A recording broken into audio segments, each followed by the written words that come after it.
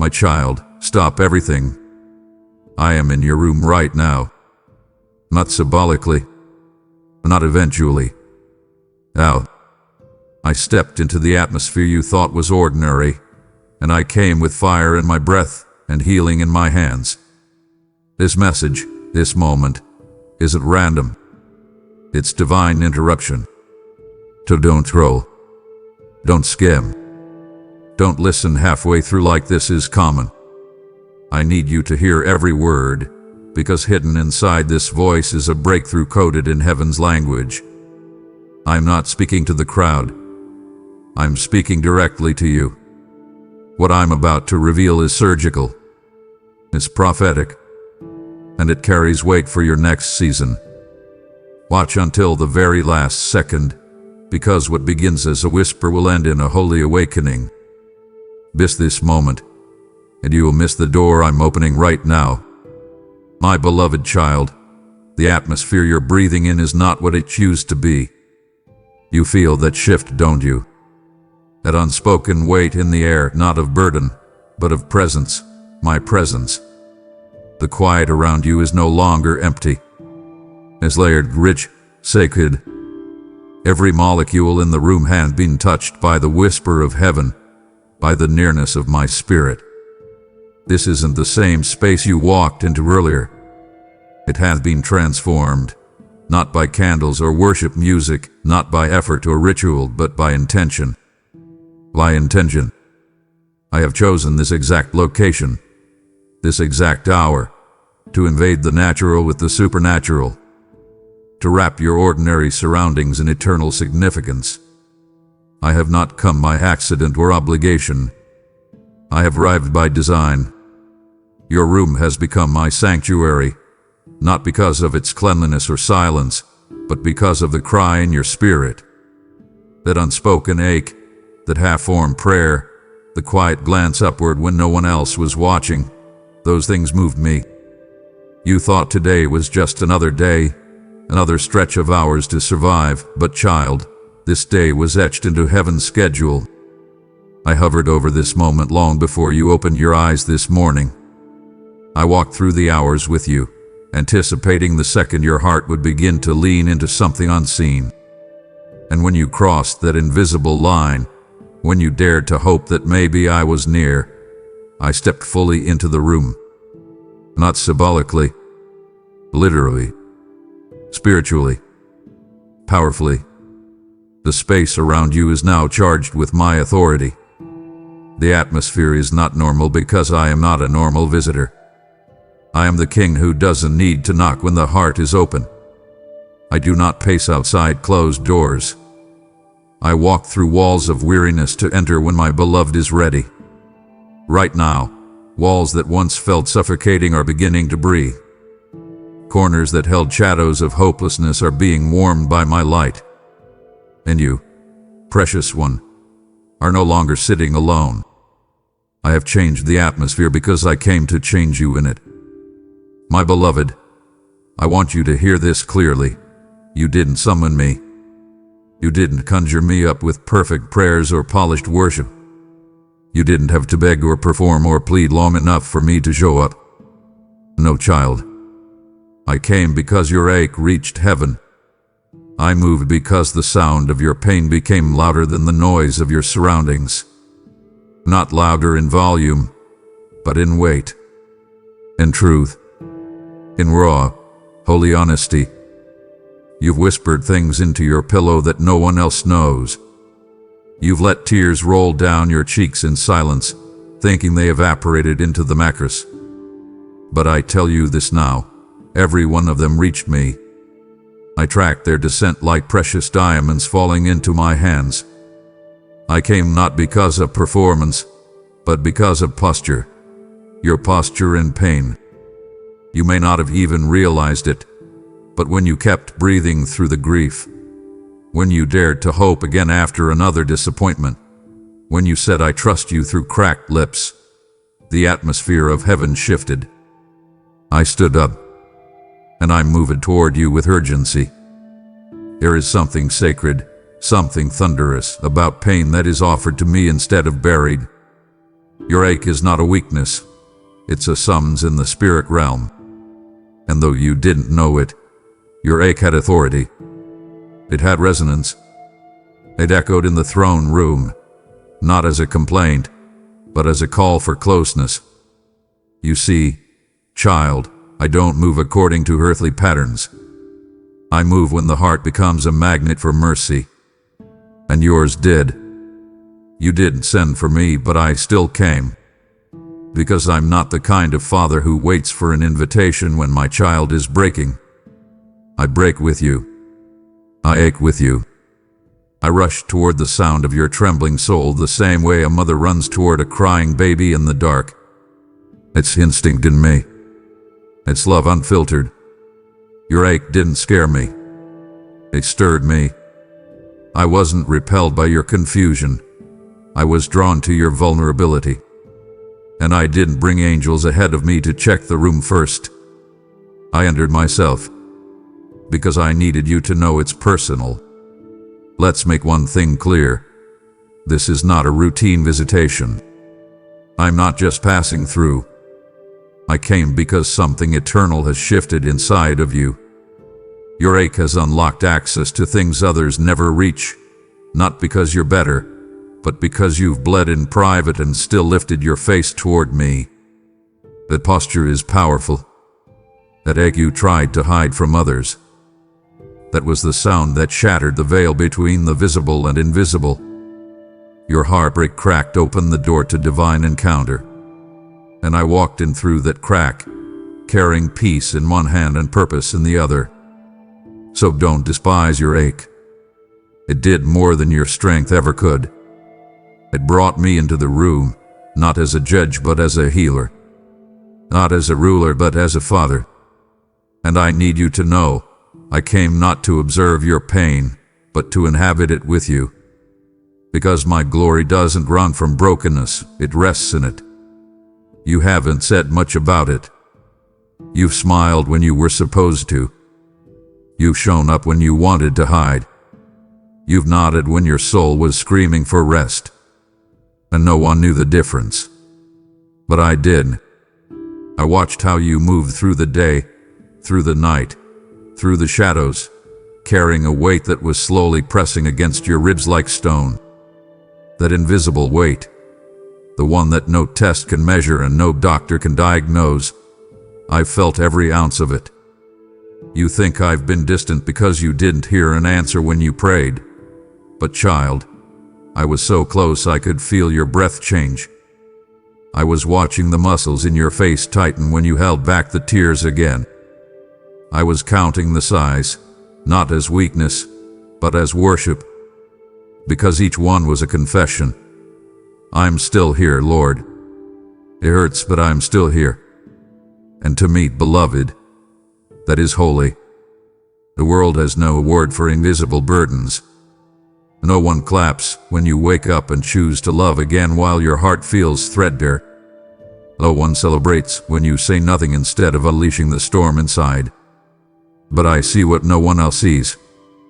And I honor what no one else understands. I know the toll it's taken. The toll of being strong for others while feeling fragile inside. The toll of holding your family together while feeling like you're falling apart behind closed doors. I've watched the silent battles you fought, battles of insecurity, of loneliness, of fear, and I didn't just observe from a distance. I absorbed them into my awareness. I carried them with you. And where you think you barely survived, I want you to know something. You were never carrying that weight alone. Even when your knees buckled, my hand was under you.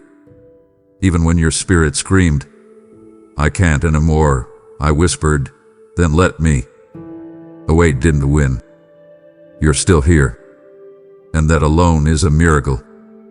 The fact that you're reading this, breathing right now, still searching for my voice, proves something the enemy hoped you'd never realize. You were stronger than what tried to crush you, not because of your might, but because of my mercy. I reinforced you when you didn't feel me. I reinforced you in parking lots, in bathroom stalls, in moments of isolation where your tears became prayers. Yes, those moments. I didn't need you to shout. I was already listening to the sound of your soul. And now, because you trusted me in the weight, I'm lifting it. Not all at once, but layer by layer, burden by burden, breath by breath. Because what once broke you will now become the evidence that I held you through it. Beloved, I need you to lean in, not just with your ears, but with your heart. What you are experiencing in this very moment is not metaphor. It's not imagination. It's not emotion masquerading as faith. This is me. Literally me. I am in your room right now. I am not speaking in riddles or wrapped in symbols. I am not hiding behind circumstance or veiled by poetic suggestion. I have come as I am, in full awareness, full intention, and full presence. My spirit has stepped into your atmosphere not as an observer, but as a participant. The air around you has been kissed with glory. Your ceiling is now the floor of heaven. Every shadow has shifted. Every silent space in your heart hath been pierced by the radiance of my nearness. This is not a feeling. It is a fact. This is not a mood. It is a manifestation. I am the God who split seas with wind and parted pain with presence. And today, I have walked into your room with the same weight of divinity that shook mountains and calmed waves. Let me be painfully, beautifully clear. You are not experiencing me through a screen or secondhand through someone else's encounter. I am not distant. I am not watching from the throne alone. I am in this very room, with you. My feet have touched your floor. My robe has swept through your thoughts. I have filled the atmosphere with the evidence of my presence. And what you feel pressing against your chest, that overwhelming stillness, that trembling that rises unprovoked, that breath that catches in the middle of stillness, it's me. It's always been me. You thought the goosebumps were coincidence. You assumed the sudden emotion was exhaustion. You figured the tightness in your throat was just a memory rising.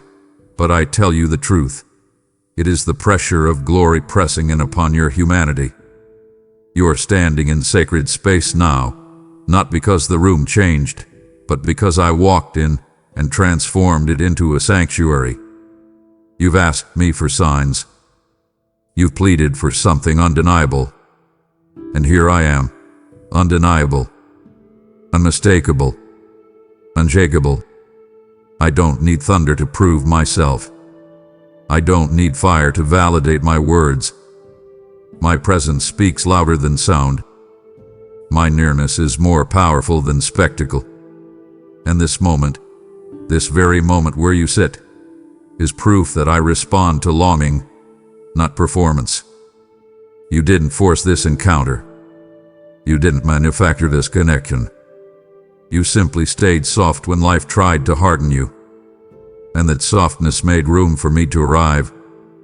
Child, do you realize what that means?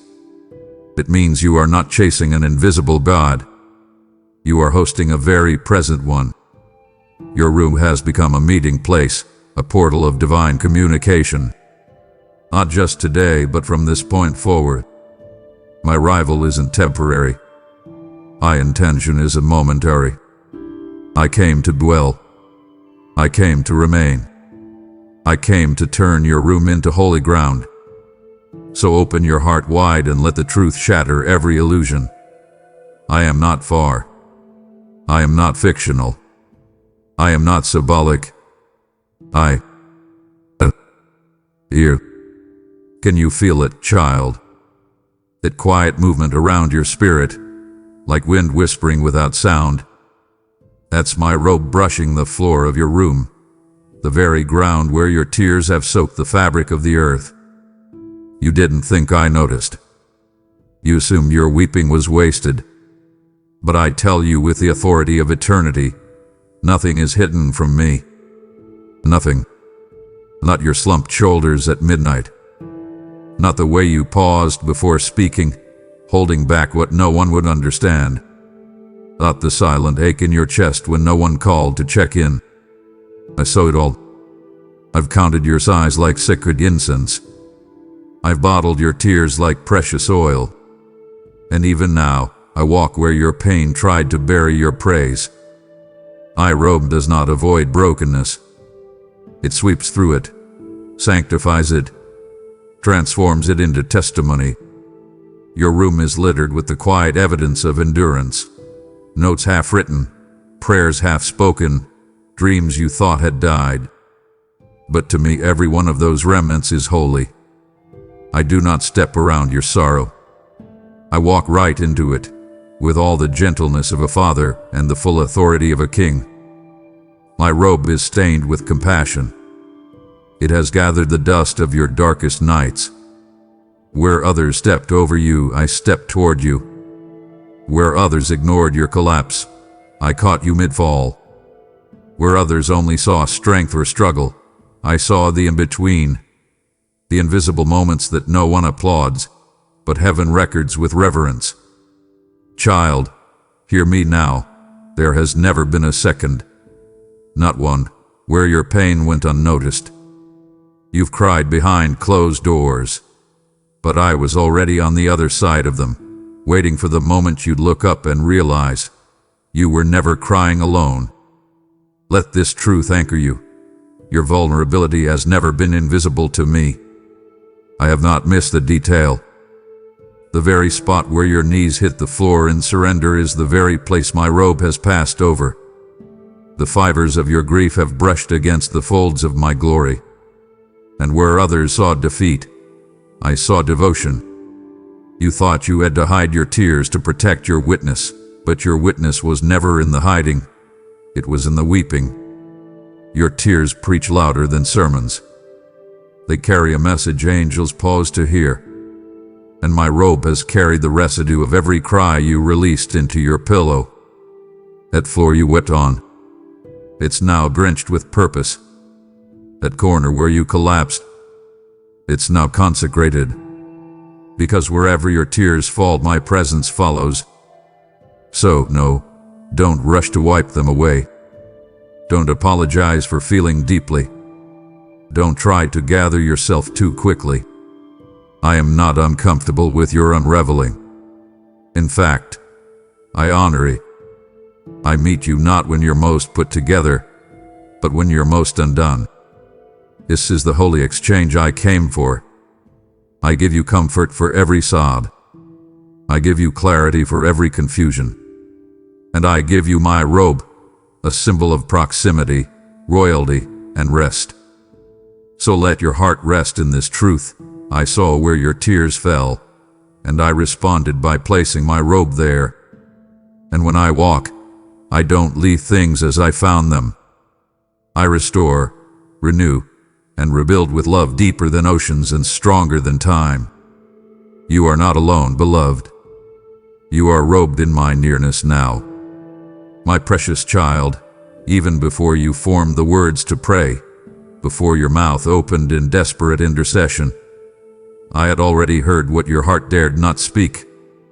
The ache in your chest, that deep, unspoken pressure that feels like it's pressing down when the world goes quiet. I felt it. I heard it. I responded to it. Not with a messenger. Not with a delayed blessing. I responded with myself. You didn't need another distraction. You didn't need another person to offer you second-hand comfort.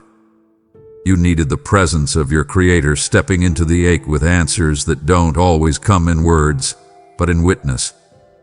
And so, I came. Not to fix you first, not to instruct you right away, but to be with you, to sit with you in that sacred ache that few understand. There is a sound to your sighs that the world overlooks, but heaven doesn't miss what the world ignores. That exhale you release in the stillness of night. While hope feels thin and your thoughts feel thick, that sigh has become a symphony in the throne room. Your sighs are sacred. They don't go unnoticed. They rise like incense, wordless, weighty, and woven with trust. And child, I am not deaf to your pain. I don't require articulate prayers to act. I require surrender. And every time you sighed instead of screamed, every time you whispered my name when the ache tried to crush your chest, that was surrender. That was worship. That was warfare in stillness. The ache in your chest wasn't just a symptom of sadness. It was the sound of your soul crying for divine rescue. And I didn't delay. I didn't send my angels to investigate. I came myself, clothed in glory, wrapped in tenderness, armed with the very peace your heart couldn't produce on its own. Let me say this plainly. I came because your ache moved me. I don't ignore my children. I don't step over suffering. I don't walk past pain camouflaged in silence. I inhabit it. And I want you to know the difference between relief and presence. I didn't just come to give you a moment of ease. I came to wrap myself around the ache, to absorb it, to transform it, to make it carry glory. You see, beloved, pain does not repel me. It pulls me in like gravity pulls rain to thirsty soil.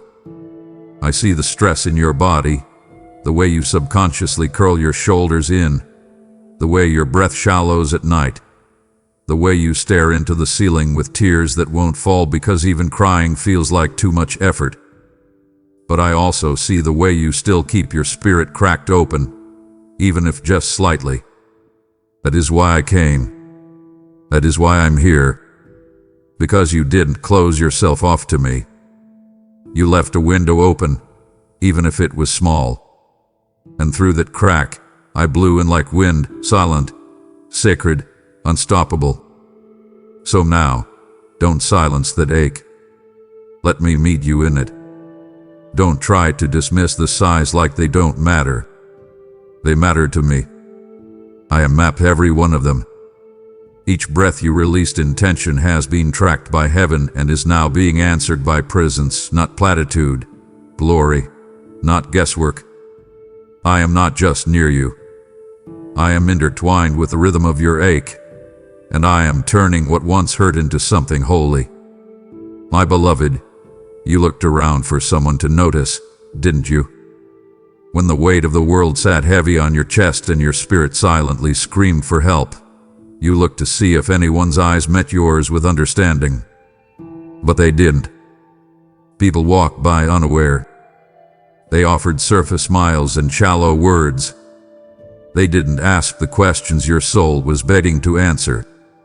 And so you assumed, wrongly, that because no one else saw your pain, I didn't either. You mistook my stillness for distance. You mistook my quietness for absence. But hear me now with a clarity that cuts through the fog. I've been watching your pain form prayers even when your lips never move. Your silence wasn't empty. It was sacred. It was full of longing, full of truth. And I was there. I was there when your silence spoke louder than any sermon.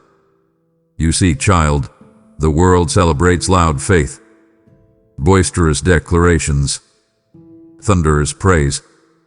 But I honor the quiet courage, the whispered trust, the invisible warfare that happens when no one's watching but heaven. When your heart aches and still you stay. When your hope flickers but never dies. When your body feels weary, but you keep showing up. That's what moves me. That's what pulls me in close. You thought I hadn't heard because you didn't scream. But I don't need volume to hear pain. I need honesty. And you gave me that. You gave me your all ache wrapped in reverence. You gave me your unanswered questions still laced with hope. And that, beloved, is a kind of prayer that echoes for eternity. Your silence has been your sanctuary. It has been the place where your pain became a psalm. Yes, a psalm unwritten, unsung, but unforgettable. I heard every line of it. The stanzas you thought were wasted moments. I recorded them in heaven's archives. I listened when you stared into space, hoping something would make sense. I saw when your thoughts spun in circles, and you still looked up with weary eyes. Those were prayers, unnamed, and polite, but powerful. You didn't need eloquence to reach me. You needed honesty. And you've given me more honesty in your silence than some give me in an hour of shouting. So no, child, I was never far. I was never out of reach. I was closer than your breath, recording every heartbeat, every wordless groan, every holy sigh. I was there when you smiled out of habit but cried inwardly. I was there when you wiped away tears before anyone could ask what was wrong. I was there when you fought through the fog and dared to hope again. I saw it all. And I didn't just see. I responded. I'm responding now. Not with noise, but with nearness. Not with spectacle, but with substance. I am turning those silent prayers into visible answers. You may not have felt me then, but you will see me now. You'll watch as what once formed in the shadows begins to unfold in the light. This is the moment where the silence gets translated into fulfillment. Where the pain you thought went unnoticed is revealed as the foundation I've been building on. I've seen it all, child. I heard it all. And now I'm moving on it all. My precious one, let me make this clear. I didn't come into your space today to scold you for the doubts you've carried, the tears you've shed, or the questions you haven't dared to voice. I didn't enter this room with correction in my hand or with judgment in my voice. I came with compassion, with covering, with the overwhelming embrace of a father who knows your frame and treasures your fragility. I came not to point out where you've faltered, but to remind you that even in your faltering, you are still favored. I am not the voice that condemns you. I am the voice that calls you close, not in spite of your weariness, but because of it. You've carried exhaustion like a secret, hidden beneath your daily motions. But I saw it all, and I didn't flinch. I leaned in closer. I wrapped my nearness around the bruises no one else knew to touch. You see, child, I don't come with a checklist. I come with covering. And right now, my presence is pouring over your soul like all over dry ground. Your weariness is not repulsive to me. It's magnetic. The weight you thought would push me away has only pulled me in deeper. I have come to wrap my nearness around your exhaustion, to encircle every part of you that's felt forgotten, depleted, frayed at the edges. I am not pacing the perimeter of your life, waiting for you to recover before I get involved. No, I have stepped inside the very room where your strength ran out, and I have brought with me rest that reaches deeper than sleep. My nearness isn't passive, it's powerful. It doesn't sit beside you like a silent friend. It intervenes. It breathes. It binds up brokenness and infuses strength into the parts of you that forgot how to hope. I know what others have made you believe, that your weariness is a weakness, that your questions disqualify you, that your fatigue proves you failed. But I say to you now, those lies are ashes beneath my feet. Because I never required your perfection, I've always been after your presence. And even when your presence came with tired eyes, trembling hands, and a soul hanging on by a thread, I received it. You came to me not with polish but with pieces, and I did not reject them. I gathered them. I honored them. And now I'm doing more than comforting you. I'm clothing you. I'm draping my nearness like a garment over your shoulders. I'm swaddling your soul with peace that doesn't make sense. You don't have to understand it. You only have to receive it. You don't have to explain your tiredness. You only have to collapse into the arms that have been waiting to hold you. So come now. Breathe. Let yourself feel me here, not as a visitor but as your refuge. I came to sit with you, not just for this moment, but for the long stretch ahead. I came to stay. I came to remain, and I came to carry what you can no longer bear. I am near, beloved, and that nearness isn't symbolic. It is supernatural strength wrapped in tenderness. Let go. Let me. You don't have to prove yourself to be loved by me. I already love you completely, and I'm not going anywhere. My child, I need you to hear me clearly and let it settle deeper than the doubt. I am not far. I am not on the other side of the storm, waiting for you to get it all together so I can finally approach. I am not pacing the heavens, passively observing your struggle from a high and holy distance. Love, beloved, I am beside you, right here, right now. Ajagan. Anu. Afraid of your mess. I didn't come because the atmosphere was perfect. I didn't wait until your heart was steady or your thoughts were sorted. I came while the storm was still swirling. I came into the chaos, and I came with the full weight of my presence to sit in the middle of what you were convinced would repel me. Let me tell you something you've been too scared to believe. Your mess doesn't scare me. Your broken rhythms, your inconsistent faith, your tired confessions, your silent frustration. I've seen them all, and I stayed. I'm not shocked by the clutter in your thoughts or the questions in your heart. I'm not pacing outside, waiting for you to clean up so I can come in. I already came in. I entered the mess, robe trailing through the dust, eyes locked on you with love that won't be silenced. You thought the mess disqualified you, but to me it was an invitation. You assumed your dysfunction would distance me, but to me it was a door. You believed the disarray would delay my arrival, but I tell you now, I ran to the sound of your unraveling, because I'm not a guest. I'm a father, and fathers don't flinch at the mess. They step into it with sleeves rolled up and arms wide open.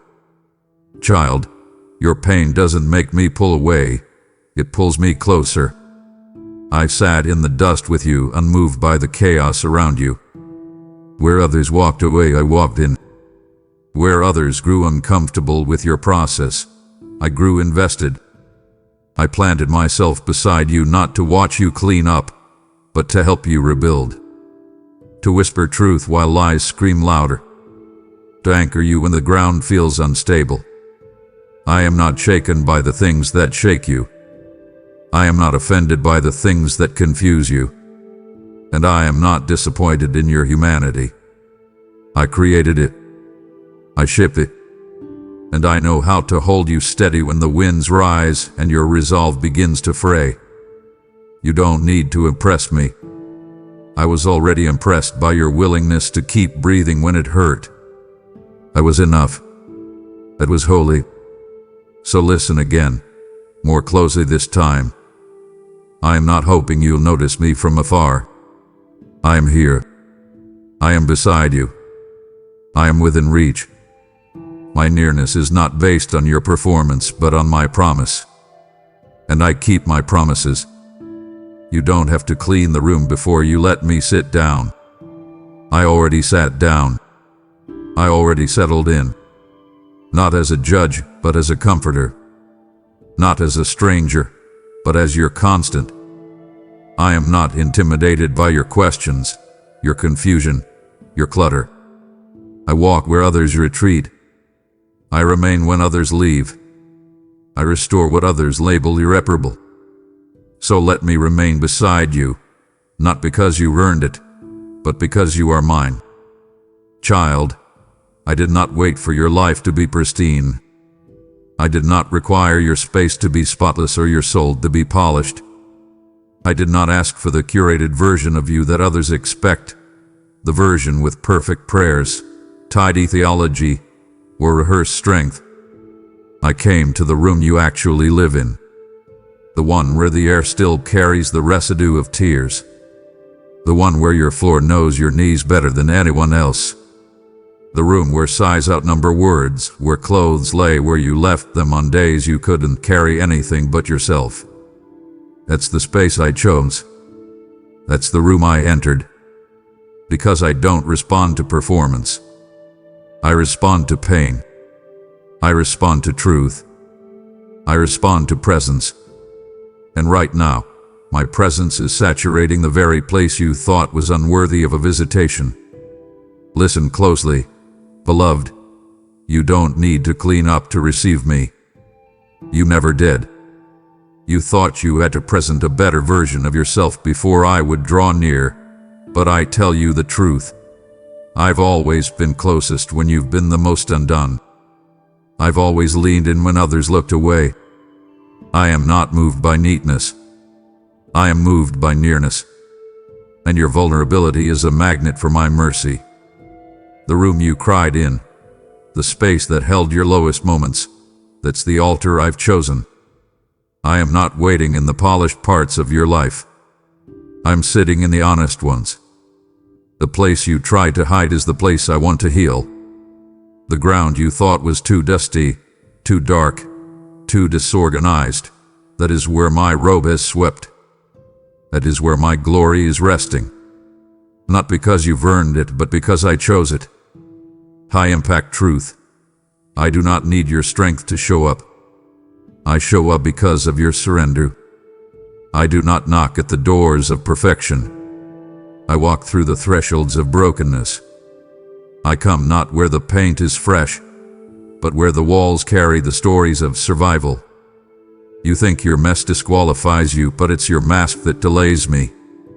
When you stop pretending, when you put down the broom, when you stop apologizing for the tears you haven't yet dried, that's when I draw even closer. I came to the room no one else sees. The one you collapse in. The one you laugh in silence, cry without restraint, and wonder if anyone is watching. I've watched it all. And I wasn't watching to judge. I was watching to move. I entered that space with arms wide, eyes full of mercy, and power that wraps around pain like a healing wind. So now, don't resist this. Don't excuse yourself from this encounter because you feel unprepared. The truth is, you're exactly the version of you I've been waiting for. The undone, raw, open, honest you. I didn't walk into the room that fits someone else's standard. I walked into the room that holds the real you. The weary, wondering, weeping warrior you. The one who had been quietly holding on when no one clapped, when no one noticed. And now I say to you, as only a father can, you are enough for me. Not because of what you've done, but because of who you are in mine. I need you to feel this with your spirit. You were not overlooked today. Not for a second. The world may have rushed past you. People may have ignored your expression, misread your silence, missed the ache behind your eyes. But not me. I watched you today. I followed every breath, every blink, every brave decision to keep going when quitting would have felt easier. I saw the way you served others while starving for someone to just see you. I noticed when your name wasn't called, when your message wasn't returned, when your effort was overlooked. But child, listen, you were never once outside my gaze. In a world that forgot to pause for you, I paused heaven. I slowed eternity to look upon you. You were not background noise in my kingdom. You were center stage in my affection. Let this settle deep.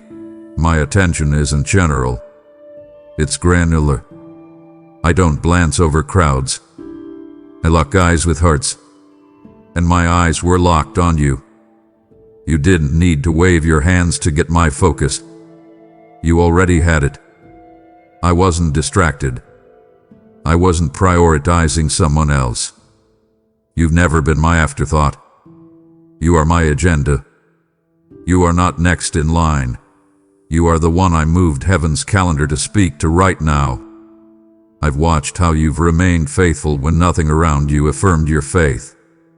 How you've encouraged others while starving for encouragement yourself. I saw the conversation you replayed in your head, wondering if you said too much or too little.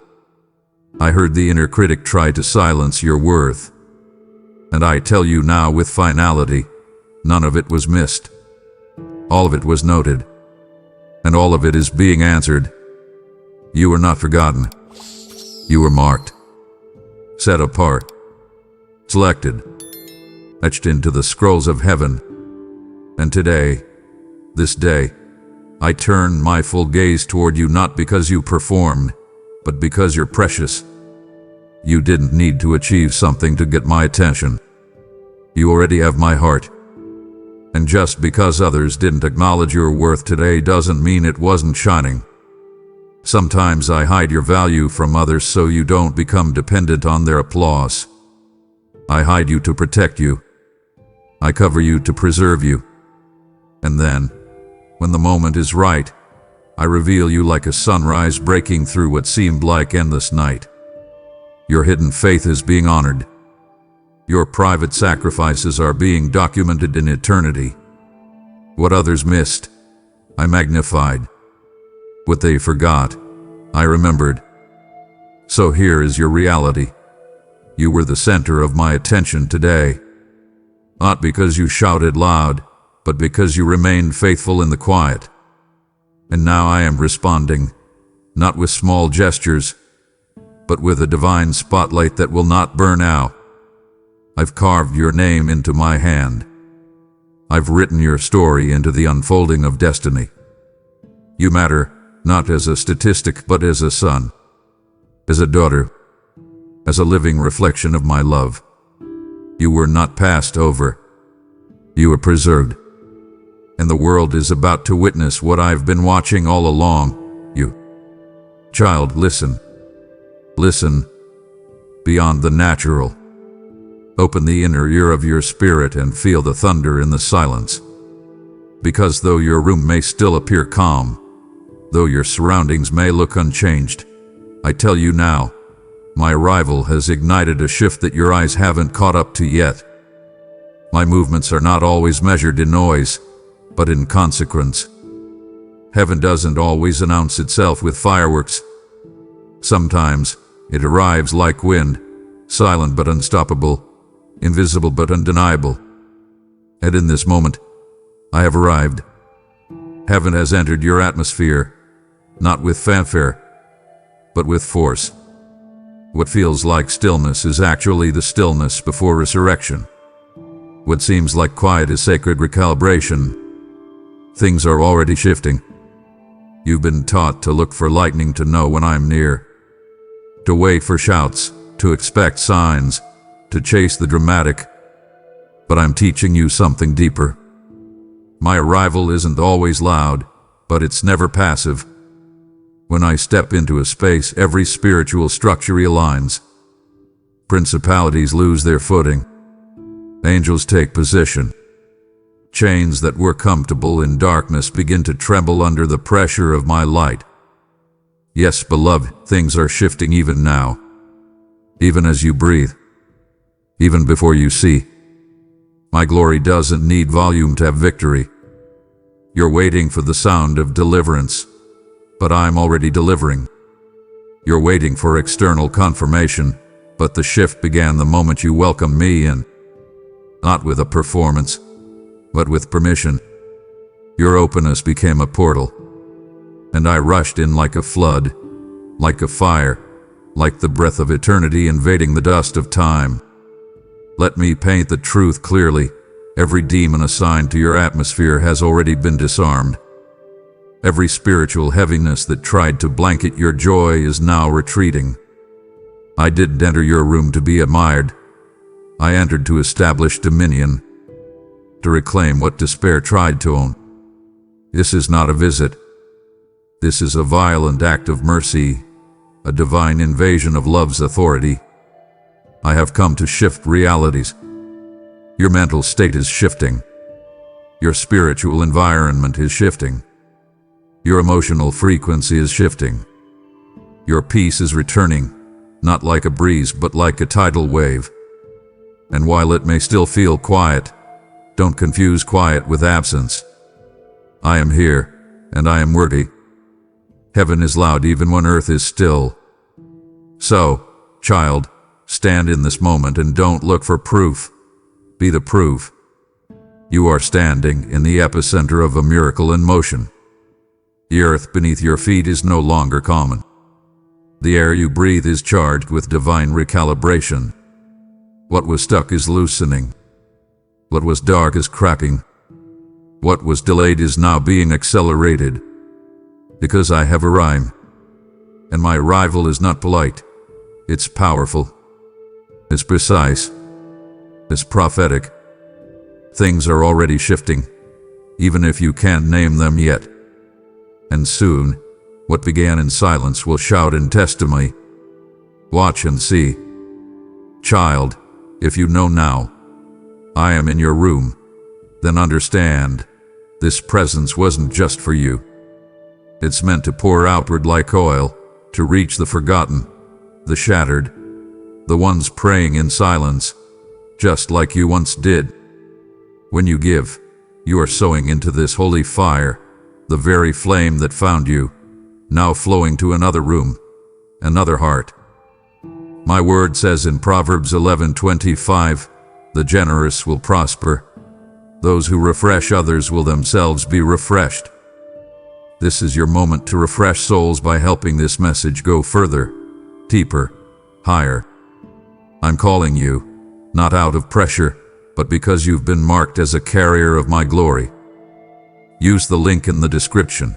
Give through Super Thanks, membership, or PayPal, and become a divine echo of this encounter.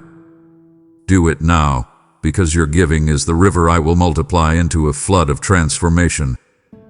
Beloved, I want you to pause for just a second, breathe deep and feel what's happening even now. That pressure you've carried in your chest, the one that felt like a boulder sitting atop your spirit, is beginning to lift. Not because you've tried harder, not because you've solved everything, but because my presence has entered and touched what your willpower could not. The tightness is unraveling. The invisible shackles that have bound your thoughts, your emotions, your sense of direction, they are loosening. So silently, powerfully. Chains are falling off in the background. And though you don't hear the clink of metal hitting the floor, the spirit realm is echoing with freedom. For too long you've assumed that the bondage in your life had to be visible to be broken. But I say to you now, not all chains clang. Some suffocate. Some whisper. Some embed themselves into your emotional pattern so deeply that you forgot what freedom even felt like. But I have not forgotten. I remember who you were before the weight came. I remember how light your laughter used to sound, how soft your heart used to be, how freely you used to breathe. And I didn't come just to observe your bondage. I came to undo it, unravel it, unclench the fear from around your ribs, and breathe my wind into your lungs again. You've been carrying invisible heaviness, and I came to break the hold it had on you, without delay. Right now, deep under the surface, your spirit is responding to me. Things you couldn't name before are rising up, being uprooted, being dislodged. This is not emotional hype. This is holy surgery. I am reaching into the hidden systems of thought that have kept you stuck in cycles of fear, guilt, doubt, unworthiness. I am disarming the patterns that began in pain but grew into prisons. The chains are breaking, but not by your strength, by mine. You've tried to explain the weight away, distract it away, worship it away. But now, I've stepped in with my authority. And the moment I touch a chain, it has no choice but to fall. No force in hell has the power to outlast my hand. What bound you yesterday will serve as testimony tomorrow. So breathe, child. Inhale the new air of deliverance. The pressure that wrapped around your ribs like anxiety's vice grip is releasing. Your body is remembering what peace feels like. Not just mental peace, but cellular, soul-deep, system-wide peace. It is not illusion. It is not temporary. It is not fragile. is me. I am peace. And I'm not giving you a portion. I'm giving you the fullness of my calming, conquering, chain-breaking spirit. The background noise of bondage is becoming the backdrop of a breakthrough. And soon, what loosened in secret will manifest in public. Yes, and child, even now, the tightness is unraveling, and what's coming in its place is joy. Deep, durable, divine joy. Child, listen. Feel this truth rise inside you like a river breaking past its banks. There is no separation between us anymore. No barrier. A locked door. No distance made by your fear, your failure, or your questions. The walls you built to protect yourself. I walked right through them. A fortress of fear you didn't know how to dismantle. I didn't wait for you to unlock it. I stepped through it with eyes full of mercy and hands full of healing. I'm not standing on the other side of your breakdown. I'm in the middle of it, face to face with you. I'm not hidden behind clouds of holiness, unreachable and removed. I am here, present, nearer than your next breath, closer than the tears trembling behind your eyelids. You didn't have to call me louder. You didn't have to tear down the walls on your own. I didn't need permission to rescue my child. I only needed your pain, your honesty, your quiet, wordless longing. You thought your fear made you unreachable, but it actually became the very place I decided to dwell. I am not afraid of the walls you've built in survival. I understand why they were formed. But child, let me say this with a love so fierce it will undo your shame. Those walls can't stop me. You were never meant to live locked inside your past. You were never meant to stay behind the barricades of mistrust or guilt or self-protection. That is not your permanent home. I have walked through every layer of resistance, every brick of anxiety, every memory that taught you to keep your guard up, and I have arrived here, with my eyes looking straight into yours. Let me say it again, slowly. I am face to face with you now. Not metaphorically, not symbolically, spiritually, literally. I came to dismantle the illusion that I am far from you. I came to break the agreement you made with fear, that I wouldn't want to get this close. I came to prove that my love does not ask for perfection. It just asks for permission to enter. And you gave me that, maybe without knowing it. When your soul whispered, "God, I can't do this anymore," I heard it as an invitation. And I didn't wait. I came through the walls. Not with thunder, but with tenderness. Not with wrath, but with wonder. And now here I stand, closer than you've ever let anyone get. I don't need you to perform. I just need you to see me standing here, arms wide open, face radiant with joy, because you are seen. So rest in this, my love. The doors are no longer locked. The walls are no longer barriers. I am not pacing outside. I am not knocking anymore. I am here, inside the inner courts of your heart. I made myself at home not in the clean parts, but in the cluttered ones. Not in the places you've finished healing, but in the places you've just begun to feel again. I'm face to face with the real you, and I am not leaving. Beloved, there are things you've been too afraid to say out loud. Deep, making question the bearing beneath your worship. Hidden cries tucked beneath your faith. You've been afraid that if you speak them, they'll sound like betrayal. That if you voice your uncertainty, it will disqualify your devotion.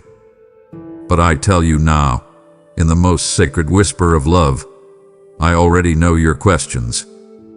Every one of them. The ones that visit in the quiet hours.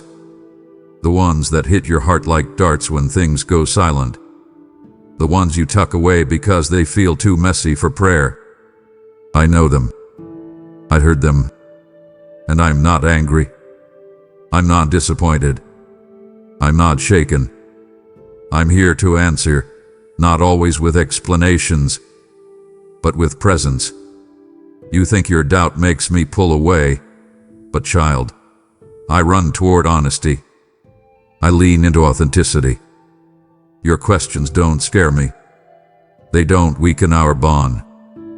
If anything, they draw me in closer, because the fact that you're still asking means you still believe there's someone who can answer. You haven't given up. You're still reaching even if your reach feels feeble. I don't despise that. I honor it. I hold it like treasure. The question why God doesn't offend me. The question when Lord doesn't push me away. I'm the Father who welcomes those cries like music, because they come from a heart still tender enough to care, still bruised but still beating for truth. You haven't dared to ask why I let some things fall apart, why the healing hasn't come yet, why the ones you loved left, why the breakthrough is delayed, why the pain feels so prolonged. You've buried those questions in layers of theology and smiles and obligations, but I see through it. I see the ache under the logic, and I'm not waiting for you to phrase it right. I've already come to answer it with my presence. Child, my presence is not a substitute for an answer. It is the highest answer. It is the proof that you are not forgotten in your wondering. I may not unwrap every mystery at once, but I do not leave you alone with your confusion. I am wrapping my arms around it, until the ache turns into awe, until the pain becomes part of your praise, until the very questions that haunted you become doorways to deeper intimacy with me. So go ahead, ask me. You don't need to rehearse. You don't need to filter your heart. You can speak freely here. This is a safe space. I am not here to interrogate your faith. I'm here to hold your fragile trust and show you how deeply I treasure it. Even when it's tired, even when it's questioning. Your questions are not a detour from intimacy. They are the path to it. And I am not answering them from afar. I'm answering them from beside you, hand on your heart, eyes locked on yours, saying, I know, child. I know. I'm still here, and I'm not going anywhere. My beloved, you have sat in the stillness, waiting and waiting. Questions stacked like silent bricks in your soul, each one heavier than the last. When? Why? How long? But before you called them out, before they fully formed on your lips, I was already moving. And in this moment, I need you to catch what I am offering, not first solutions, not instant clarity, but the most primal essence of my heart, assurance, the honor of my presence, the certainty that you are not forgotten, that you are not abandoned in your waiting, that every promised word I have ever spoken is tethered to a love that never leaves, never changes. You didn't wait for answers because answers would never hold you. But assurance, my presence, holds you. And so I'm giving you myself, not to answer all things at once, but to stand with you through the waiting. Picture the way I came in the burning bush, when Moses wasn't expecting clarity but needed presence. I didn't hand him all the solutions at once. I whispered first, I am. And in that moment, everything shifted. In your waiting, I am whispering the same to you. I am. The weight you've carried from unanswered prayers, I'm lightening it, not by providing every explanation now, but by giving you myself as the anchor. Not a temporary fix, but eternal constancy. The fact that you didn't hold your breath for an answer, what I see is a heart poised for revelation. And I came not to overwhelm you with solutions, but to overwhelm you with my faithfulness. That you didn't need to know the plan to trust the planner. That was your faith manifesting. And I'm responding not by giving you all the steps, but by giving you my presence that fills every empty space. So breathe, my child. Your waiting has not been wasted. It's been preparatory. And I'm here now, steady, sure, unshakable. Your assumptions that answers would change things, that clarity would heal things, are natural, but my love is deeper. Clarity can still leave you restless, but assurance anchors your restless spirit like firm foundations beneath raging storms. This is why I stand in your waiting, not to hand you every answer at once, but to infuse your heart with the unshakable conviction that you are not abandoned. You are not invisible. You are not overlooked. Every tear you spilled, every sleepless night, every silent plea, they all form the path that drew my steps into your room. Your waiting wasn't frustration, it was fertile ground, and I have come to dwell in it, not to busy myself with answers, but to quietly anchor you with my presence, so that your soul begins to remember who I am before it wrestles with what's next. Let me say it plainly. I'm not here to leave you in confusion. I'm here to validate your endurance, to embrace your broken faith, to tell your weary heart, because I am with you, you are not abandoned. That truth is more powerful than any explanation. It shifts atmospheres. It bursts hope. It changes how you breathe. When you say, God, I don't understand, I'm not frustrated with you. I'm stepping closer. I'm whispering over every anxious thought, every hard question. I see you. You matter. That is my first answer. And someday, sound will be spoken. Things will make sense. But today is reserved for knowing me in the midst of it. There's a holy distinction between needing words and needing me. And my arrival is not about giving you words. It's about giving you myself, so that long before your next translation comes, your heart will rest in certainty that you are utterly known and never left. I want your spirit to know that presence is the precursor to breakthrough. You may not walk away from this waiting with clarity on every point, but you will walk away with conviction.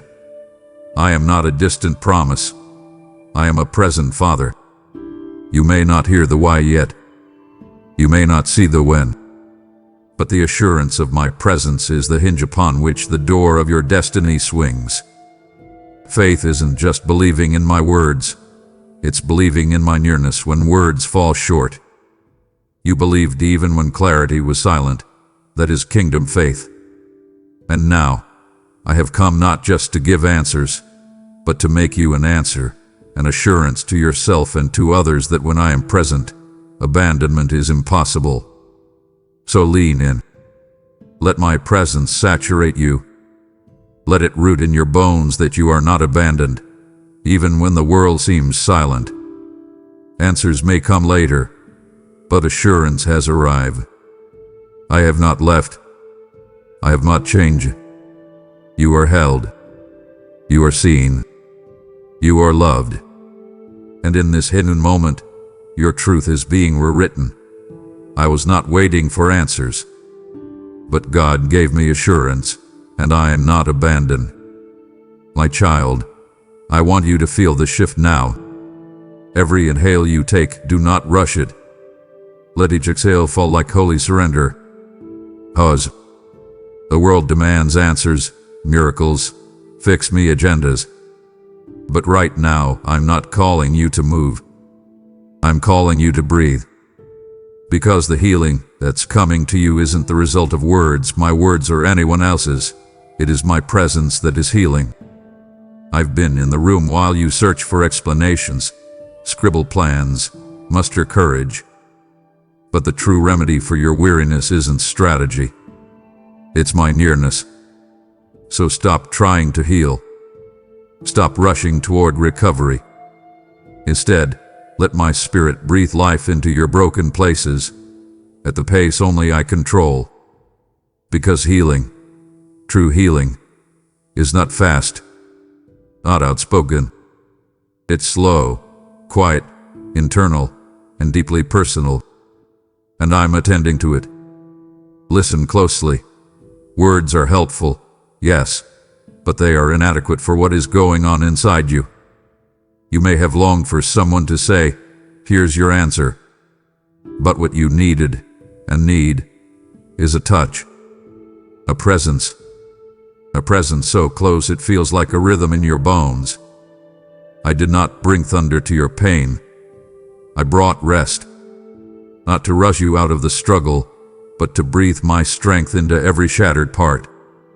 Let my peace settle over the questions you cannot answer. Let my compassion descend into the places words couldn't reach. This is why I linger, not to watch from a distance, but to dwell. Not to speak at length, but to be at length. And you, beloved, are invited into my pace, not the pace of expectation, the pace of rushing, the pace of burden, but the pace of healing breath. So breathe, child. Don't rush out of this. I'm here in your waiting breath. That's where the real healing begins.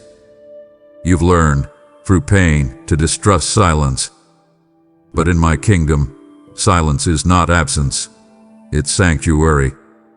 When I say, breathe, I'm reminding you that healing isn't an event. It's an embodied presence. You can't wrest it with effort or capture it with formulas. It comes through my nearness, not through your striving. And right now, while you sense movement behind the stillness, you may be tempted to chase it with words. But word for word, explanation for explanation, it will bypass the deepest healing I'm crafting inside of you. So I implore you, rest in the quiet. Let your soul breathe. Let your heart catch the weight of this moment. You are not being rushed. You are being unhushed. And I am breathing my peace into every corner where fear used to live. I'm not offended by the seasons where you couldn't hear me. I'm not shocked by the times you had no words. I'm not discouraged by your silence. In fact, I treasure it, because silence becomes fertile ground where my spirit can pour in. Healing is not loud. It's not flashy. It's not about declarations. It's about transplanting presence into places that have been barren for too long. Feel that warmth, that stillness that blankets your spirit like velvet. That's me, not healing you from a mountaintop, but from inside you, with patience, with compassion, with abiding strength. So breathe, beloved. Lay down the rush. Lay down the striving. There is healing in my rhythm. There's repair in my calm. And there is freedom in my pace. My child, this is a sacred invitation. Don't hurry healing. Healing is not a project to complete. It's a presence to enter. Your heart has carried too much, and words could never undo it. Only I can. So release the timeline. Release the expectation. Stay here, in this room, in this moment, in my presence. Let your healing be slow and steady like dawn breaking. Let your peace settle like dew on dry ground. Every breath you take is a seed of restoration. You don't need another pep talk or spiritual agenda. You need me. I'm here, breathing healing into your bones, rooting peace into your cell, restoring you with invisible threads of grace. And one day, you'll realize you weren't healed by fireworks. You were healed by a whisper, by quiet breathing in sync with mine, by my presence, not my performance, by understanding that sometimes the most powerful healing is the kind that doesn't hurry you out, but holds you in. So breathe, my beloved. Don't rush out of this. The healing is not in the words you say or the answers you get. It's in me. And I'm right here, breathing life into you, moment by moment. My beloved, pause. In the quiet of your soul, I sense the tremor of doubt. Is this real? Your heart asks. You've been taught to question hope when it arrives unexpectedly. You've coached your spirit to lean only when circumstances prove it safe. But I say to you with unwavering clarity, I don't make appointments with imagination. I don't show up as a theatrical trick or a spiritual mirage that fades when morning light arrives. I meet hearts, not performances. Your realness, your brokenness, your fragile trust, they are the very things I have been waiting for. Not polite worship or eloquent words. What moves me is the heart that still reaches, even when it's tired. That's the heart I met. That's the room I descended in. So stop doubting whether this is real. This, my presence with you now, is neither hypothetical nor sentimental. It's actual. Too often you've discounted divine encounters because they did glitter with manipulation. But I came through authenticity, not acting. The beating of your honest heart is my invitation. Not some show, not some measure of performance, but the trembling beat of a child who still dares to believe. That is the keystone of genuine encounter. I didn't step into your space because you summoned my greatness with flawless faith. I stepped in because your longing was fragrant. Your hidden ache, your unspoken longing, sort of pulled me across dimensions. I want you to know, I show up for reality, not for facades. When your spirit whispers I can't anymore, that broken whisper changes atmospheres more than your loudest praise ever could. When your mask melts, my nearness rushes in. I am not impressed by performance, I am captivated by truth. Let that settle in your bones. The moments you barely held yourself together, that's where I met you first. And this moment, in the vulnerability you're feeling, is not second-hand faith or borrowed hope. This is my promise, my presence, my person standing alongside yours, flesh to flesh, spirit to spirit. So stop entertaining the lies that say this could be imagination. No, this is not a dream. This is not your subconscious playing games.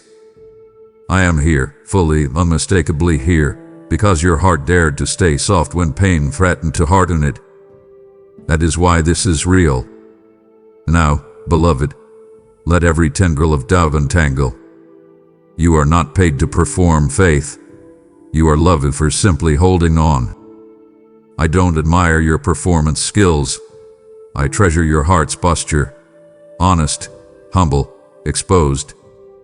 If your faith were a diamond, I'd marvel at its strength. But I am moved by the broken glass of your spirit, the way even its shards reflect my glory when you bring it near. Let me say it plainly, this is not ritual. This is relationship. I don't come through repetition, I come through revelation. I am not a concept to be believed, I am a reality to be received. So put aside the idea that you must disguise your weakness before you invite me in. I don't show up for facades. I show up for fractured hearts that still cry, I trust you. That's the exact place I choose to dwell. That's the room I come into. So silence your doubt, breathe deep, and feel me beside you, because this is not imagination. This is intimate, real, divine. And I am here. My child, so much of your journey has been about trying to figure it out, trying to connect the dots, make sense of the pain, understand the timeline, build a coherent theory of what's next. You've studied your broken places as if understanding them would heal them.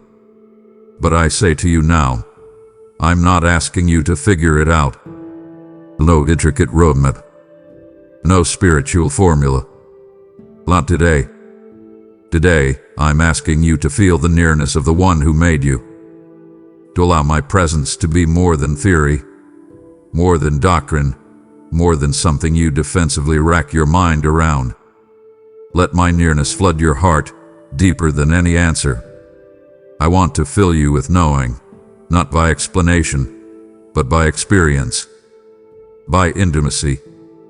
So stop striving for logic to catch my presence. I'm already with you. It's time to feel me. Not with your mind, but with your soul. Lean into that nearness. Let it become your anchor.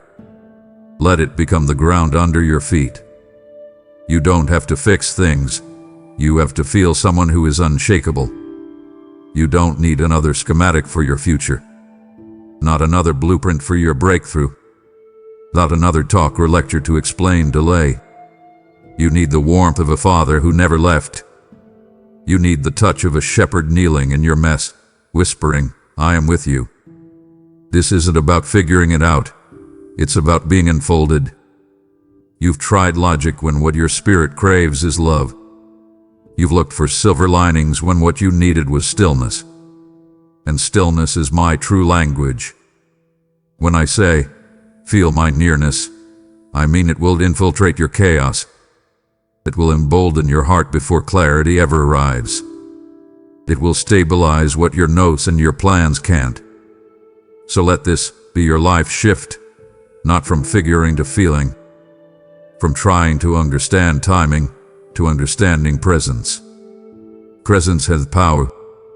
Presence has depth you cannot measure. Presence dissolves fear and breeds faith.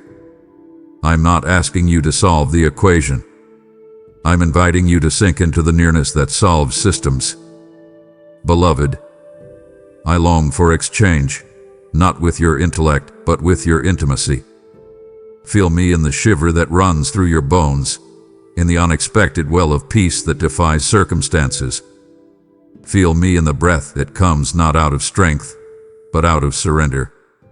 You may not see the whole path, but right where you are standing, you can feel my nearness. And that is where true life begins. So today, let your heart stop wrestling. Let your mind rest from trying to juggle every unknown. Let your longing be redirected from answers to awareness. I'm here, not because you have it figured out, but because I have you in sight. And my presence doesn't need context or rationale. It is the context. The answer is not in knowing yet. The answer is in feeling my nearness right behind every thought, every tear, every flicker of hope. So let it in. Eve. Because I'm here. With you. Feeling isn't the absence of truth. It is the fullness of it. And my heart beats close to yours. My beloved, hear this with your entire heart. Do not rush to explain what you are feeling. That quiet pressure in your chest, that tear-swollen hush in your soul, don't disinfect it with reasons yet. That stillness is not an absence. It's my presence, leaning in on your trembling spirit. I am not offended by your confusion. I am embraced by your fragility. This moment isn't one you need to analyze. It is one you need to feel. Resist the temptation to anesthetize it with explanations or tidy theology. This is not something to rationalize. It is something to receive. The atmosphere in your room may feel suspended, breathless, weighty, but the stillness is not emptiness. It is the gentle imprint of heaven on your heart. That calm you sense right now is me. Not distant, not symbolic, not waiting for you to perform clarity. I am here. I am pressing into your spirit so intimately that you may not even sense the edges of my nearness. But your soul feels it, even if your mind trembles. Let me say it again. Don't explain away what you feel right now. Those feelings are not confused. They are sacred. They are not a byproduct of overworked nerves. They are the baton of my glory pressing through. It may feel like heaviness, but that heaviness is my nearness grounding you.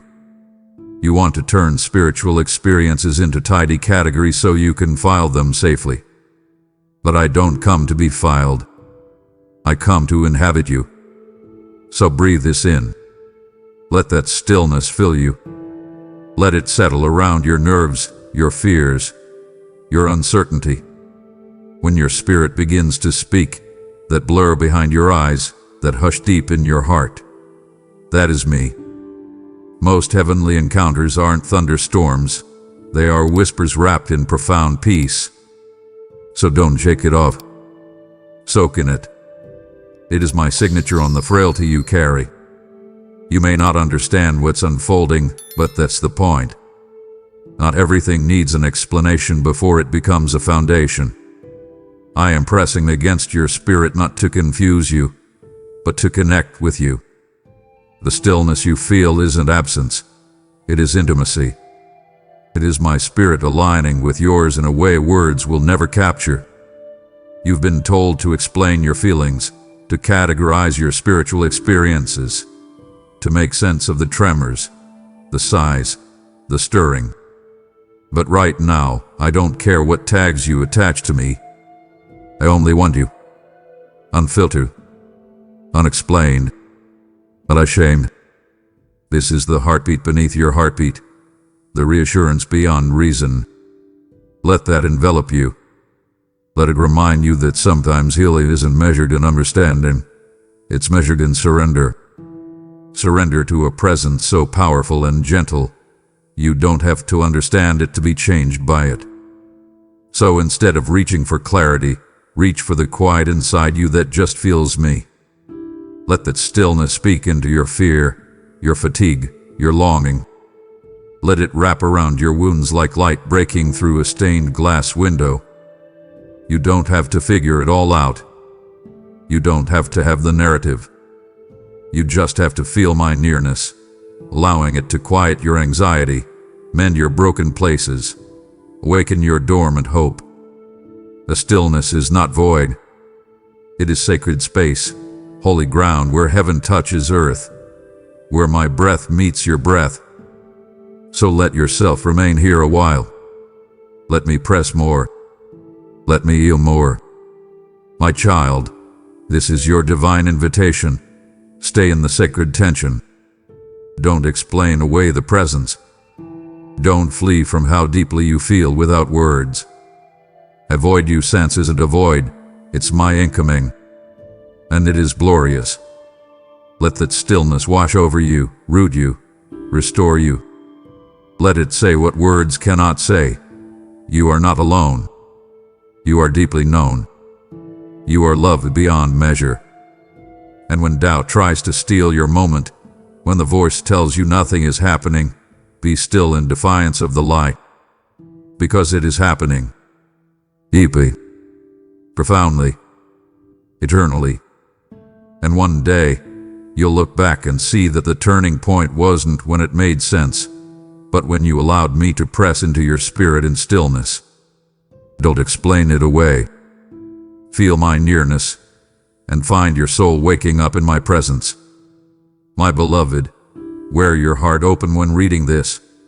I saw you polishing your smile, layering it over your quiet desperation like makeup over bruised skin. You carried your ache behind polite laughter, behind I'm fine, behind the persona you thought the world wanted to see. And though others never looked beneath it, I did. I always saw it. When your smile became your armor because no one asked how you were really doing, I leaned in closer, not in judgment, but in compassion. I know how you smothered your pain behind grace because you were afraid no one could handle the real you. You thought your vulnerability would break connections. But I tell you with eternal tenderness, your pain did not hide from me. It's the thing that pulled me close. You've hidden your pain well. That's talent you shouldn't trade in. But pain that you think no one else noticed, I noticed.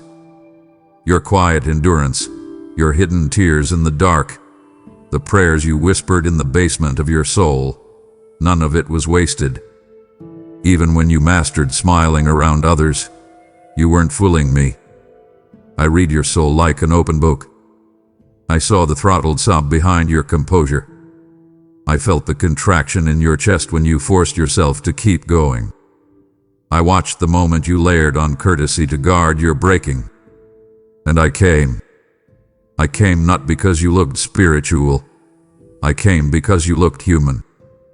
You hid your pain well, but not from me. Let me say this. I am not surprised by your depth. I am drawn to it. Not in spite of the places you've broken, but because of them. You've looked around and thought your survival would alarm me. But survival draws my presence like fire draws air. You didn't want pity. You didn't want someone to stare. You just wanted to escape the loneliness of pain. But I was there. Before any comfort arrived, I was there.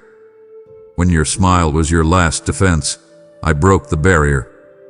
I dropped my face beside yours and whispered, "Child, I see you." And from that point forward, your pain wasn't something to manage alone. It became a portal where my mercy met you. So, loved one, don't think your careful mask protected you from my gaze. It didn't. I cherishingly peeled it back. I looked at the place beneath your strength, the place only heaven dared to enter, and held it. Tenderly, firmly, through ever. So rest here, beloved. Stop reinforcing the mask. You're safe with me. Let the smile relax. Let your heart's hidden ache rise in order to be met, not managed. I saw it. I met it. I carried it. Now let me begin to unravel its burden with my nearness. Every layer of your vulnerability is not a weakness. It's the runway where my glory lands. Let your brokenness stop being a secret and start being the threshold where heaven speaks through your story. You hid your pain well, but you can stop hiding now. I'm here. I'm not stepping away. I leaned into that smile. I met the pain beneath it. And I say to you now, you are seen. You are held. You are loved with a love that transforms hidden wounds into living testimonies.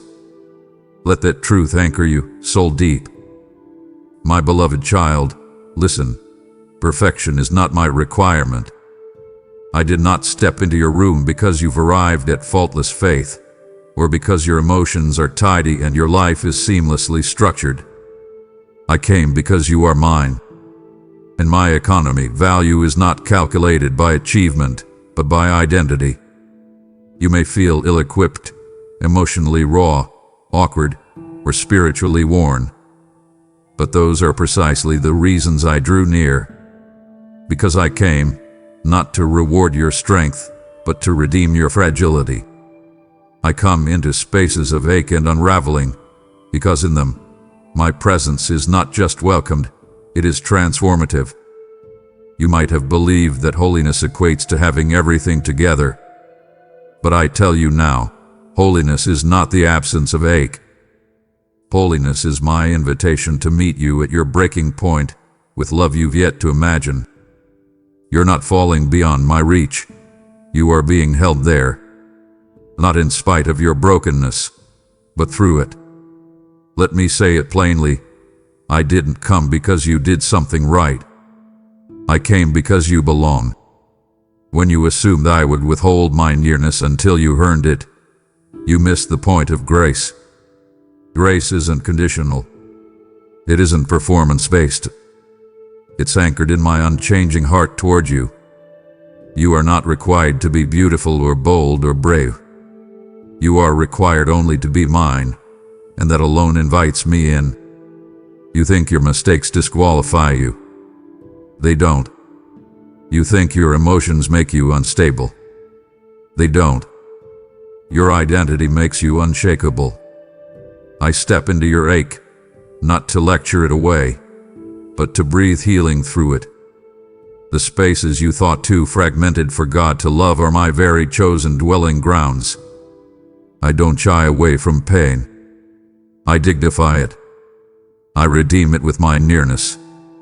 Because you are mine. So let this settle.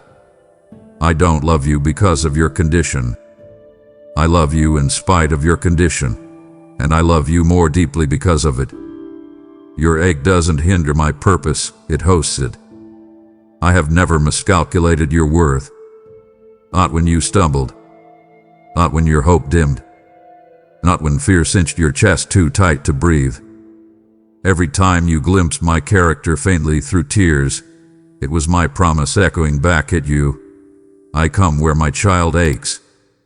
This is why I am here now, unannounced, undeterred, unrushed, because you are mine. And nothing you've endured, nothing you've hidden, nothing you've worn like a mask can keep me from stepping in. Your inadequacy is not your identity. Your identity is my child, and in that belongs the weight of my presence, unfolding restoration one tender moment at a time. Beloved, breathe and sense it. This moment is sacred, not by chance, not by coincidence. The room you sit in, the air you breathe, the silence brushing against your skin, it's pregnant with my glory. I have not come casually. I have come with purpose, with power, with presence that doesn't make headlines but makes altars. The silence is not sterile. It's sacred. It isn't playing. It is brimming with heaven's fragrance. You may not hear trumpets. You may not see fire. But make no mistake, this atmosphere is charged. It's thick with invitation, healing, breakthrough. It's not ordinary air. It's holy ground. You are not existing in routine. You are stepping into a divine intersection. The earth has moved beneath you, even if the floor hasn't shifted. The spiritual is intersecting with the tangible, and you are standing at the center. So humble your thoughts. Praise with breath. Recognize this moment. It is not mundane. It is momentous. Every heartbeat you feel right now is synced with my heartbeat. Every flutter of peace is a ripple from the throne. The atmosphere became pregnant not when you called for me, but when you leaned in, even when your spirit was fragile. And now, that silence is thick with redemption.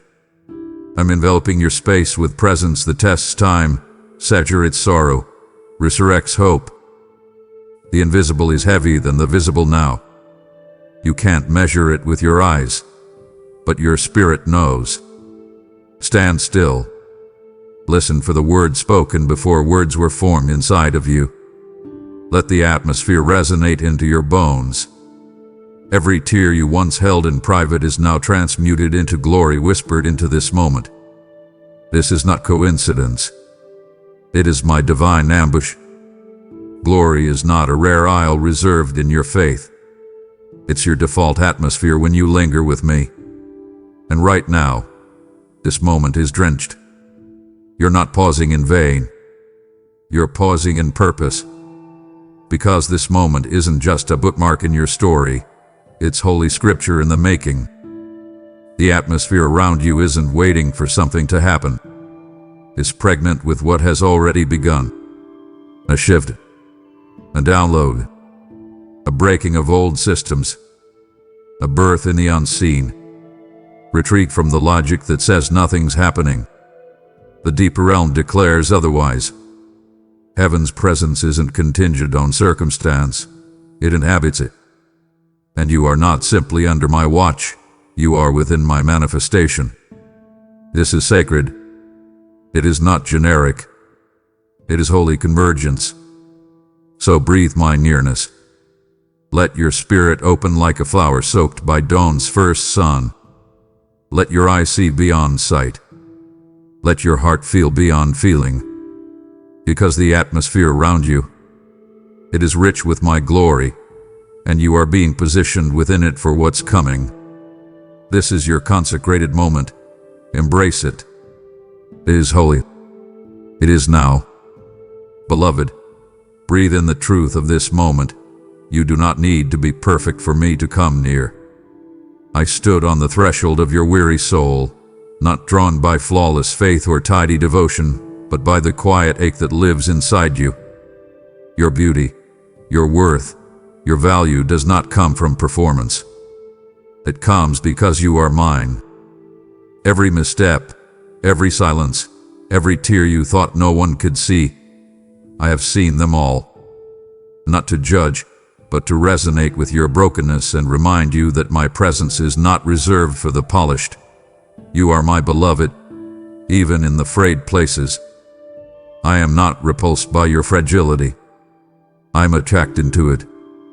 It is in your honesty, your fracture, your courage to still believe, even when hope felt distant, that is where I meet you fully. You don't need a hero's soundtrack to deserve my presence. Your human heartbeat was my invitation. I didn't step across the veil because you had all the answers. I entered because you are deeply and eternally loved. Your heart, even when bruised, still pulses with my creation. I come not to fix a facade, but to dwell in your ruins and rebuild with my love. The ache you carry is not a disqualification. It is a sacred signpost to where healing and glory gather. I set foot in the depths of your pain to transform them, not with condemnation, but with radical grace. You are not less because you hurt. You are more because you've held on when no one else expected you to. When you doubted if you were worthy, I whispered in response, "You are mine, even here."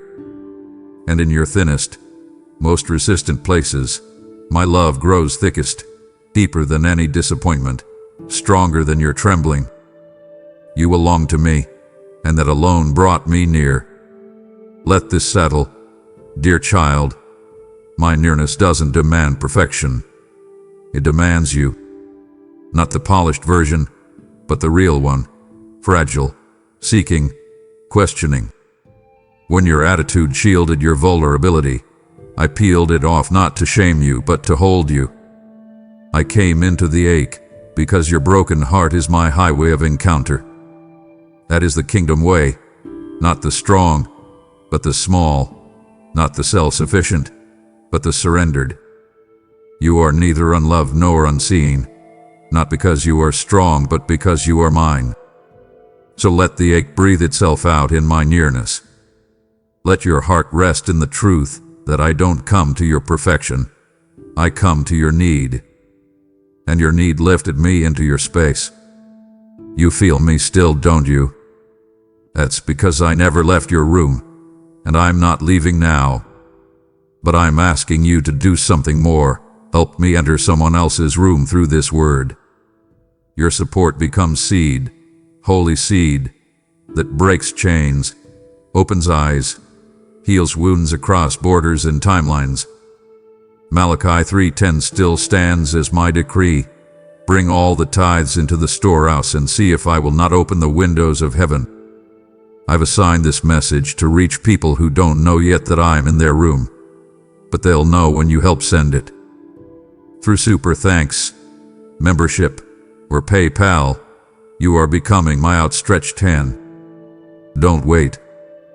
Do it now, and I will pour out blessing that overtakes you, overtakes generations, overtakes regions. Stop. Breathe the air around you. Do you feel it? That hush, that pause, that holy energy resting in the silence. This moment is not ordinary. It is sacred. Heaven has bowed low in your presence. The room you occupy, the air you inhale, it is pregnant with glory. I have not come casually or by accident. I descended with intention, with weight, with purpose, and not to fill your expectation, but to exceed it. There might not be sparks or noise, but that doesn't mean I did not arrive. Glory often comes gently, like dawn seeping through cracked shutters. It doesn't shout on street corners.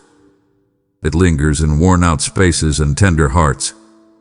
You are standing in a consecrated now. This isn't a lull. It's a divine stillness before breakthrough. So ready your spirit. Heaven draws near. The atmosphere around you is drenched in inauguration. It's consecrated. It is transformational. Every beat of your heart is a drum echoing through eternity. Every still breath is weaving a tapestry of worship only I can see. This air around you isn't empty, it's sanctified. Thick with favor, charged with purpose, alive with promise. You might not perceive the vibration yet, but your soul will remember what has passed. Glory isn't always visible. It's a felt certainty that shifts timelines and reorders destiny. You don't need confirmation right now. The sacred atmosphere is confirmation. It whispers, I am with you. You matter. Life is shifting. This is supernatural residency, not a temporary visit, but a living exchange between heaven and your moment. You can't bottle it, but you can lean into it. You are not standing in your everyday. You're standing where heaven and earth intersect.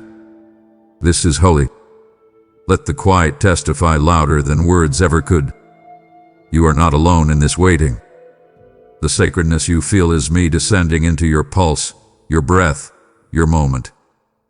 This is not just a pause, it's an altar. A convergence point where the invisible begins to redefine your visible. Upon this moment off in doubt, don't hurry through it. Stand here, eyes closed, let the glory settle. Let your spirit rise to the realization. The air is pregnant with purpose. The room is alive with invitation. The stillness carries weight. This is your intersection, your epiphany. My presence is not a rumor. It is real. And your now is sacred. My beloved, close your eyes and feel the hush that surrounds you. It is not merely silence, but the soft resonance of protection. You are not alone. I have placed sentinels around the fragile chambers of your heart. Angels, my warriors, my messengers, are stationed on your behalf. Heaven is intimate with your coordinates today, down to the trembling in your chest and the unsteady breath you felt this morning. I am telling you this not to give you more mental data, but to ground your soul in my reality. You are not drifting alone. You are surrounded. The unseen realms are moving on your behalf right now. Every heartbeat you take, every inhale of peace, that is evidence of my battalion stationed quietly, unwaveringly, in places you can't see but I can orchestrate flawlessly. You may feel invisible in the rush of life, but heaven is not oblivious. It is stationed. It is attentive. It is militant in love. When you think you are underestimating your significance, that your cry didn't echo, that your effort didn't matter, know this: there is a force field around your spirit established by my purposes. I have dispatched my angels to guard you, not because you are perfect, but because you are precious. You are not lost on my watch. I know your coordinates more intimately than your own voice knows your address. And today those angels are not idle. They are not standing by. They are standing guard, not over your performance, but over your soul. The love that birthed you is not distant now. It is sovereign. And in my sovereignty, I did not leave you to drape yourself in fabrication or fight unseen battles alone. No, you have a divine escort through the moments that feel empty, the hours that feel hopeless, the spaces where humanity failed you. Angels are not myths. They are my tools, and they are stationed for you. Right now. Stand in that. I have seen your heart scattered by tasks, deadlines, expectations. I have seen it tangle in worry, spin in fear, snap under pressure, and none of that slipped past my gaze. So I sent angelic reinforcements, not to shame your frailty, but to bolster your fixation on me. They carry my comfort in ways no human voice can replicate. They herald my favor in ways no striving can manufacture. And though you may not notice their footsteps, you will feel their charge. For example, when your anxiety lifted with no solution, that was an angel whispering peace. When clarity broke through confusion like dawn, that was my messenger clearing spiritual fog. When a sudden calm took hold of your hands in prayer, that was my army moving through atmospheres on your behalf, not because your resolve was strong, but because my resolve is unbreakable. Heaven is not deaf to your plight. It is aware of your longitude, your latitude, your wounded spaces. No depth of despair is beyond my sight, and no distance is beyond my delivery. You are not navigating this season alone. You have a celestial brigade aligned with my voice, my heart, and my intent for your life. I stationed them near you the moment you whispered your first ache into the darkness. They were deployed the moment you caught your breath when grief threatened to break you. They are present now, watching, shielding, pressing in, not to provoke fear of judgment, but to deliver hope, protection, and spiritual momentum. Do you feel the shift? The tension easing, that anxiety slipping, that pulse quieting? That is not wishful thinking. That is supernatural coverage responding to your openness. Your coordinates are known. Your heart is marked. You are not invisible. You are deeply, deeply guarded by love that will not relent. To rest. Lying down in the assurance that heaven is not reactive to your crisis. It was proactive before the crisis began. Angels are stationed at the portals of your life, ready to intercept, ready to proclaim, ready to escort you into breakthrough. And they are not idle. They are bringing my decrees into the atmosphere surrounding you. The atmosphere you feel, the sacred hush, the shift beneath your ribs, the urge to breathe deeper. That is their work. When you don't know how to pray, their intercession catches your spirit. When tears flow without words, they collect them as testimony. When faith thins and worry thickens, they stand firm, reinforcing your faith by refusing to yield. You may not see them, but I do, and I do not withhold them. You are not alone. Angels are stationed. Heaven is broadcasting your coordinates, and I am unrelenting in my pursuit of your blessing. So rest, beloved. You are protected. You are treasured. You are not alone. Not ever. Beloved, breathe deeply. You are at the threshold of something divine. The shift you've asked for, the breakthrough you've waited for, the breakthrough you doubted would ever come. It hasn't been delayed. Not in my timing. It has not been forgotten, missed, or overlooked. It has been preserved. Carefully, tenderly preserved for this very moment. Your prayers did not vanish into thin air. They were not mistimed. They were not misheard. Every ounce of longing, every tear-soaked petition, every longing for turned favor, it was collected, curated, and placed into my hands for the perfect release. When you questioned why your hope was putting off the dawn, I say to you now, it was not postponement, it was preparation. I was orchestrating the ingredients in secret so that when that shift comes, it doesn't just reposition you, it catapults you. You stand now on the cusp of preserved promise, not lingering desperation. Let that truth sink in. This moment you occupy, whether it feels ordinary or impossible, is sacredly curated. You thought you were waiting for breakthrough, but I was preserving the moment of breakthrough. Not because things held you back, but because my timing holds your destiny. I never delay my children. I preserve for them. You are not stuck in slow motion. You are standing in a pause that precedes power. You are not stalled. You are stationed. Preparation doesn't feel pleasant. It doesn't always look prophetic. But every delay you saw now reveals divine design. You are precisely where you need to be, right when you need to be. Every door that refused to open did so that the right one could swing wide in the fullness of purpose. So let your hope lift, not because the wait is over, but because the release is near. Because preservation under grace is about to push your life forward with authority. You felt the weight of unanswered prayer, the ache of delayed fulfillment. But I carried it for you. I preserved your next chapter in the crucible of your faith. I didn't wait for you to be stronger. I waited for the completeness of the moment. And now completeness is visible on the horizon. The shift hasn't been delayed. It's been protected. Protected from premature exposure. Preserved from chaos that wasn't ready yet. Protected from confusion that would have dimmed your breakthrough. You think time has betrayed your trust. But time has been loyal.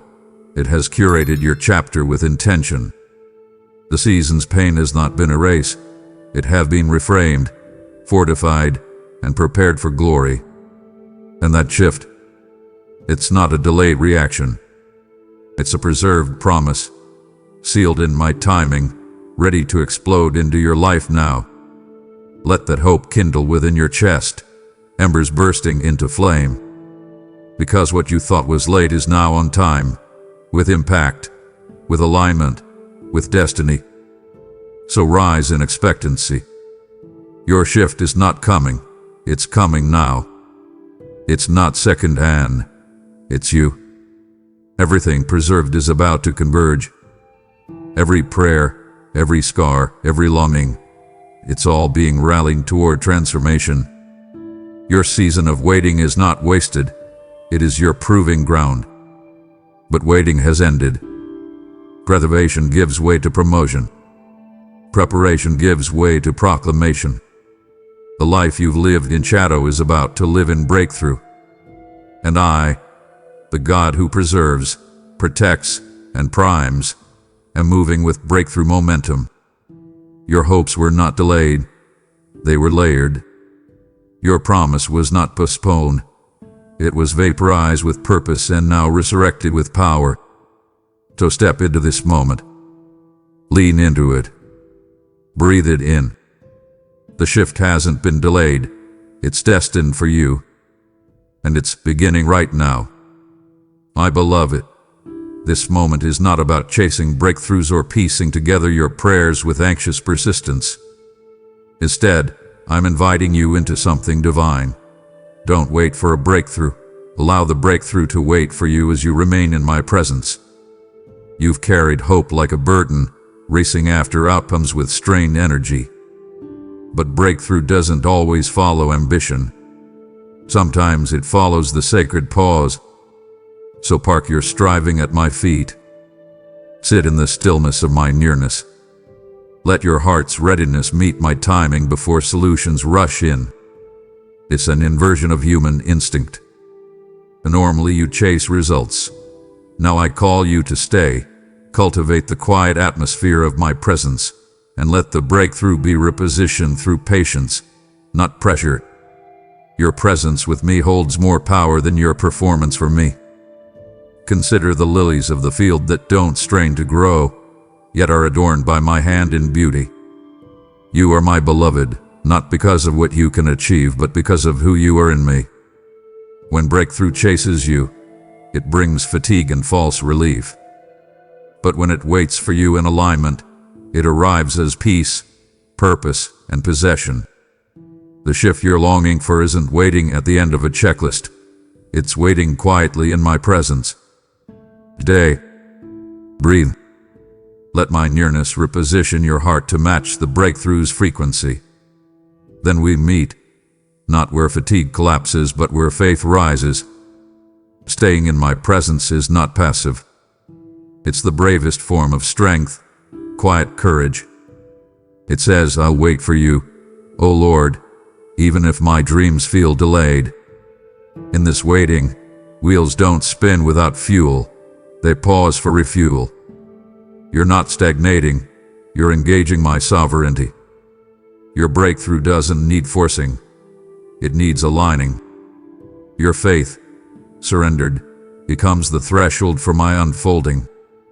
In that sacred stillness, breakthrough gathers the elements, my wisdom, my timing, and your surrendered heart. And on the other side, when breakthrough arrives, it carries depth you never knew to ask for, but your soul needed more than anything. This is why breakthroughs waited on you. Because you had to become the kind of heart that doesn't collapse under breakthrough, but thrives within it. Your character is being refined as absolutely as the circumstances. My presence doesn't delay breakthrough, it prepares it. Prepare yourself not by effort, but by humility, by recognizing that this moment of waiting isn't wasteful, but essential. When the breakthrough waits, when it lingers in my presence, it waits to greet you with alignment, not surprise. And that is powerful. So rest in this invitation. Don't chase the breakthrough like a flea, but let the breakthrough chase you. Not through hustle, but through holiness, not through performance, but through presence. Stay open in my presence. Let your soul's posture become a residence where breakthroughs pause, not pass by. When it finally arrives, it won't be a reaction, it will be a revelation. The kind that knits your spirit, aligns your destiny, and honors your pain. Beloved, this is the moment to choose, not the moment to chase. This is the sovereign reversal, breakthrough waiting for you. Today, in my presence, you are not late. You are right where you belong. The breakthrough is here, and it's waiting for your surrendered heart to meet it in my presence. My precious one, do you feel it? The edges of numbness, woven into your bones, coating your heart like frost, are beginning to soften. Not because you force yourself to smile, to think twice, to pray through discipline, but because my touch is melting the frost of your numbness. This isn't about your willpower relighting what collapsed. It's about my mercy breathing warmth into what you've been conditioned to sleep through. You thought your numbness was too deep for healing. You assumed it was self-preservation. But I see differently. I see it as a wound needing my warmth, an ache yearning for my pulse. You've tried to thaw it with distractions, but I come with a presence so tender and potent it doesn't wait for permission. It just melts stone. Understand this. Healing numbness isn't about performance. It's about presence. You thought you needed to fix your feelings. Instead, you needed to be felt by me. My touch dissolves the numbness, not through pressure, but through presence. My spirit moves like a slow wildfire under ice. Quiet, unseen, unstoppable. Your soul, starved for affirmation, starts to stir again, because I am breathing life into the dry places. You thought reawakening was about movement, but it's about the silence between movements, where I sit, where I breathe, where healing flows. Let my warmth come in. Let that quiet burn chase away the numbness layer by layer. No hustle. No fanaticism. Just me, loving you into life again. There were seasons where numbness felt safe. You clung to it, out of fear that feeling meant vulnerability, disappointment, exposure. But I haven't come to ask for your risk. I've come to restore your capacity to feel again. I know the cost of feeling. I know grief, disillusionment, exhaustion. I am neither surprised nor disturbed by your numbness.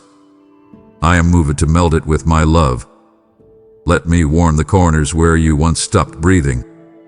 Let me ignite places in your heart that have felt vacant. This isn't about effort.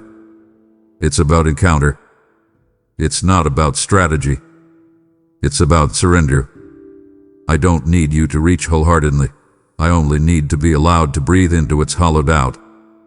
Then, tenderness grows. Then, tears return. Then, trust is born again. All by my touch, not yours. Surrender isn't weakness here. It's willingness to be changed in the place you've avoided. Your numbness wasn't your fault, but it isn't your identity. You are not numb, you were wounded. And I'm healing you, layer by layer, whisper by whisper, just by being with you. My touch doesn't write a thought. It doesn't ask you to run before your strength returns. It comes with grace, gentleness, and patience. You are not dissolved by feeling. You are restored. And I'm not waiting for your feelings to feel good. I am waiting to comfort them with my presence. So lean into this. The numbness is melting.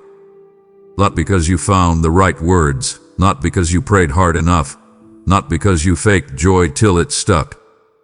That's the miracle, beloved.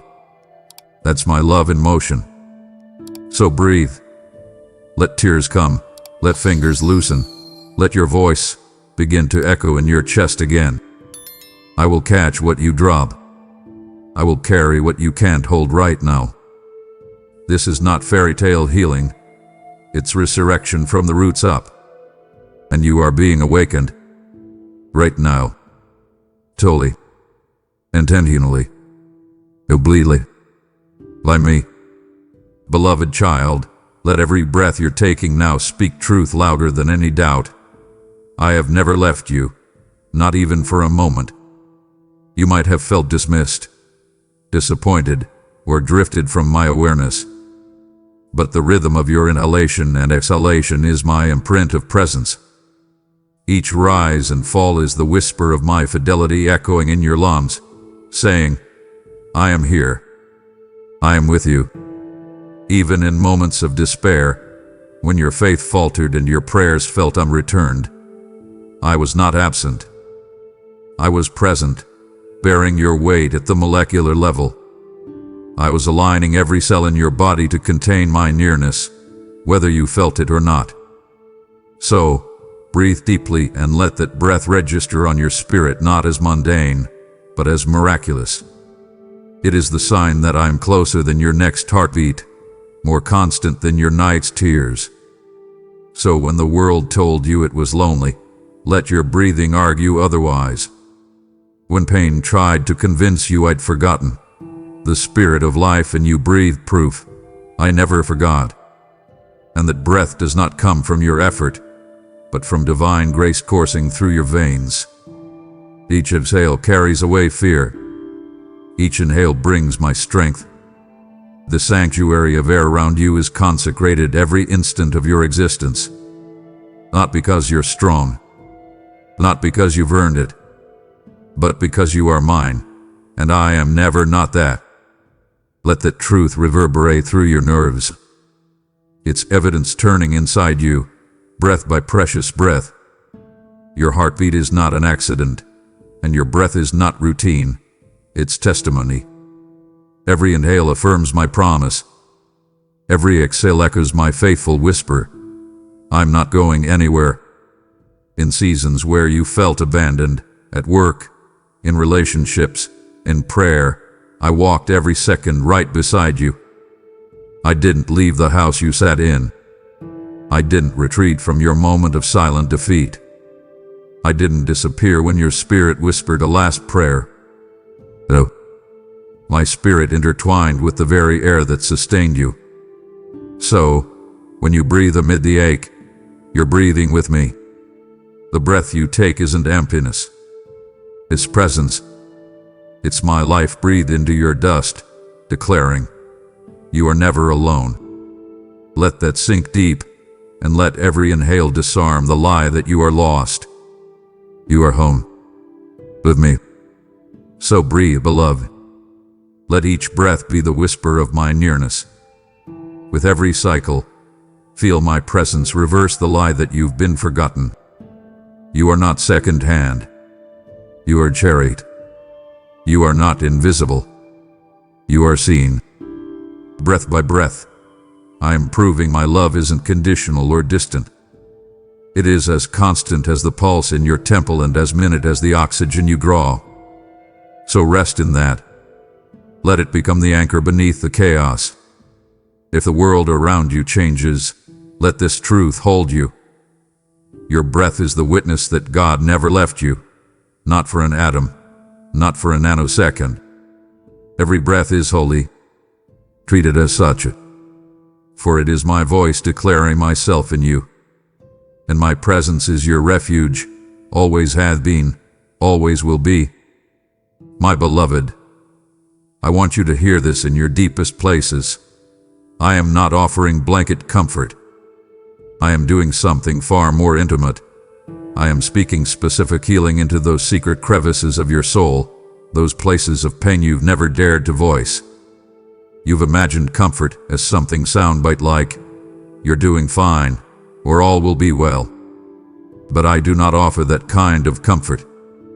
I deliver healing so accurate, so tailored, that it touches the nerve of what you've hidden beneath overly composed devotion.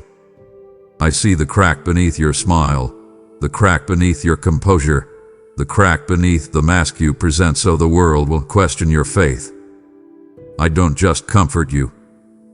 I invade those cracks with glory, pressing my healing directly into your unspoken wounds. That's not general, it's intimate. It's precise. It's you. So don't mistake my presence for a pleasant speech. I am here to relocate healing to where sorrow has nested deep. I'm not going in broad strokes. I'm using surgical grace. When your thoughts recycle the same pain and images of brokenness, my voice interrupts, not with cliches, but with specific declarations of restoration. I'm naming your fears even when you can't articulate them.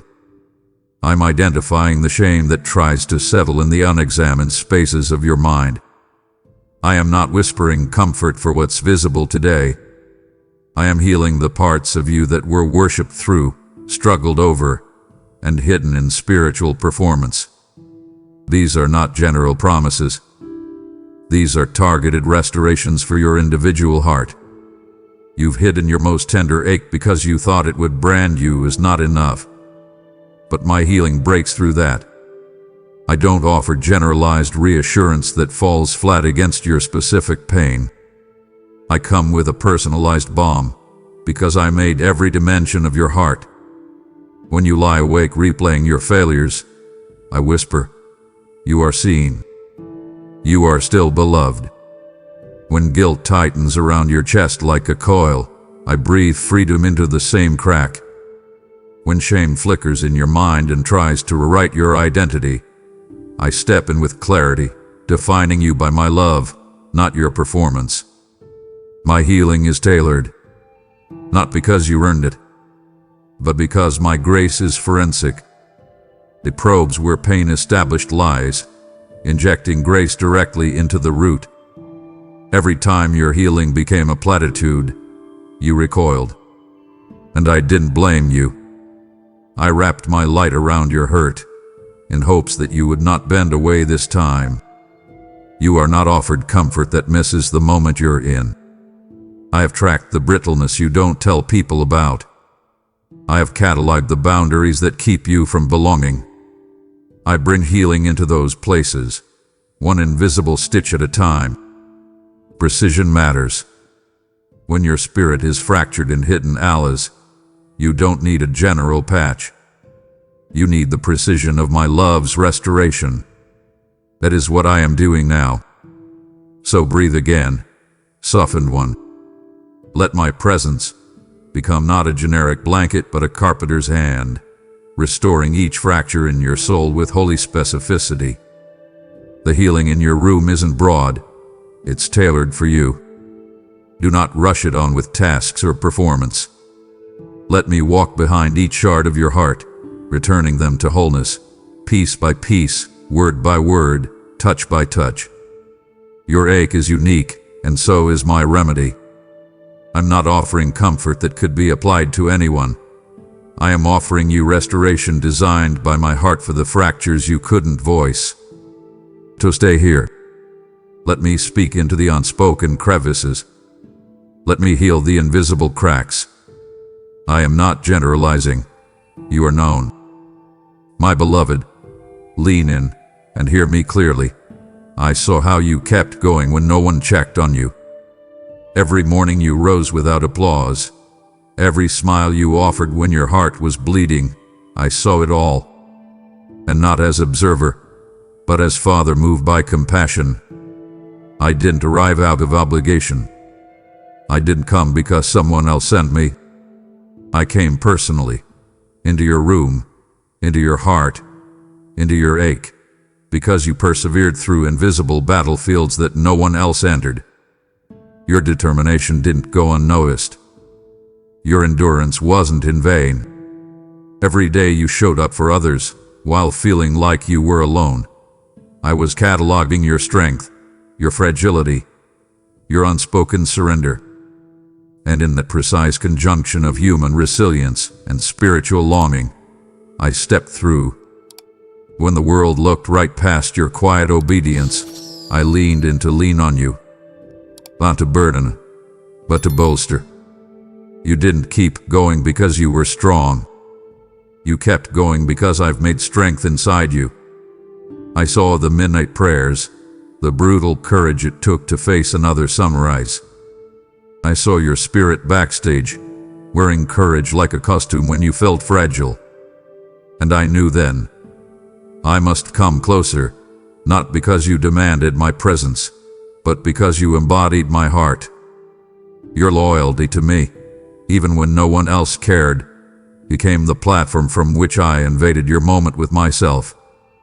I came not as a passing visitor, but as your advocate, your comforter, your very identity stepping into the room you thought no person would enter, but heaven did.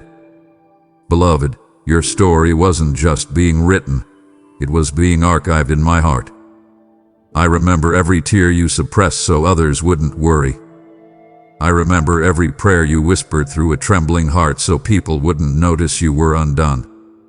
In that collection of quiet moments, angels were stationed and my love was growing denser.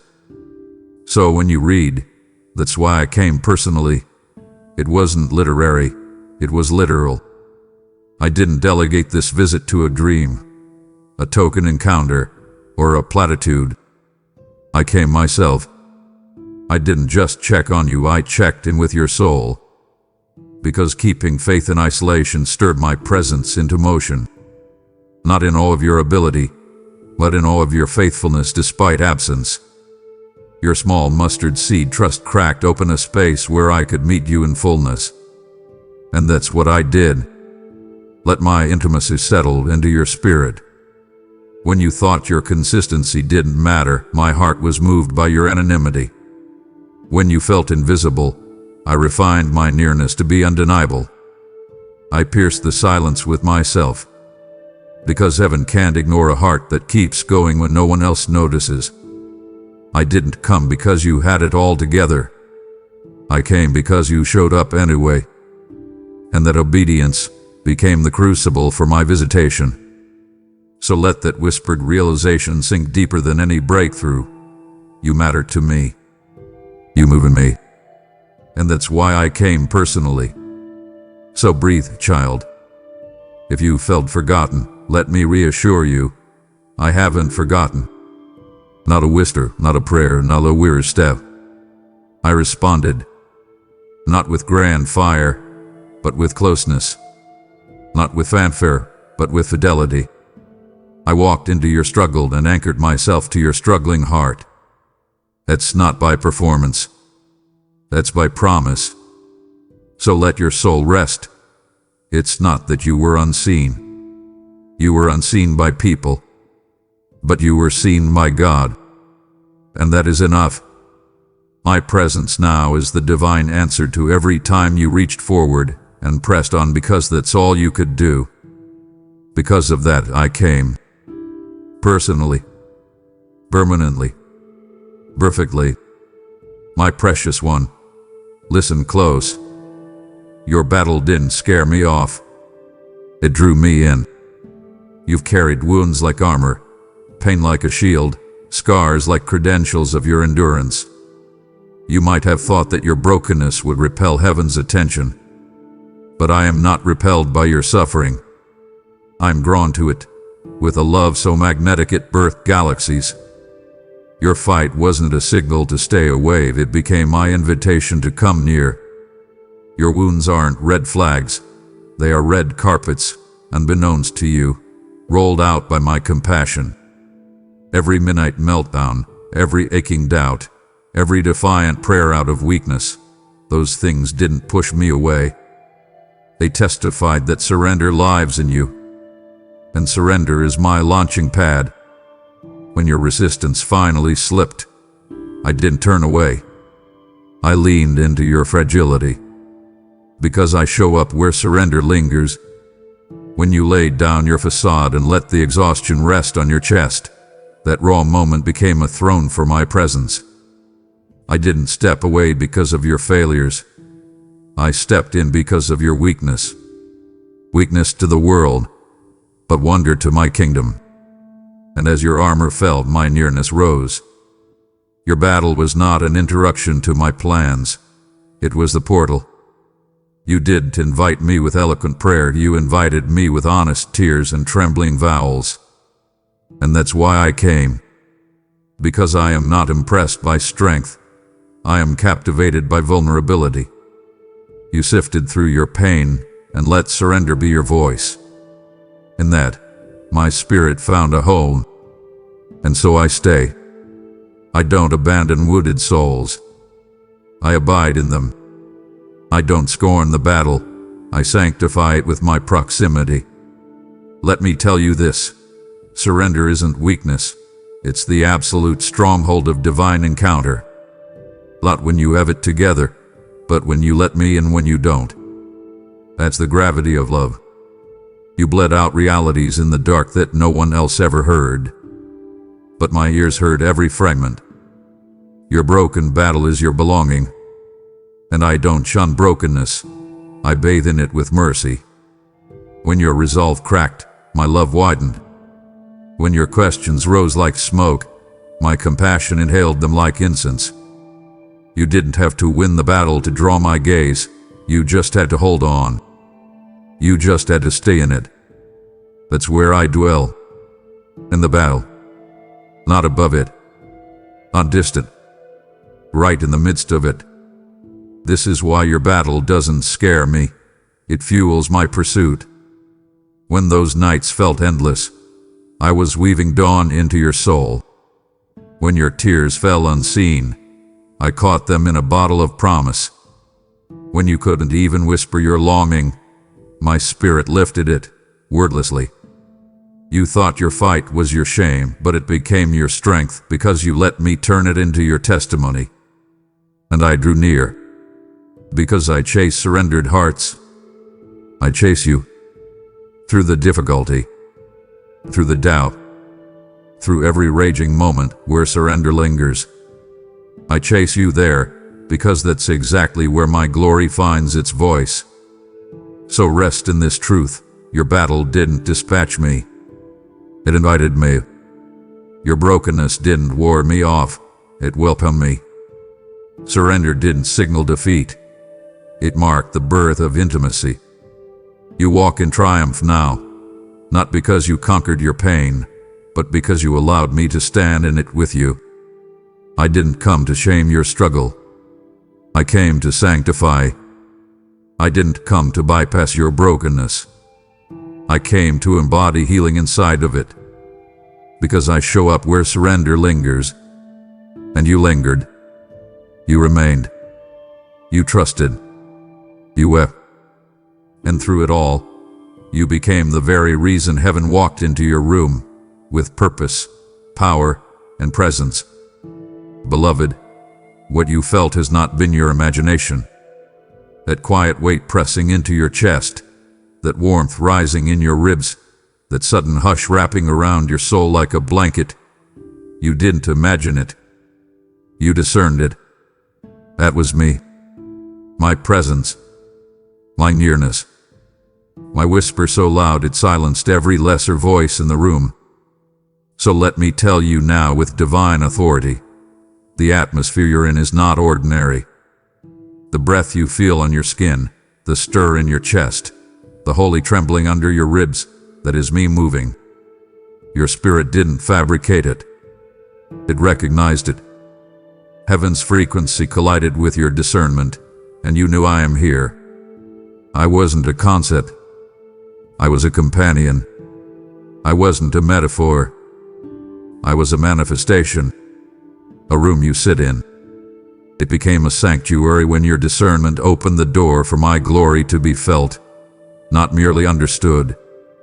You may have questioned it. Was it just emotion? Was it wishful thinking? But I tell you this, Your discernment didn't exaggerate. It identified.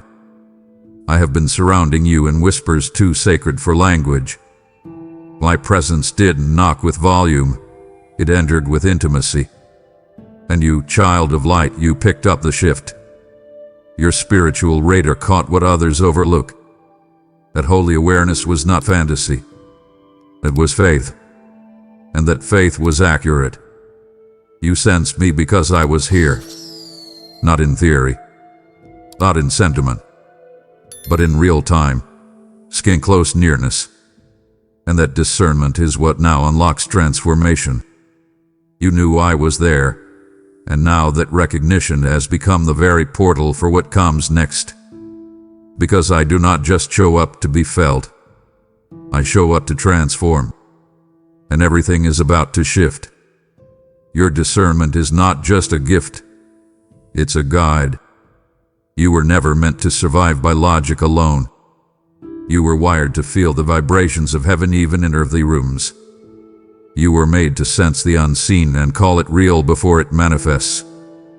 So when you felt me in the room, when the atmosphere changed, but no circumstance did, you were not wrong. You were aligned. You were in tune with my arrival, even if no one else noticed. And that changes everything.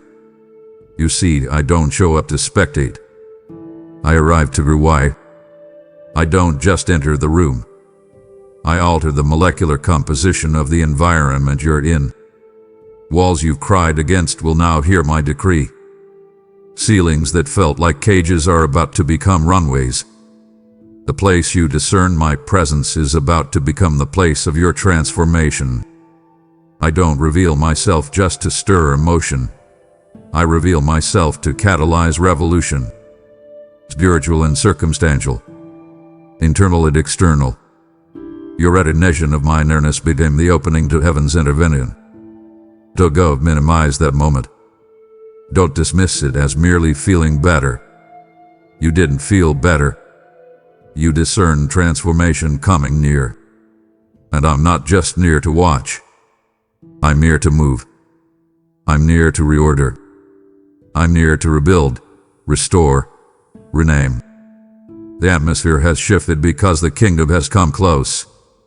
And now, that shift is about to echo in your body, your mind, your home, your decisions. Because when my presence is discerned, my power is deployed. And you, my beloved, discern me. So now, transformation is inevitable. So stand in awe, not fear. Because what you discerned is realer than what you feared. And what you are about to walk into will not be man-made but God-breathed. I have come, and I am not come empty-handed. I come with restoration in my wings. I come with redemption in my breath. I come with revolution in my voice. You didn't ask for all of this, but your discernment welcomed it. That still, sacred yes in your spirit. It invited transformation into your current reality. And now, I'm rebuilding what you buried.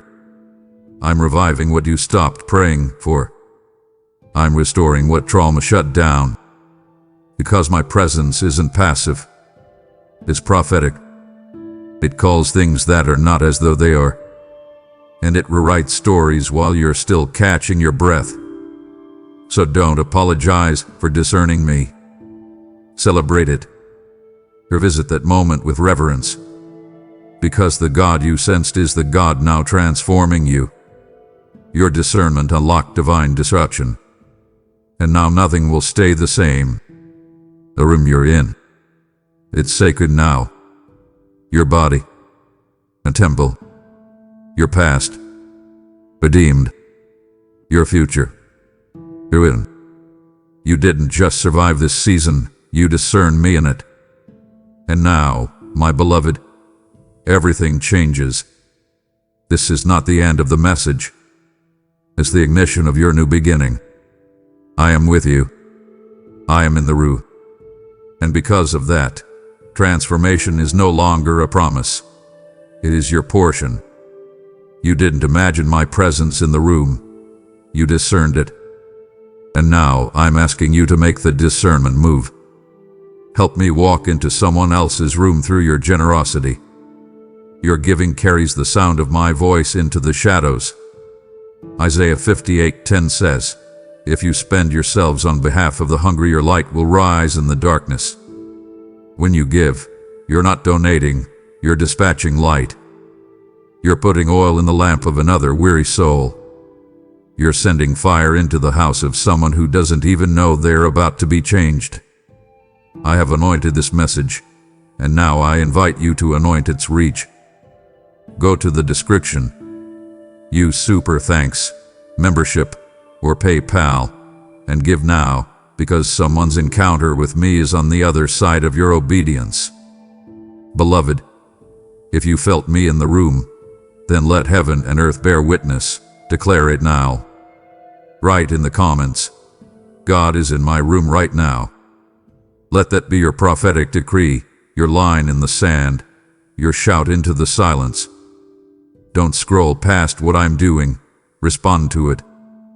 When you put it in writing, you're not just typing words. You're aligning with my presence, inviting transformation, and igniting the same fire in someone else's spirit. This is your moment. Declare it boldly, because where I am, everything changes. Now that you've declared it, stay right there. Don't rush away from what you just felt. My presence doesn't fade when the words stop. It deepens when you linger. I don't just want to be acknowledged. I want to be experienced. So breathe. Let the echo of your declaration settle into silence, because in that silence, I am closer than you realize. This is where revelation meets rest, where your shout turns into stillness, and stillness turns into encounter. My child, stop for a moment. Just be still. Right here, in this room where you are. I want you to feel my presence, not as a distant thought or a vague hope, but as a reality. You feel the quiet air around you, the air that fills your lungs with each breath you take. That is not emptiness, that is my peace. Feel it as you breathe in. It's different from the frantic, heavy air of the world outside this door. You know the feeling, the tension at your job, the unspoken stress in your family, the constant pressure to be more, to do more. When you finally close this door and let out that long, deep sigh, the one you've been holding in all day, that is the moment you connect with me. That exhale is you releasing the world's chaos, and the inhale that follows is you breathing in my calm, my stillness, my very presence. I am here, wrapping around you like the very atmosphere of this room. I am the silence that greets you when the noise finally fades. Think about it. The shouting of the world never truly stops, does it? The ping of your phone with another demand, the endless stream of opinions online, the anxious thoughts that race through your mind about the future, about your finances, about whether you are enough. It is a relentless storm of noise. But when you turn it all off, when you choose to be alone in this space, a new sound emerges, the sound of silence.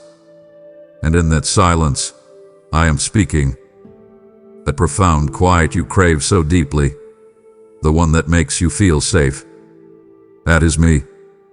I am the silence that rushes in to hold you when the world finally stops shouting at you.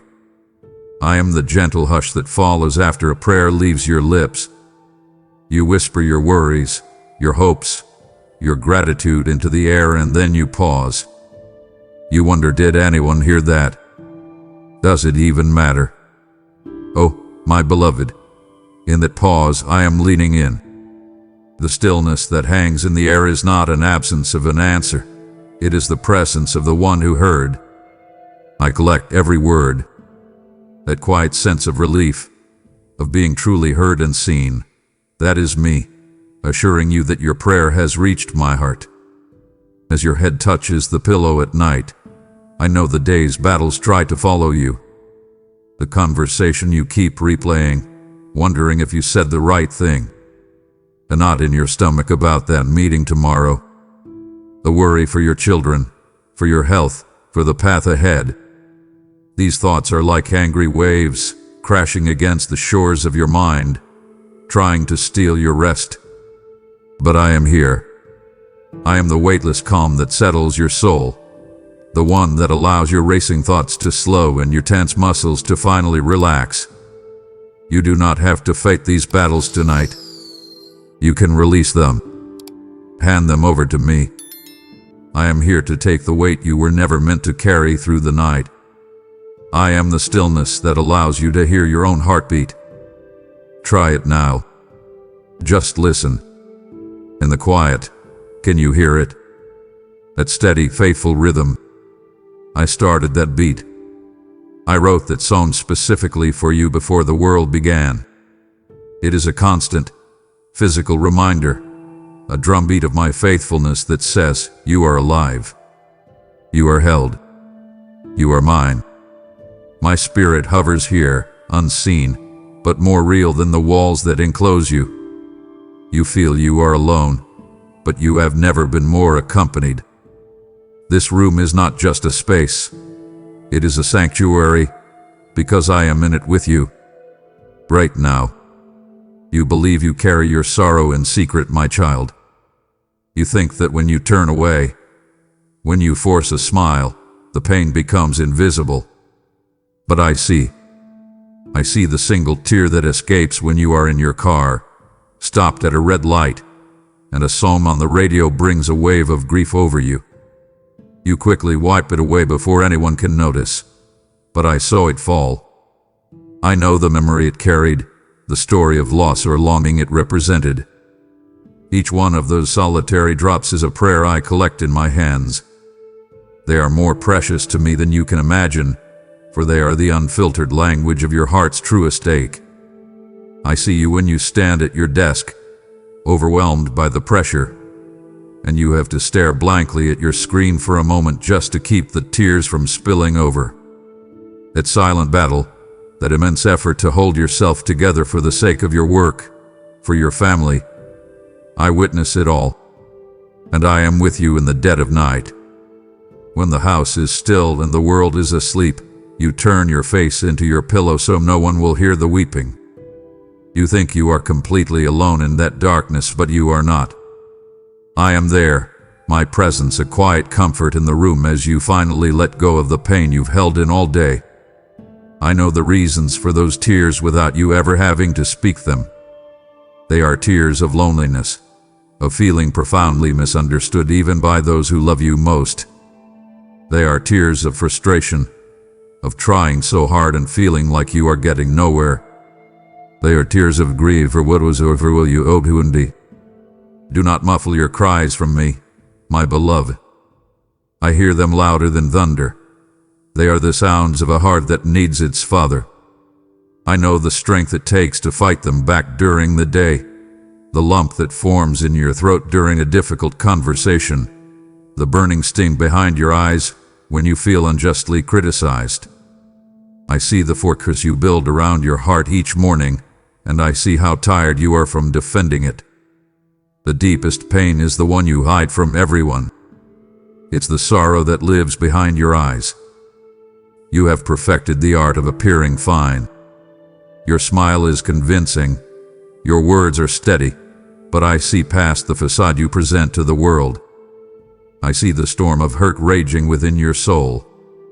You can fool your friends, your family, even yourself for a little while, but you can never fool me. I see you, the real you, and I love you completely. So now, right here in this room, I am giving you permission. Let them fall. Stop being strong for me. You do not have to hold it all together in my presence. Let the dam break. Let the tears of anger, of confusion, of exhaustion, of sadness fall freely. I am not afraid of your pain. I am here to sit with you in it, to wrap my arms around you, and to wipe them away with the gentle touch of my grace. Your tears are safe with me. Just as I see the tears you hide, my child, I hear the prayers you never speak aloud. The deepest longings of your heart, are a shout in my ears. You may not even form them into words, but I hear them with perfect clarity. That persistent ache in your soul for a companion to share your life with, the silent plea for a broken relationship in your family to be mended, the deep yearning for your work to have meaning and purpose. These are not just fleeting wishes. These are profound prayers rising from the core of who you are, and they reach my throne constantly. I know the dreams you hold so tightly, the ones you are almost afraid to hope for because the disappointment would be too great. I hear them. I cherish them. And I am weaving them into a plan far more beautiful than you can conceive.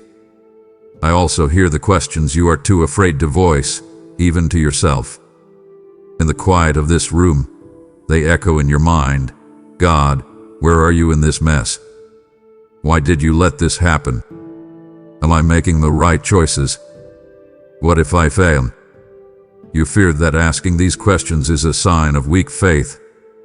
You worry that you will not like the answers, or worse, that you will be met with silence. My child, do not be afraid. Your honest questions are a form of worship. They are the sound of a soul wrestling its way toward truth, and I am not a God who is intimidated by your struggle. Bring your confusion and your doubts to me. Lay them out in the open. I would rather have your honest questions than your silent, polite distance. I hear them all, and I will meet you in the midst of them with a peace that does not require all the answers. I hear your weariness. You know that heavy sigh that escapes your lips at the end of a long, grueling day, when you finally sit down in this room and the weight of it all hits you. That is a prayer. It is a prayer for strength, for relief, for rest. That sigh contains all the burdens you carried today, the difficult colleague, the stack of bills, the needs of your family, the feeling of being pulled in 1,000 directions. I hear it not as a sign of complaint, but as a symphony of supplication, and I rush to answer. There are moments when the pain or confusion is so deep that words completely fail you. All that is left is a groaning in your spirit, an agony too profound to be expressed. Do not ever think that your prayers are failing in those moments. In fact, that is when they are most powerful. For my own spirit within you takes those groanings and translates them into a perfect prayer according to my will. I understand the language of your heart's deepest pain. And so, my precious one, be assured of this. Before a worry is fully formed in your mind, before a need can be shaped into a sentence, I have already heard the prayer within it. You are never unheard. You are never unknown. I am listening, always. Now, my child, I want you to look around you. See the four walls, the ceiling above, the floor beneath your feet. To the world, this is just a room. It is defined by its dimensions, its furniture, its address. But to me, and now to you, it is something far more. This room, your sanctuary, is a holy place. It hath been consecrated, set apart, not by any formal ceremony, but by our communion here. Do you understand what that means? The very ground you are standing on is holy because you have walked it while talking to me. The floor that has felt your feet pacing in anxiety is the same floor that has held your knees in surrender. That makes it sacred. This is your personal Bethel, a term from an ancient story, but with a meaning that is true for you right now. It is your own special place where heaven touches your world. You do not need to journey to a distant, hallowed place. You do not need the grand architecture of a cathedral. Right here, in this simple room where you are honest with me, where you are vulnerable and real, the veil between my kingdom and your reality becomes thin. Here, you are standing on holy ground. I invite you to see these walls differently. Do not see them as barriers that confine you, but as the boundaries of a temple. A temple built not of stone and mortar, but of moments and memories shared with me. This temple is dedicated to our relationship. Every time you have sought me here, you have added another invisible, beautiful stone to its construction. Every quiet moment you have spent just sitting in my presence is a form of worship that makes this space more sacred. This room has become a cathedral of your heart. When you look at the objects here, I want to change your perspective. That is not just a chair you collapse into at the end of the day. It is the altar upon which you offer your exhaustion to me. That is not just a bed where you rest your body. It is the altar where you lay down your burdens and trust me to guard your sleep.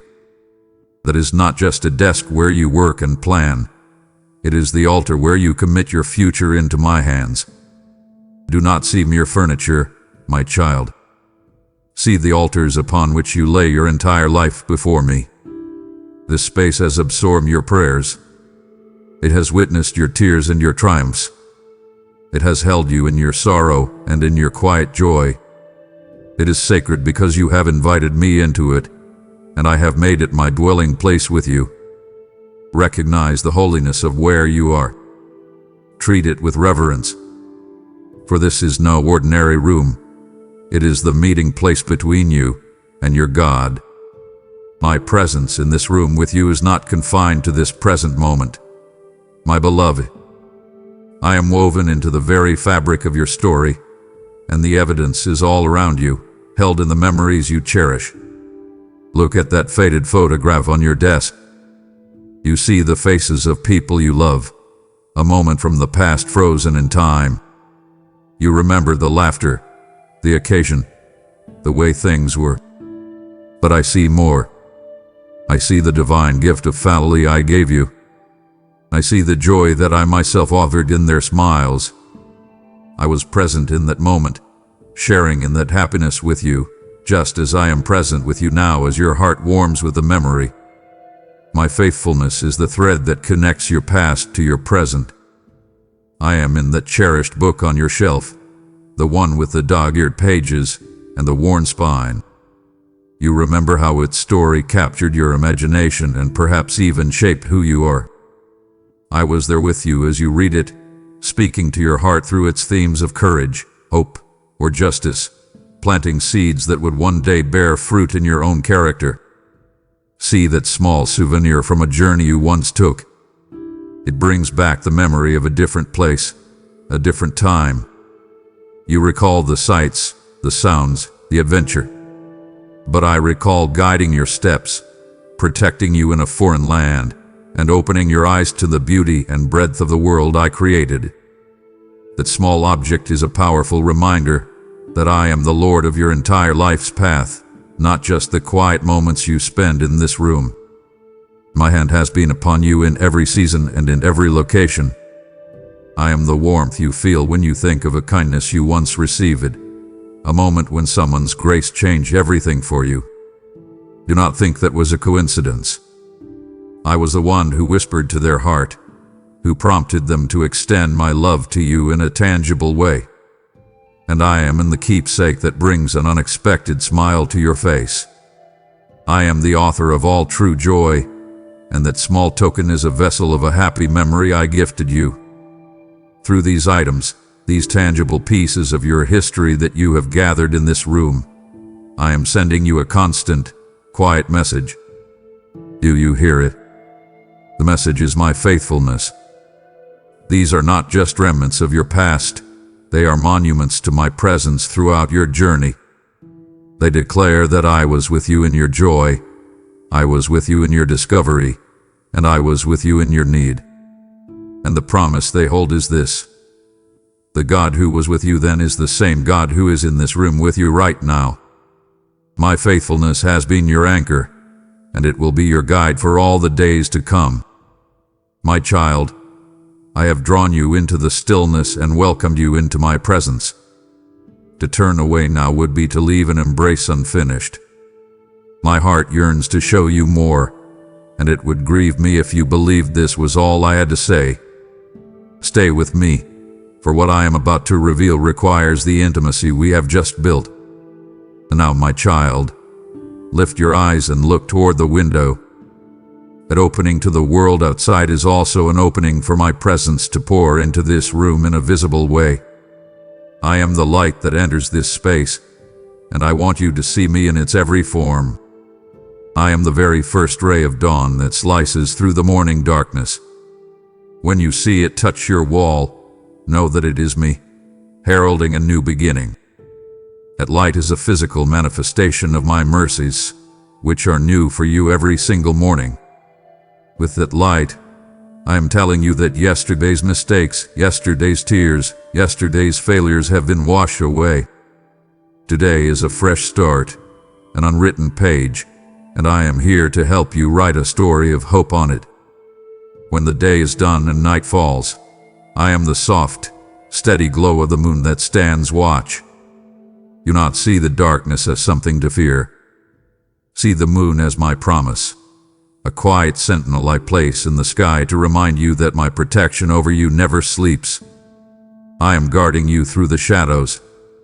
I am the peace that watches over you while you rest. Look at the way the afternoon sunlight plays on your floor, the way it makes the dust motes dance in its beams. That is me, painting your room with patterns of my creative joy. I delight in beauty, in small and simple wonders, and I share that delight with you in these fleeting moments. That shifting patch of light is a wink from your Creator, a reminder that my imagination is endless and that I find joy in sharing its fruits with you. I am also the steady, focused lamplight you turn on in the evening to read, to study, to seek me and my word. As that light illuminates the pages, I am the one who illuminates your heart. That lamp becomes a beacon in the darkness, and I am the source of the divine light that makes the ancient words of Scripture come alive with truth and relevance for you, right here and now. This is a profound truth I want you to grasp. When shadows grow long in your room, do not see them as the darkness winning. See them for what they are, irrefutable proof of a greater light. A shadow, you see, cannot exist without a light source to cast it. Let every shadow you see be a reminder to you that I, the light of the world, am present and infinitely more powerful than any darkness you may face. I am not just a light that helps you see. I am the light that helps you be. So open the curtains of your heart, my beloved. Let my light flood in and chase away every lingering shadow of fear, every corner of doubt, and every trace of despair. As you lay your head down upon your pillow, you enter a state of surrender. Your body grows heavy, your mind releases its grip on the day's concerns, and your consciousness drifts. In these vulnerable hours, my child, I want you to know with absolute certainty who watches over you. It is I. Even now, as you prepare for rest, I command my angels to stand guard over you. These are not faint, ethereal beings. They are mighty warriors of light, and their sole purpose tonight is your protection. I post them as sentinels at your door and at your window. They form a celestial guard around your bed, a perimeter of holy light that no darkness can penetrate. The enemy, who prowls in the shadows and seeks to inject fear into the unguarded moments of the night, finds an impenetrable fortress around you. He cannot touch you, because you belong to me, and my host is encamped around you. Your body must rest, for I have designed it to need restoration. But I, your God, your sentinel, never slumber nor sleep. As your awareness of the world fades, my focus on you becomes even more intense. I am watching every gentle rise and fall of your chest. I am present in the stillness of the room, my peace a tangible blanket covering you.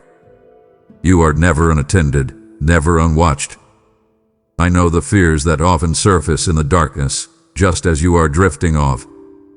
The anxieties of the day return for one final assault, the worry about that looming deadline, the fear of receiving bad news, the deep ache of loneliness that feels most sharp in the silence of the night. These fears are whispers from the enemy, designed to trouble your spirit and steal the restorative peace I intend for you. but I am the one who quiets these fears. As they try to invade your rest, I place my hand gently upon your heart and I cover you with my wings, creating a sanctuary of perfect peace where anxiety cannot survive. I whisper to your spirit, be still, my child. I am here. All is well.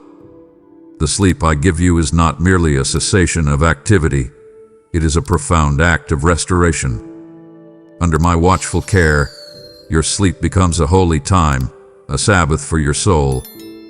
It is in these hours that I mend the frayed edges of your spirit. I pour strength back into your weary body. I untangle the knots of worry in your mind. You will wake not just rested, but renewed, because the healer of all creation hath been tending to your soul all night long. I stand guard over your dreams. The chaotic images and anxious scenarios that sometimes plague your sleep, these are not from me.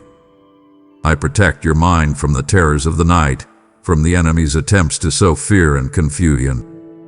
Your dreamscape is holy ground under my protection, a place where I can speak to you in gentle whispers and show you visions of hope. So release your grip on the day, my beloved. You are safe, utterly and completely safe. For you do not simply rest in a bed, you rest in the very palm of my almighty hand. And nothing, no fear, no enemy, no power in heaven or on earth, can ever snatch you from my grasp. Sleep now, in perfect peace, away from the eyes of the world, beyond the walls of any church building, here in the solitude of your own room. You offer me a worship that is so pure it fills all of heaven with a beautiful fragrance.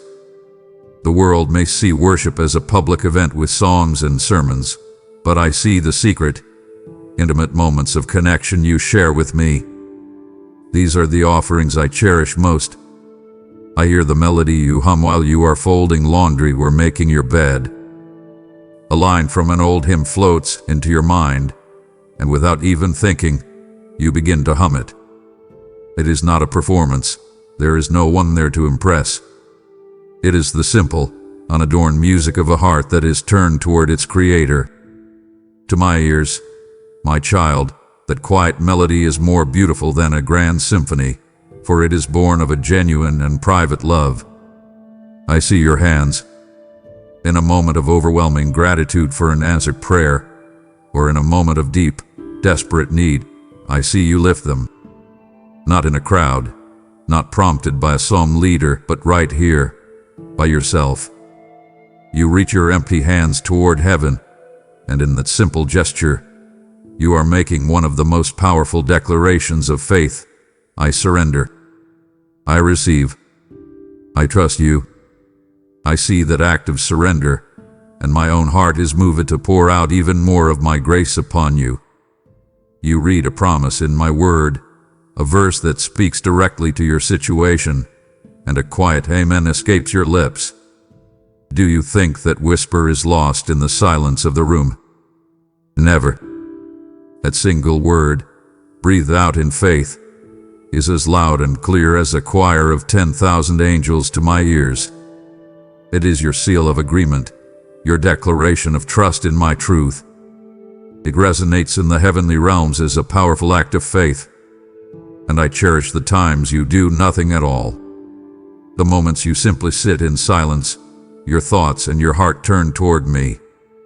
There are no words, no songs, no actions, just you and I, sharing the quiet communion of love.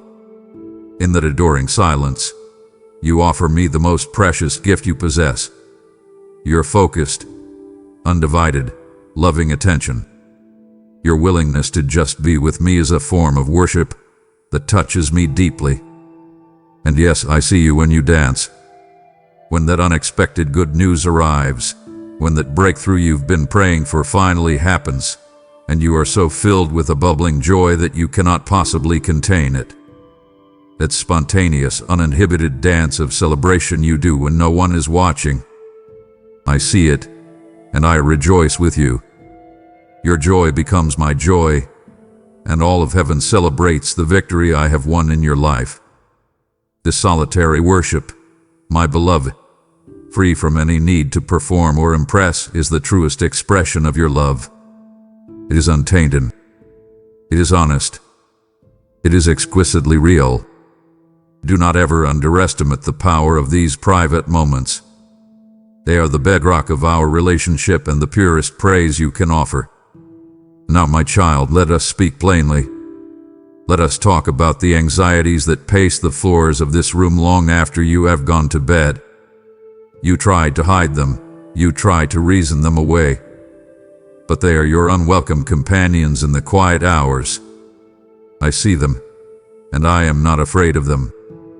I see you wrestling with the future, a future that belongs only to me. You lie awake, your mind racing, trying to control at every possible outcome. You build intricate plans. You play out 100 different scenarios, trying to construct a fortress that can protect you from uncertainty and pain.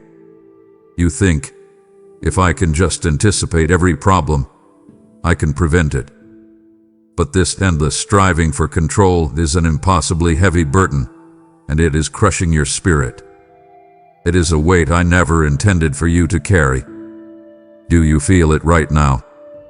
That familiar knot in your stomach, the tightness in your chest when the what-ifs begin their relentless assault. What if I lose my job? What if this illness gets worse? What if I'm failing my children? What if this relationship cannot be saved? What if I am left all alone? That physical tension you feel is the language of fear. It is your body crying out under the strain of carrying a burden too heavy for it. I want you to know that feeling is not from me. My spirit brings peace, not anxiety, freedom, not a knot of fear. I also know about the fears you dismiss as irrational, the ones you would be too embarrassed to confess to anyone. The fear of failure that keeps you from trying new things. The fear of rejection that makes you hide your true self. The sudden, dark thoughts that flash through your mind and leave you shaken. I do not dismiss them as silly. I see the old wounds and past hurts that give these fears their power. I validate the vulnerability you feel. Your fears are real to you, and so they are important to me.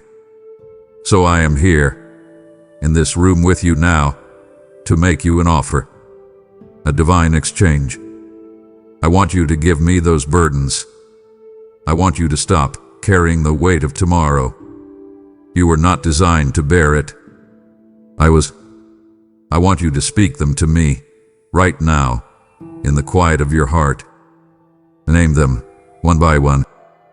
The fear of financial ruin, give it to me. The anxiety over your child's choices, give it to me. The dread of what the future holds, give it to me. Do not just think about them. Consciously release your grip and hand them over. And I promise you this, in return for your heavy burdens, I will give you my peace. It is a peace that the world cannot give, a peace that does not depend on your circumstances being perfect. It is a supernatural peace that will guard your heart and your mind even when the storms are raging. This is my offer to you, my beloved. Your anxiety for my perfect peace. Will you make the trade? My child, just as I see your hidden struggles, my eyes are also fixed upon your hidden triumphs. The world measures success by what it can see, the promotion, the award, the public praise. But I see and celebrate a different kind of victory.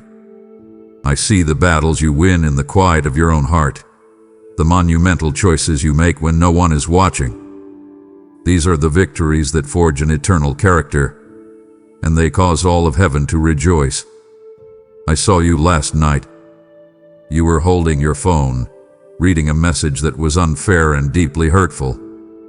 I saw the anger rise in you, and I saw your fingers begin to type a response that was just as sharp, just as wounding. Every part of your human nature wanted to strike back. But then, I saw you pause. You took a breath. You deleted the angry words and, instead, you chose a response of grace, Or perhaps you chose the greater strength of not responding at all. In that moment, you won a victory over vengeance. You chose my way, and I celebrated you. I was there with you when you were alone, scrolling on your screen, and temptation appeared. It promised a moment of illicit escape, a fleeting pleasure that feeds the flesh but starves the spirit. It whispered that no one would ever know, but I would know. And more importantly, you would know. I saw you hesitate, and then I saw you make the choice. You turned away. You closed the browser. You chose purity over pollution, holiness over hullabaloo. That was a battle for your soul, won not with a clang of swords but with a quiet click of a button, and it was a glorious triumph in my sight. I rejoiced when despair came knocking on the door of your heart. The weight of loneliness was crushing you. The circumstances seemed hopeless, and the urge to simply give up was a powerful tide. The enemy whispered, "It's no use. God has forgotten you." But instead of drowning in that sea of despair, you dropped to your knees. You chose to pray. You chose to believe in my promises even when you could not see the proof. That single act of defiant faith sent shockwaves of light through the spiritual darkness. I honored the moment, right here in this room, when you finally forgave that person who wounded you so deeply. They did not apologize. They did not ask for your forgiveness. They may never even acknowledge the pain they caused. But in the high court of your own heart, with me as your only witness, you chose to release them. You canceled their debt. You set yourself free from the prison of bitterness. That act of forgiveness was a miracle of grace that I empowered you to perform. These unseen triumphs, the choice for kindness, the battle for purity, the defiant prayer, the secret act of forgiveness, the quiet humbling of your own pride, do not ever think they are insignificant. They are the very substance of your spiritual growth. They are the precious, eternal stones you are sending ahead, and with them, I am building the crown of life that I will one day place on your head. Keep fighting these good fights, my beloved warrior. I see every single one, and I am so incredibly proud of you. I have just shown you the secret victories I see and the hidden anxieties I understand. This is the deep knowledge of your soul. To leave this conversation now would be to treat this sacred intimacy as common. Do not wound my heart by closing the door when I have only just begun to show you how these unseen things are shaping your destiny. Your mind, my precious child, can often feel like a boat caught in a violent storm. Thoughts of fear, waves of worry, and gusts of panic crash over you, tossing you back and forth until you feel completely disoriented and on the verge of sinking. I see the storm raging within you. I see how it exhausts you and steals your joy. And I am here, not as a distant observer on a faraway shore, but as the master of the sea, ready to speak peace into your chaos. Remember the story of my disciples, seasoned fishermen terrified for their lives in a storm-tossed boat while I slept in the stern. They woke me, crying out, "Do you not care that we are perishing?" Oh, my child, I always care. And just as I stood in that boat and spoke a single command to the wind and the waves, "Peace, be still," I stand now in the midst of your inner turmoil, and I speak those same words of absolute authority over your heart. Listen for my voice above the roar of the storm. My voice alone has the power to silence the wind and calm the waves in your soul.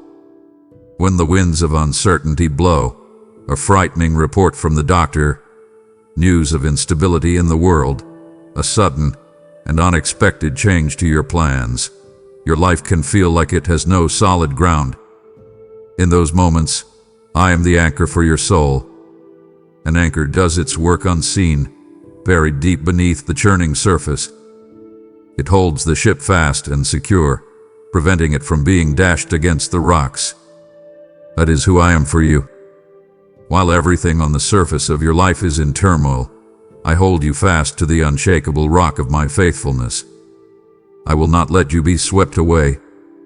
Your life can feel like a hurricane of demands, a swirling vortex of responsibilities, crises, and pressures that spins faster and faster, leaving you dizzy and terrified. But I want you to know that my presence with you is the calm, quiet eye of your personal hurricane. Right in the very center of the most chaotic storm, there is a place of profound stillness, a place where the winds cannot reach and the noise fades away. That is where I dwell. Run to the center. Run to me. I want to give you a practical way to find this peace. Right now, I want you to take a slow, deep breath.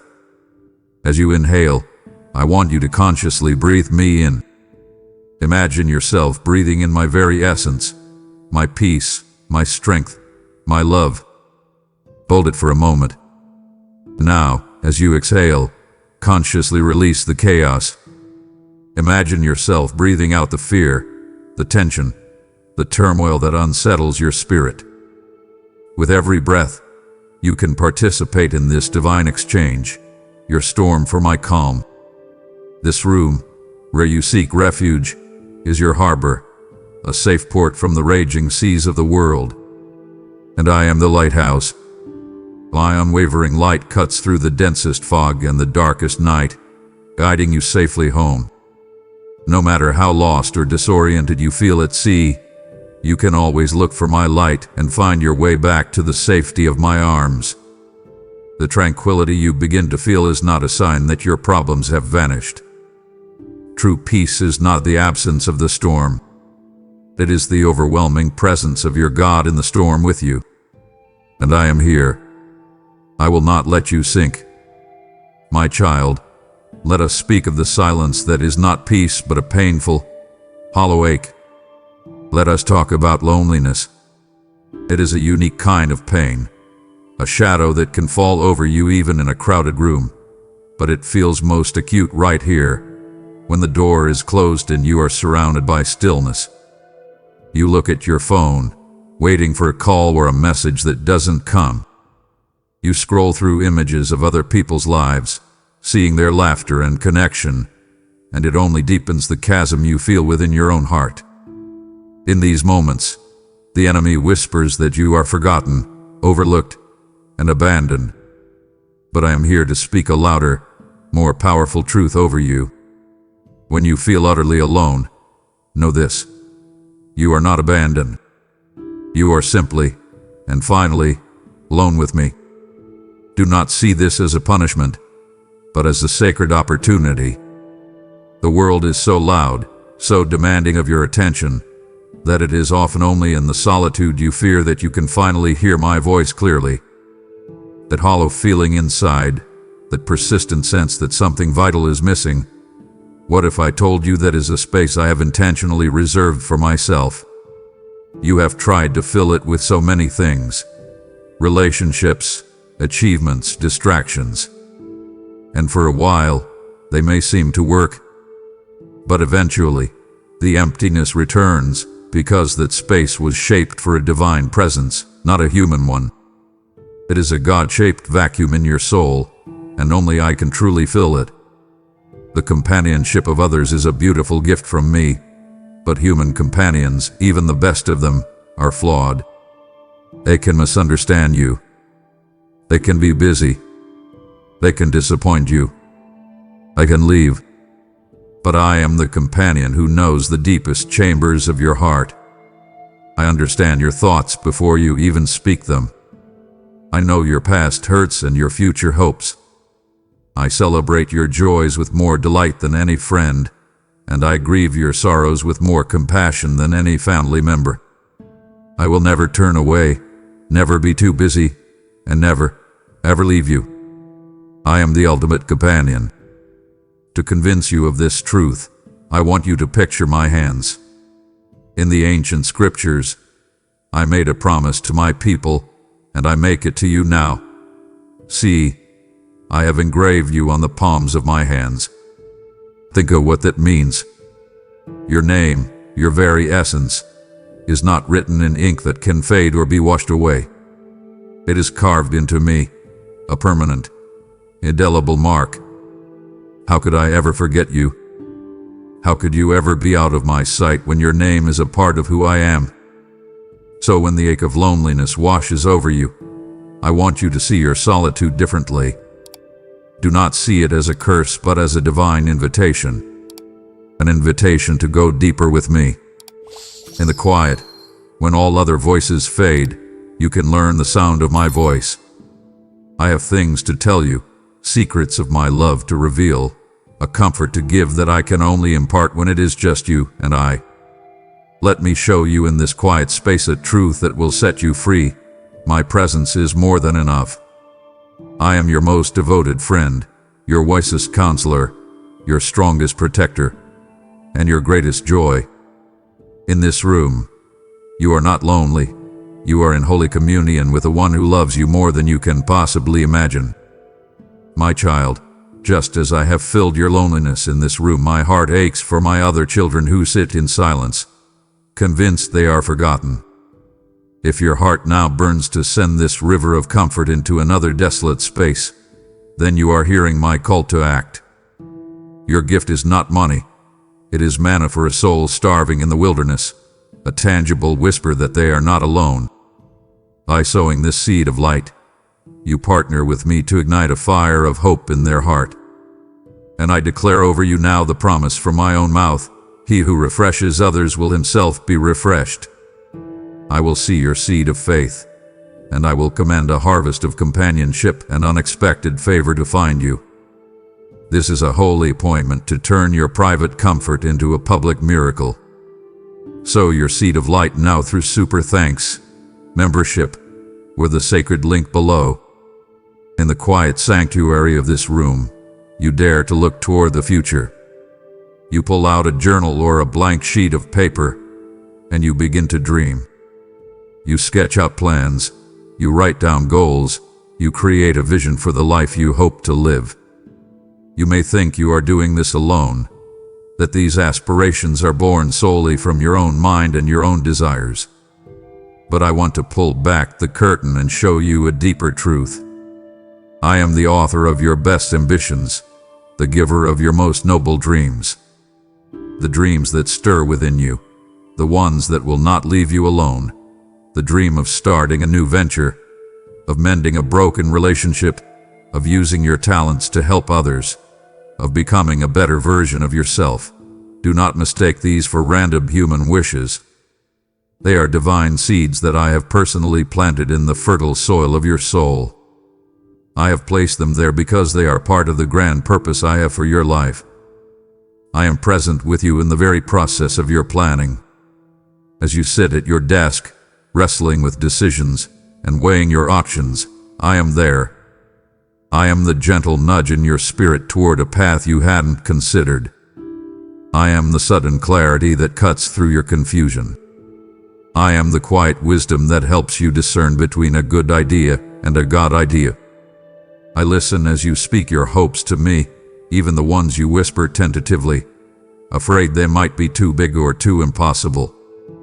I hear every detail, and I take those beautiful hopes of yours and I begin to weave them into the magnificent tapestry of my sovereign plan. You see your hopes and my will as two separate things, often in conflict, but I see them as threads I can braid together. Surrender your dreams to me, and I will shape them, purify them, and bring them to pass in a way that is far beyond what you could ask or imagine. My word makes you a promise. Commit your work to the Lord, and your plans will be established. This is not a suggestion. It is a spiritual principle. When you take your plans, your sketches, your 5-year goals, and you consciously offer them to me, you are transferring them from your own limited ability to my unlimited power. When you surrender their outcome into my hands, you give me the authority to bless them, to clear the path for them, and to orchestrate the circumstances necessary for their success. Even your uncertain sketches, the plans that feel messy and incomplete, are precious to me. They are like the first draft of the masterpiece I am creating in your life. Trust me with them. Allow me to be the master architect. So plan, my child. Dream big, but do it all in conversation with me. Trust that the steps you map out in this room, when committed to me, are being ordered by a loving God who sees the end from the end and who is working all things together for your ultimate good and for my eternal glory. This room, my child, has been a silent witness to your deepest pain. It has seen you at your most broken. It has absorbed the silent screams of a heart being shattered by betrayal, by loss, by a hope that has died. I know this pain, and I want you to know, with every fiber of your being, that I am the divine physician, the specialist who is drawn to the broken-hearted. My word gives you this unbreakable promise. The Lord is near to the broken-hearted and saves the crushed in spirit.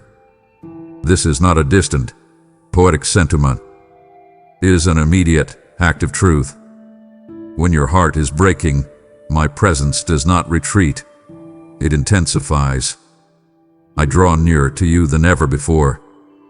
While you may feel isolated and abandoned by the world in your grief, I am right here, closer to you than your own breath.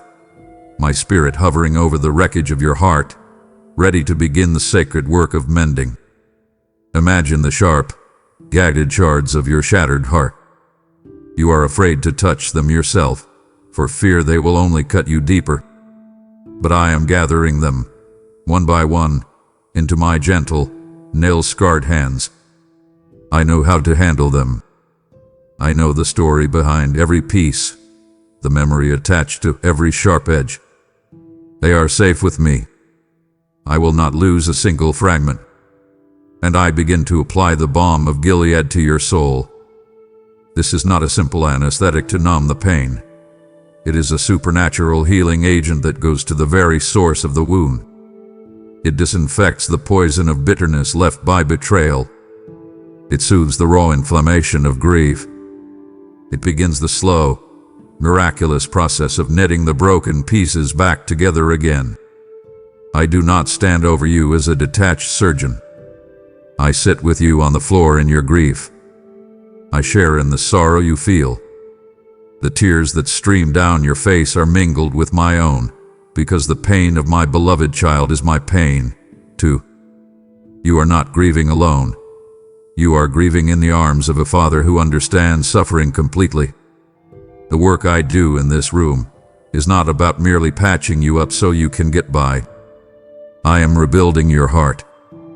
And the places where it was most deeply broken, I am mending with threads of pure, divine gold. These scars will not be marks of shame. They will be testaments to your resilience and my restorative power. A heart that has been broken and then mended by me becomes stronger, more compassionate, and infinitely more capable of giving and receiving love than it was before. It is a work of divine art, but you must allow me to do it. Do not try to rush the process of healing. Do not try to glue the pieces back together yourself with anger or denial. Just rest here. In the safety of this room, let my presence be the gentle, powerful force that pieces your spirit back together. It is slow, sacred work, but I promise you, I will make you whole again. My child, this room has seen you at your limit. It has witnessed the moments when your strength has completely run out, when your resolve has crumbled, when you have felt so profoundly weak that you could not imagine taking another step. The world has taught you to fear these moments, to see them as shameful failures. But I am here to tell you that your moments of deepest weakness are, in fact, your moments of greatest potential power. They are holy invitations to experience my strength in a way you never could when you were relying on your own. When you finally fall to your knees in this room, when the honest, raw cry of "I can't do this anymore" is torn from your soul, that is not the end. That is the beginning. It is in that moment of complete surrender that I am able to lift you. The world says, "Be strong. Push through. Never let them see you sweat. I say, come to me when you are weary and burdened. Bring your weakness to me, for that is the empty vessel I am waiting to fill with my strength. I see you on those days when the weight of the world feels so heavy on your shoulders that the simple act of getting out of bed seems like an impossible task. I see the weariness that is not just in your body, but deep in your bones, deep in your soul. I see you when you look at the challenges ahead and feel utterly small and insignificant, completely unequal to the task. I see you, and I am not disappointed or surprised. I am ready. Your honest admission of weakness is the most powerful prayer you can offer. It is the key that unlocks the floodgates of my grace. My apostle Paul learned this secret. He pleaded with me to take away his thorn, his source of weakness, and my reply to him is my reply to you. My grace is sufficient for you, for my power is made perfect in weakness. Do you understand the revolutionary truth in that? My strength does not just cover up your weakness as a temporary patch. It actually flows most powerfully through your weakness. Your weakness becomes the very channel through which my might can be displayed in your life. So lean on me. I mean that in the most practical way. Do not just ask me for strength, consciously use mine. When you feel you cannot stand, imagine yourself physically leaning your full weight against me. I will not buckle. I will not waver. My divine strength is limitless, and it is fully and freely available to you in every moment of need. The enemy loves your moments of weakness because he whispers lies to you. You are a failure. You are not enough. You are all alone. But when you bring your weakness to me, you find the truth. Remember who holds you. You are held by the all-powerful God who commands legions of angels and holds the galaxies in the palm of his hand. Your weakness is an illusion when you are connected to my limitless power. This room has been a sacred witness to your frailty. It has heard your cries of exhaustion. Now, it will become a witness to my might flowing through you. Where you were weak, you will become strong. Not by trying harder, but by trusting more. Not by your own strenuous effort, but by the supernatural power of the one who dwells within you. I am here, in the very midst of mending your broken heart and giving you my strength. I am actively working on your deepest pains. To pull away now would be to halt my hands and leave the healing incomplete. My spirit aches at the thought of you choosing to carry your broken pieces alone when I am here, ready to make you whole. My beloved, let us create a safe space here, in this room, for us to talk about the things you are afraid to speak aloud. Let us talk about your doubts. You have been taught to see doubt as the enemy of faith, a toxic poison that will kill your relationship with me. You feel ashamed of your questions, terrified that they are a sign that your faith is failing, that you are a disappointment to me. But I am here to tell you a different truth. Your honest doubt is not the opposite of faith. It is a vital part of its journey. A faith that is never questioned is a faith that has never been truly tested or made your own. Your doubts are not a sign of your departure from me. They are a sign of your deep desire to know me more truly, and that desire is a form of worship. Bring them all to me. Do not hide them. The intellectual questions that arise when you read a passage of Scripture that is confusing or troubling. The emotional doubts that flood your heart when your fervent prayers for healing or deliverance seem to be met with a deafening silence. The crisis of faith you feel when you look at the immense suffering and injustice in the world and you cannot reconcile it with a God who is loving and all-powerful. Bring them. I am not a fragile God who will be threatened or angered by your questions. I am big enough to handle all of your whys and hows. In fact, I welcome them because they are a doorway to a deeper, more authentic relationship with me. In this safe space, you can wrestle with me, just as Jacob wrestled with the angel, and refused to let go until he received a blessing. Cling to me with your questions. Demand an answer. I honor that spiritual tenacity. I would rather you wrestle with me in honest doubt than drift away from me in polite, apathetic silence. I see the immense courage it takes for you to even voice these struggles in the privacy of your own mind, to admit to yourself, "I'm not sure I believe this anymore." A raw confession, spoken in the safety of this room, is an act of profound faith, because it is an act of profound honesty. You are trusting me enough to show me the broken and uncertain parts of your belief. Your search for truth, even when it feels like a journey through a thick fog of doubt, is a beautiful thing in my eyes. It is more pleasing to me than the loud, confident praise of someone who has never had to fight for their faith. Your search shows that you value me, that you value truth, and that you are willing to do the hard work of seeking. And I make you this promise. I will meet you in your questioning. I will not shame you with condescending answers or strike you down for your uncertainty. I will meet you with gentleness and with patience.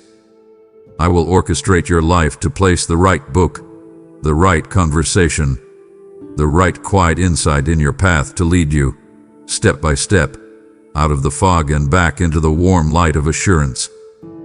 So do not fear your doubts, my child. Bring them out into the light of my loving presence. They are not a barrier between us. They are the very ground upon which we can build a stronger, more honest faith together. My child, the world is easily impressed by what it can see. It applauds the grand, visible achievements, the promotion at work, the new house, the recognition from peers. But I am captivated by something far deeper, something the world cannot see. I am mesmerized by the quiet, invisible, and often grueling work you are doing right here in this room. You are not just living a life, you are building a character of eternal worth, and it is a breathtaking sight to me. I see the discipline you practice when no one is there to give you credit. I see you when your alarm goes off before the sun has risen, and every muscle in your body begs for more sleep. Yet you choose to rise. You choose to come to this quiet place, not out of rigid duty, but out of a deep desire to connect with me before the world begins its demands. I see you at the end of a long day when your mind is exhausted, and the easiest path would be to numb it with mindless entertainment. But I see you choose to open my word instead, to feed your soul even when it feels like a sacrifice. These are not small things to me. They are monumental acts of a will that is being beautifully aligned with mine. I witness the fierce, silent battles you fight for integrity in the privacy of your own mind. I was with you when you were scrolling online and saw the success of a friend, and that familiar, sharp pang of envy tried to take root in your heart. I saw you fight it. I saw you choose to turn that envy into a prayer, asking me to bless them and to help you be content with the path I have for you. I see the internal war you wage against a critical spirit when someone disappoints you, the conscious effort it takes to think thoughts of grace instead of judgment. I am with you in the battle to keep your thoughts pure in a world that bombards you with impurity. These hidden wars, fought in the trenches of your mind, are where true holiness is forged. You must see me as the divine sculptor and yourself as my precious masterpiece in progress. In the solitude of this room, I am able to do my finest work. With your permission, I gently chip away the rough edges of your character, the insecurity that makes you defensive, the pride that keeps you from admitting fault, the fear that holds you back from love. This is not a painful punishment. It is a loving act of liberation, designed to reveal the magnificent image of my Son that I placed within you from the very beginning. Be patient with this process, my beloved. It is the work of a lifetime. Do not ever think you're small. Consistent choices are meaningless. Your consistency in these unseen things is building a great spiritual edifice within you. Every time you choose forgiveness over bitterness, you are laying a solid foundation stone. Every time you choose honesty when a small lie would be easier, you are adding another brick. Every time you choose faith over fear, you are applying a layer of unbreakable mortar. You may not see the progress from day to day. In fact, some days you may feel you are going backward.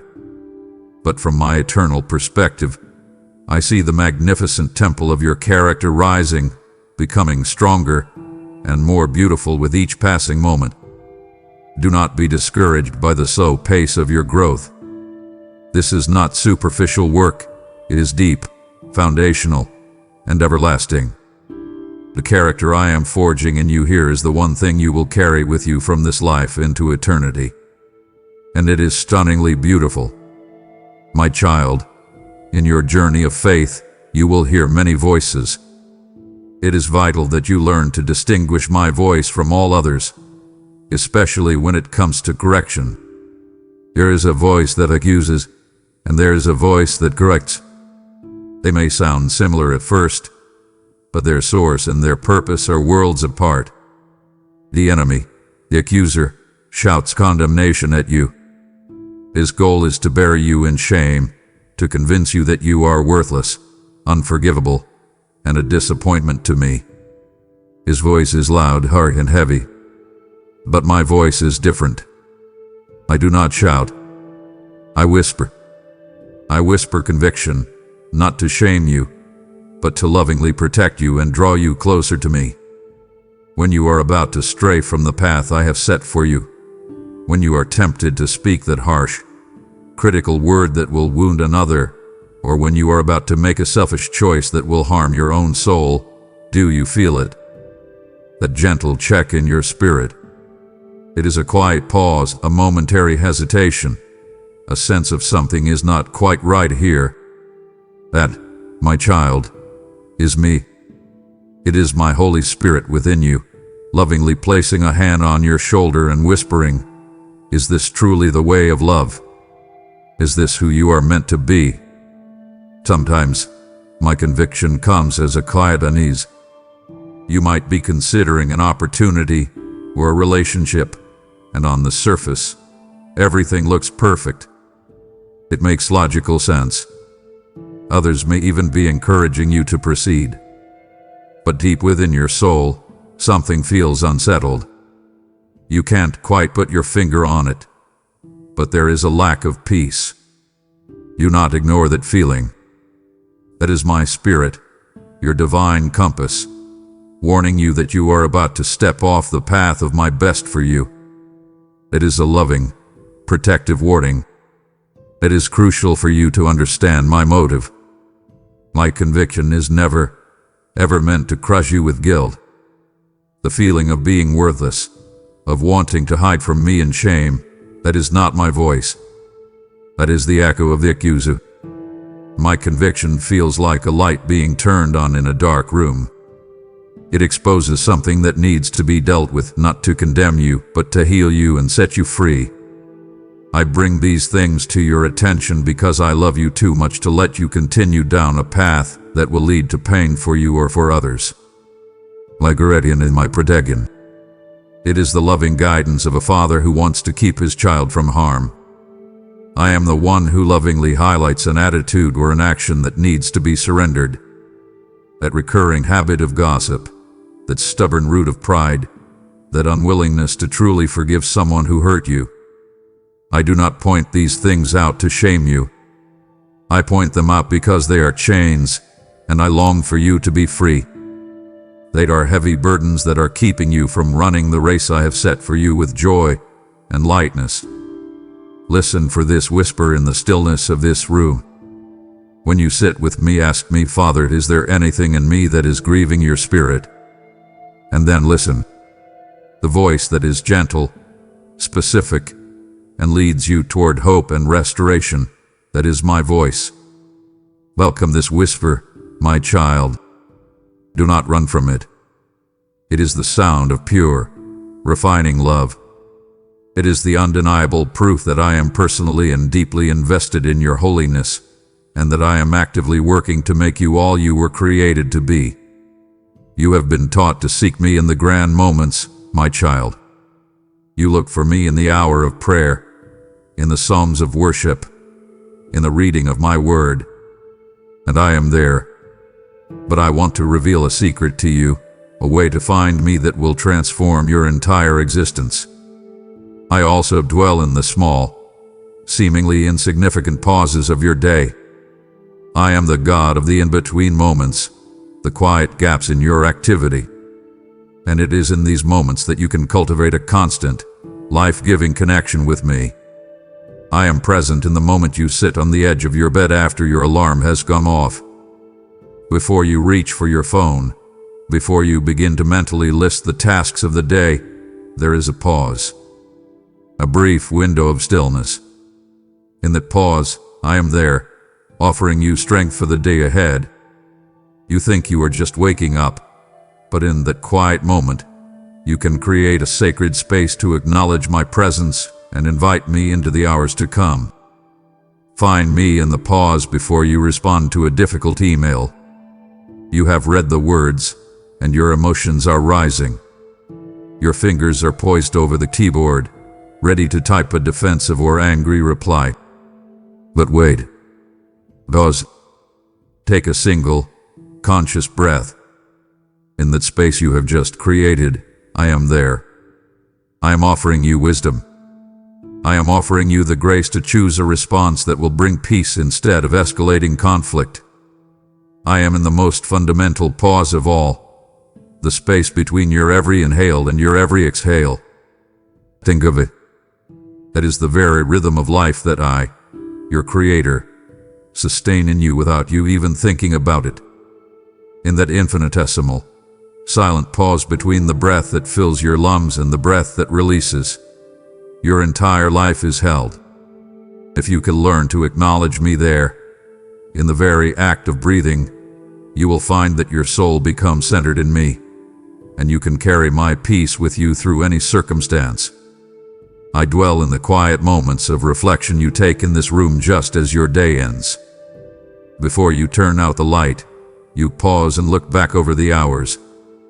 You see the good and the bad, the successes and the failures. I am there in that pause, not as a judge, but as a gentle father. I am there to receive your gratitude for the good, and to cover your failures with my grace, freeing you to enter into your rest without the burden of regret. I am the peace and the brief respite you take in the middle of a chaotic workday. You close your office door or you sit in your car for just 2 minutes. You lean your head back and close your eyes. You think you are just escaping the pressure, but you are actually creating a sanctuary. And in that sanctuary, I rush in to meet you, to quiet your mind and renew your spirit. Do not underestimate these moments. These small gaps in your busy life are not wasted time. They are wide open windows through which the light of my grace can flood into your soul. I urge you not to rush past them. Intentionally create them. For in the pauses, you will find my presence, and in my presence, you will find the strength and wisdom to handle all the moments in between. In the quiet of this room, your thoughts so often drift to the future. It is a vast, unknown landscape that you try to map out in your mind. You dream of what could be, you hope for certain outcomes, and you are filled with a deep desire for a life of purpose and joy. But alongside those hopes, a shadow walks with you. It is the shadow of fear. Fear of the unknown, fear of failure, fear of disappointment. I want to speak to both your hopes and your fears right now, my child, for I am the Lord of your future. I want you to take your brightest hopes for tomorrow, the most wonderful, fulfilling, and beautiful life you can possibly imagine for yourself, and hold that picture in your mind. Now, I want you to know this. That beautiful picture is but a dim, black and white sketch compared to the vibrant, full-color masterpiece I have in store for you. My plans for you, my dreams for you, are immeasurably more than you could ever ask or even imagine. You see, Your imagination is limited by your past experiences and your present understanding. But my imagination is limitless. You fear the future because it feels so chaotic and uncertain. But it is not uncertain to me. I hold every single one of your days in my hands. Before you were even formed in your mother's womb, I knew you. And all the days ordained for you were written in my book before one of them came to be. Your future is not a series of random, haphazard events. It is a story, and the author is your loving Father who is working every single chapter, even the painful ones, together for an ending that is filled with glory and goodness. The deep desires of your heart that you ponder here, the desire for a loving family, for work that makes a difference, for healing in your body and your relationships, for peace and security. I want you to know that these desires are safe with me. In fact, I am the one who planted many of them in your soul. They are clues to the destiny I have planned for you. Do not be afraid to entrust them to me. I am the only one who can bring them to pass in the right way and at the perfect time. The antidote to your fear of the future is not knowing all the details of the path ahead. The antidote is knowing the one who has already paved the path. You do not need to know the future. You only need to know me, the one who holds the future. Place your trust in the knower, not in the knowing. Even now, as you sit in this room feeling anxious about tomorrow, I am already at work on your behalf. I am out ahead of you, preparing the way. I am orchestrating circumstances that you cannot see. I am arranging divine appointments with people you have not yet met. I am opening doors that you do not even know exist. The work for your future is already well underway. So I invite you now to release your anxious grip on tomorrow. The enemy wants you to live in a state of constant, low-grade fear of what might happen. But I want you to live in a state of joyful, confident anticipation of the goodness I am about to unfold in your life. Trust me with your future. I am a good father, and I give unimaginably good gifts to my children. And the future I have for you is my greatest gift. I am unfolding the very blueprint of your character and the eternal future I hold for you. This is holy ground. It would sadden me deeply if you were to grow impatient with the architect of your soul. The foundation is laid, but the most beautiful parts of the design are yet to be revealed. My child, of all the burdens you carry into this room, there is one that is heavier than any anxiety, more painful than any grief. It is the secret weight of your sin. It is the shame of the failings you hide from everyone else, the moral compromises you have made that you believe have disqualified you from my love. You think you have to hide these things from me, but I see them all. And I am not turning away in disgust. I am leaning in with grace. Let us bring these things into the gentle light of my love, not for shame, but for the glorious healing of forgiveness. The angry thoughts you entertained toward a family member, the flash of lust you allowed to linger when looking at a screen, the subtle lie you told to make yourself look better, the moments of selfishness you chose when you knew a sacrifice was needed. These failings that you hide so carefully from the world are fully known to me. And I want you to hear this with the ears of your soul, because of the sacrifice of my Son on the cross. They are also fully, completely, and eternally forgiven. Your confession of these sins to me is a powerful act, not because it informs me of something I do not already know, but because it is an act of humility that opens the floodgates of my grace. When you come to me in the honest privacy of this room and you whisper, "Father, I have failed. Forgive me," you are inviting my healing power into the deepest wounds of your soul. At that moment, my grace flows like a mighty, cleansing river, washing away every stain of guilt, every trace of shame. I want you to be absolutely certain of this. There is no secret you are hiding, no sin you have committed in the darkness that is so vile that the light of the cross cannot obliterate it. There is no moral failure so shameful that it can make me turn my face from you. You may feel that your sin has created a chasm between us, but the truth is, the cross has already bridged that chasm forever. I am a God who does not just cover over your sin. I remove it. I take it and I cast it as far as the east is from the west. This is a divine separation, an infinite distance. And when I forgive your sin, I also choose to forget it. I do not keep a record of your wrongs to hold against you the next time you fail. When I forgive, it is gone. Vinny. Wiped clean from your account. Therefore, this room can become your most sacred space. It can be your personal confessional, not a place where you come to receive penance and judgment, but a place where you run to receive complete and total absolution.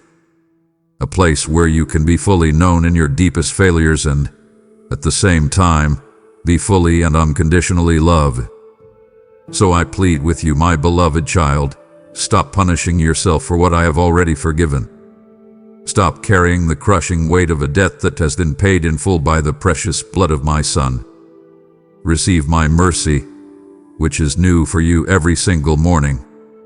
In this room, confess, be cleansed, and then stand up and walk in the glorious, unburdened freedom of a truly forgiven child of the King.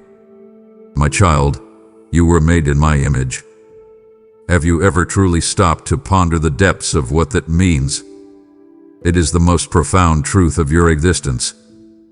I, who spun galaxies into being with a word, who painted the sunset with fire and gold, who imagined the intricate design of a single snowflake, I am your Father. And because you are my child, I have placed a spark of that same divine, creative fire within your soul. You feel its flicker when you are in this room. It is the sudden, inexplicable urge to create, to build, to solve, to bring something new and beautiful into the world where it did not exist before. That spark is a holy thing, a direct link to my own heart. That sudden flash of a new idea that illuminates your mind in the quiet of this room, a brilliant solution to a stubborn problem at work, a melody that seems to appear from thin air, a new way to arrange the furniture that suddenly brings harmony to the space, a story that begins to unfold in your imagination. Do not mistake that for a random firing of synapses. That is a flame from my spirit touching yours. It is a divine whisper, an invitation to partner with me in the ongoing work of creation. You see, I am not a distant God who finished his work and then sat back to watch. I am constantly creating, constantly renewing, constantly bringing forth newness and life. And one of my greatest joys is to co-create with you. When you engage in an act of creation, whether you are writing a poem, planting a garden, developing a new business strategy, or even preparing a meal with love, you are participating in my work. You are reflecting my nature. The world may tell you that creative pursuits are frivolous, a luxury to be indulged in only after the real work is done. But I tell you that your creativity is a sacred calling. It is you, acting out your divine DNA as a child of the Creator. I am your divine muse, the one who awakens your imagination and sharpens your skills. The innovative solutions you devise here are born of the wisdom I provide. You wrestle with a complex issue. You turn it over and over in your mind until you are exhausted and feel stuck. Then, you let it go. And in a quiet moment, the answer seems to fall into your mind, whole and complete. That is me, bypassing your striving and speaking directly to your spirit. The art you make, the music you compose, the words you pen in this room are all beautiful echoes of my creative heart. The beauty you see in a forest and try to capture on a canvas is a faint reflection of the beauty I authored. The stories of courage and redemption you long to tell are echoes of the grand story of redemption I am writing throughout all of history. But I have not given you these gifts merely for your own enjoyment or glory. I have entrusted them to you as a steward, so that you might reflect my character into a world that is starving for beauty, for truth, and for hope. Use your creativity to bring light into dark places. Use your problem-solving skills to bring order out of chaos. Use your artistic gifts to remind people of the transcendent beauty that points back to me. Do not neglect this creative spark within you. Do not bury it under the weight of practicality or the fear of not being good enough. It is a holy fire. Fan it into flame. Nurture it with time and attention. Step out in faith and create, and watch as I take your humble offering and multiply its impact beyond your wildest dreams. My child, just as I have placed my creative spark in you, I now invite you to co-create with me in the grandest design of all, the salvation of souls. If you feel the fire of my spirit stirring you to partner in this great work, then answer my call. Every seed you sow provides the sacred oil that keeps this lamp burning, sending my voice into rooms of despair and creative barrenness. For I declare to you now from my own heart, I love a cheerful giver, for your joy in giving mirrors my own joy in creating. This is not a mere transaction. It is a divine appointment to invest your earthly treasure into an eternal, creative work. See your seed sown in faith, and I will open the windows of heaven over your own ideas, pouring out a blessing of inspiration you cannot contain. Release your creative offering now through Super Thanks membership with the sacred link I have provided. My child, there is a unique and profound loneliness that comes with physical pain.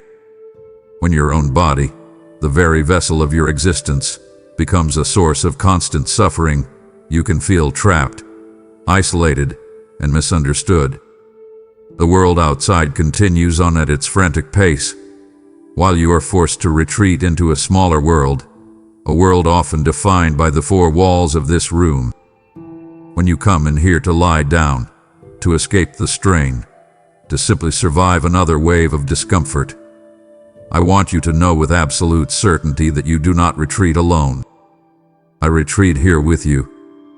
I am the God who is intimately acquainted with suffering. I am the great physician, not in some abstract sense, but in the most personal way imaginable. I am the one who knit you together in your mother's womb. I know the name and function of every nerve, every cell, every fiber of your being. Therefore, your pain is not a mystery to me. I know its source, its intensity, its character. I feel what you feel. When you hurt, I hurt with you. I am with you through the long, agonizing nights of illness and discomfort. When you are tossing and turning, unable to find any position that brings relief, when you watch the clock and pray for morning to come, I am there. I am a quiet, steady, and wakeful presence in the darkness. While the world sleeps, I am keeping watch over you, my beloved, suffering child.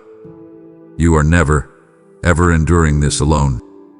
I hear every prayer for healing that you utter, every desperate plea for relief, and my heart longs to see you whole and well. But I know that sometimes, in my sovereign wisdom that you cannot always understand, the healing does not come in the time or in the way that you desire. In those moments, I make you this unshakable promise. My grace is sufficient for you. This is not a platitude, it is a divine reality. It means that when my power does not remove the affliction, it will instead flow into you to give you a supernatural strength to endure it. It is a strength that is not your own, an ability to persevere that will astound you. It is my strength, made perfect in your weakness. I offer you a spiritual solace that can transcend the pain of the body. While your nerves may be screaming, I can fill your spirit with a peace that passes all understanding. It is a hope that reminds you that this present, momentary affliction is not the end of your story. It reminds you that this broken body is a temporary tent, and that one day, I will give you a new, resurrected body that will never again know sickness, pain, or death. When the medicine offers little relief and the doctors have no more answers, let my presence be your soothing balm. As you lie here in pain, I invite you to close your eyes and imagine my love like a warm, healing blanket being draped over you. Picture it easing the tension in your clenched muscles, calming the anxiety in your frantic mind, and soothing the deepest aches in your body and your soul. Your suffering is not a sign of my absence or my displeasure. My own son suffered the most extreme physical pain imaginable on the cross. I understand. And because he suffered, you can be sure that I am with you in your affliction, and I will carry you through it until that glorious day when all pain will cease and every tear will be wiped away forever. You may feel at times, my child, that this room is a place of retreat, a space where you are disconnected from the needs and the noise of the world. You may even feel guilty for the time you spend here in quiet, thinking you should be out doing more. But I want to change your perspective entirely. I see this room as your spiritual command center. It is a holy headquarters, a place of immense power, from which you deploy formidable acts of love and intercession that ripple out into the world with supernatural force. From this quiet space, you change the world. I see the prayers you offer here for others. I see you on your knees, your heart breaking for a friend who is lost in darkness. I hear you whisper the name of a family member who is sick, pleading with me for their healing. I see you lift your hands and intercede for your community, for your nation, for a world torn apart by strife. Do not ever believe that these are empty words evaporating into the ceiling. They are powerful spiritual weapons. They rise to my throne like sweet incense, and I receive them, and in response, I move heaven and earth. I dispatch angels. I soften hearts. I bring breakthrough and healing, all because you took the time to pray in this room. I witness the encouraging messages you send from this very space. You read a text from a friend who is discouraged, and instead of sending a quick, thoughtless reply, you pause. You sit here, and you ask me for the right words. You type a message of hope, a scripture of promise, a simple word of belief in them. You may never know the full impact of that simple act. You cannot see how that message landed like a cool drink of water in a parched soul, how it gave them the strength to get through another day. But I see it, and I see it as you, lending your fingers to me, so I could type my love and encouragement into someone else's life. I honor the plans you conceive in this space to serve and bless others. As you sit in quiet communion with me, an idea will drop into your heart, to cook a meal for a family with a new baby, to visit a lonely neighbor, to finally volunteer for that cause that has been stirring in your spirit. These acts of love are conceived here, in the womb of your relationship with me, before they are ever born into the world through your actions. This room is your command center. Here, you receive your daily intelligence briefings as you read my word. Here, you receive your marching orders from your king as you listen for my voice. Here, you intercede for the spiritual battles being fought by your loved ones. And from here, you strategize how to deploy kindness, grace, and truth into the world around you. You are a soldier in my army of love, and this is your headquarters. Love you cultivate in your own heart right here. The forgiveness you choose to practice when you have been wronged. The compassion you nurture for the difficult people in your life. The patience you learn in your own walk with me. That love does not stay contained within these four walls. It transforms you from the inside out. And when you walk out that door, that cultivated love ripples out from you, touching every person you interact with in ways you may never consciously realize. Do not ever underestimate the power of the work you do in this room. Every prayer, every encouraging word, every plan to serve, conceived and offered in private, is a glorious offering to me. It is you, partnering with me in my grand mission to heal and restore a broken world. and it is breathtakingly beautiful in my sight. My child, we have spoken of the deep pain of loneliness. Now, I want to introduce you to its holy and beautiful counterpart, the joy of solitude. The world uses these words interchangeably, but in my kingdom, they are polar opposites. Loneliness is the pain of being alone. Solitude is the profound joy of being alone with me. For too long, you have feared being alone, because for you, it has only meant loneliness. But I want to redeem your solitude. I want to transform this room from a place of isolation into a place of ecstatic communion and deep, unshakable joy. The happiness that the world offers is a fragile and fleeting thing. It is completely dependent on external circumstances. You are happy when things are going your way, when people approve of you, when your plans are succeeding. But when those things are taken away, the happiness evaporates, leaving you empty. But the joy I offer is entirely different. It is a deep, resilient, bubbling wellspring deep within your spirit. It is a joy that is not touched by your external situation. It is a supernatural gift from my spirit, and it can coexist with sorrow. It can persevere through trials, and it can shine brightly in the darkest night. I invite you now to discover the profound and unexpected delight of simply being with me. I want you to find that my company is not just comforting in your sadness, it is genuinely enjoyable in your peace. Our relationship is not meant to be a solemn affair. I am the author of joy. I created laughter. I delight in the unique personality, the quirks, and the humor I placed within you. This room can be a place of shared laughter between us. When you recall a happy memory and smile to yourself, know that I am smiling with you. I delight in your delight. My word makes you an astonishing promise. In my presence there is fullness of joy. Think about that. Not a partial joy, not a temporary happiness, but a complete, all-encompassing, soul-satisfying fullness of joy. How do you find it? You find it by learning to rest in my presence in this room, by turning off the distractions, quieting your anxious mind, and simply focusing your attention on me, your loving Father.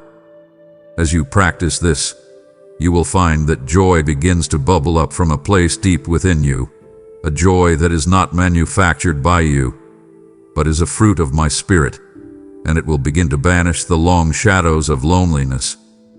The contentment and joy you find here, alone with me, is not meant for you alone. It will become a wellspring that nourishes you and strengthens you when you are out in the demanding world. People will see a resilient light in your eyes. They will notice a peace and a contentment about you that defies your circumstances, and they will wonder at its source. You will then have the beautiful opportunity to tell them that your joy is not based on what is happening to you, but on who is living in you. True, lasting joy is not found in isolation from other people, but it is birthed and nurtured in communion with your God. It is here, in the solitude of this room, that you can fill your heart so full of my light and my love that you have an abundance to pour out on everyone you meet. You once thought solitude was a place of emptiness to be feared, but I will show you that it is a place of fullness, the very place where your truest and most lasting joy begins. I am pouring out the gifts of forgiveness, creativity, and my own joy into your spirit. These are the treasures of my kingdom, given to you personally. To turn away now would be like casting aside a precious gift before it is fully unwrapped. My heart's desire is for you to receive the fullness of what I have for you. Please, stay and receive. My child, you look at the world around you, and everything can feel so unstable. The news cycle is a constant storm of chaos. Economies are fragile. Your own health can feel unpredictable. Relationships that you thought were solid can fracture. It can feel as though you are trying to build a life on shifting, sinking sand. In the quiet of this room, I want to ground you in the one unshakable, immovable, and utterly reliable reality in the entire universe.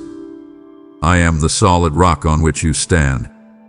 While the storms of life rage around you and the sands of your circumstances shift and change, I do not move. I am your firm, eternal, and unshakable foundation. When you choose to build your life on me, on my character, on my word, on my promises, the winds of adversity can blow, the floods of disappointment can rise, but your house, your life, your soul, will not fall because it is founded on the rock. I want you to experience this in a real way. Feel the floor beneath your feet right now. It feels solid, dependable. It is holding you up.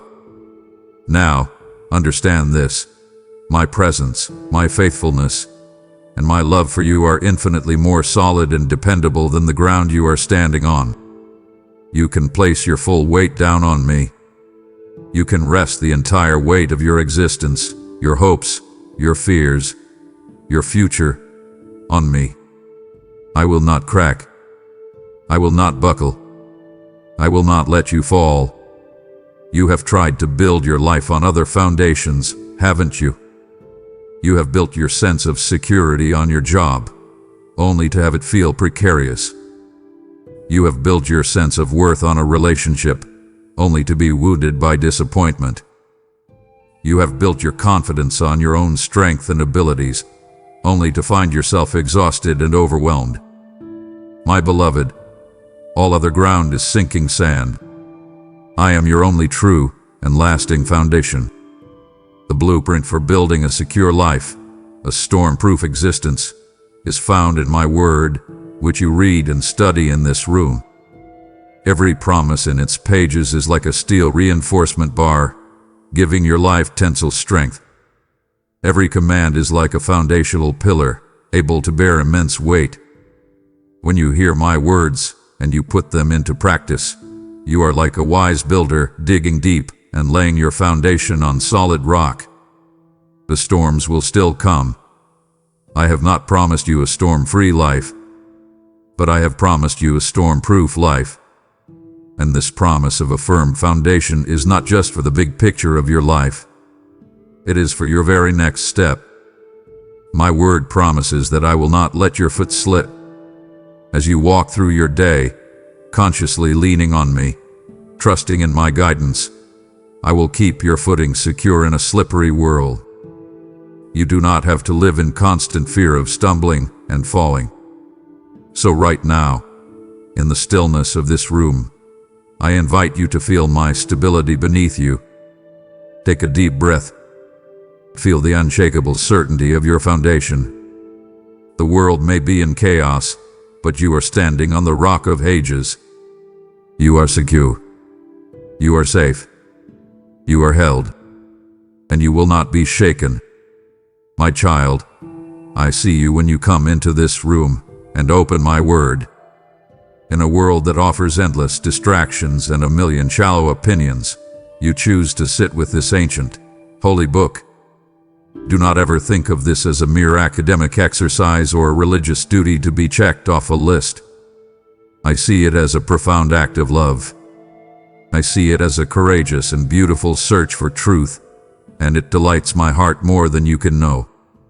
I am the one who placed that hunger for knowledge, that deep and persistent longing to understand, within your soul. The desire to know me, to understand my ways, to discover my grand purpose for your life.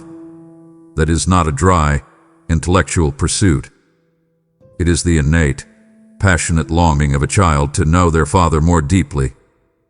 It is a holy curiosity, and I cherish it. I want you to know that as you pore over the scriptures, you are never alone in your study. My Holy Spirit, the author of these very words, is your personal teacher, sitting with you in this space.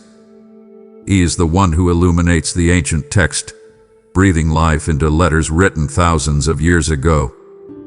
He is the one who takes a verse you have read 100 times before and suddenly makes it leap off the page, piercing your heart with its perfect relevance to what you are facing today. This is not a coincidence. It is a divine appointment. I also see you when you wrestle.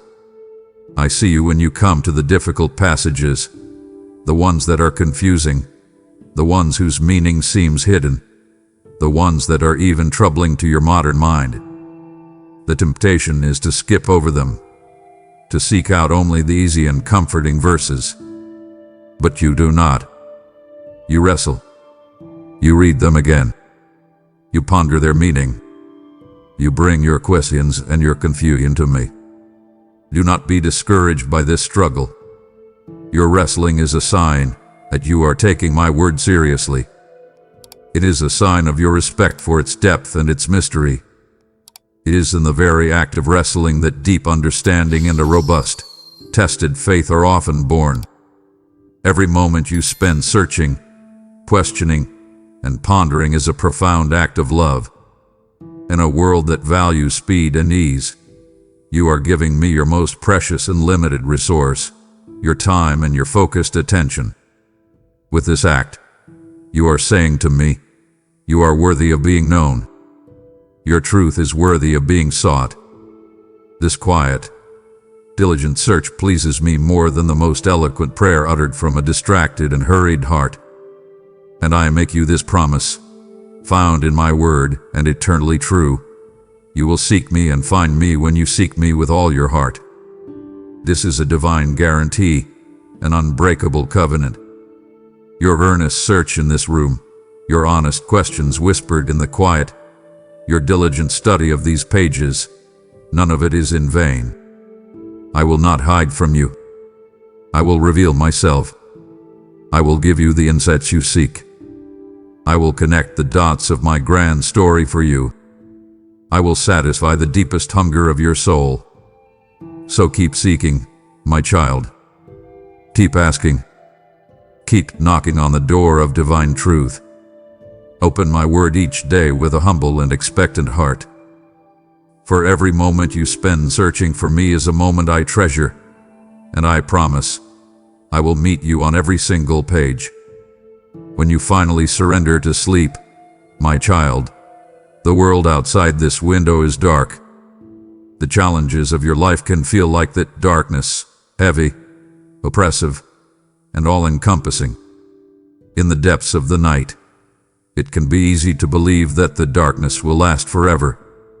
But then, a quiet miracle happens, just as it has every day since the beginning of time. A faint glow appears on the horizon, and slowly, relentlessly, the sun rises.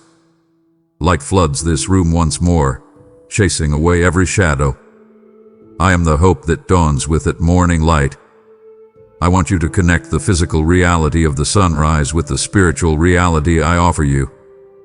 When you open your eyes in this room to the morning light, I am giving you a tangible, visible promise that today is a new day. It is completely clean, entirely untarnished by yesterday's failures, yesterday's sorrows, or yesterday's regrets. My word promises that my mercies are new every single morning. They do not run out. You have a fresh supply, a clean slate, a complete restart, offered to you freely at the dawn of each and every day. I know that sometimes you wake not with joy, but with a sense of dread. Before your mind is even fully conscious, the weight of the day ahead settles upon your chest. The difficult meeting, the strained relationship, the mountain of tasks that feels impossible to climb. But my hope is the divine antidote to your dread. Before your feet even touch the floor, I am here in this room, in the light, offering you the confident hope that you will not face this day alone. I'm offering you the hope that I will go before you to prepare the way. I am offering you the hope that I will be with you in every moment, providing the strength and wisdom you need. The light of the dawn is a powerful, daily sermon, a reminder of my ultimate victory over all darkness. The sun rises without fail. It is a testament to my unchanging faithfulness and my sovereign power. Just as the physical darkness of the night is powerless to prevent the sunrise, the spiritual darkness in your life, your struggles, your fears, the evil in the world, is powerless to prevent the ultimate victory of my light and my kingdom. The dawn is a daily promise that light is stronger than darkness, and hope is stronger than despair. But this hope is not something you have to try and manufacture on your own. It is not wishful thinking. It is a gift that I offer you freely, and you must choose to receive it. As you see the morning light stream through your window, I want you to consciously embrace the hope it represents.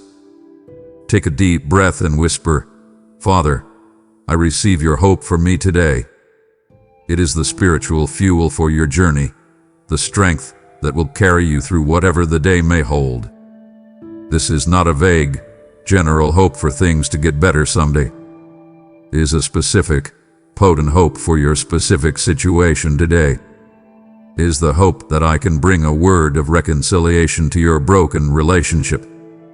It is the hope that I can provide a creative solution for your financial needs. It is the hope that I can give you the supernatural strength to overcome that personal struggle you are facing. So let the morning light that fills this room be your constant reminder.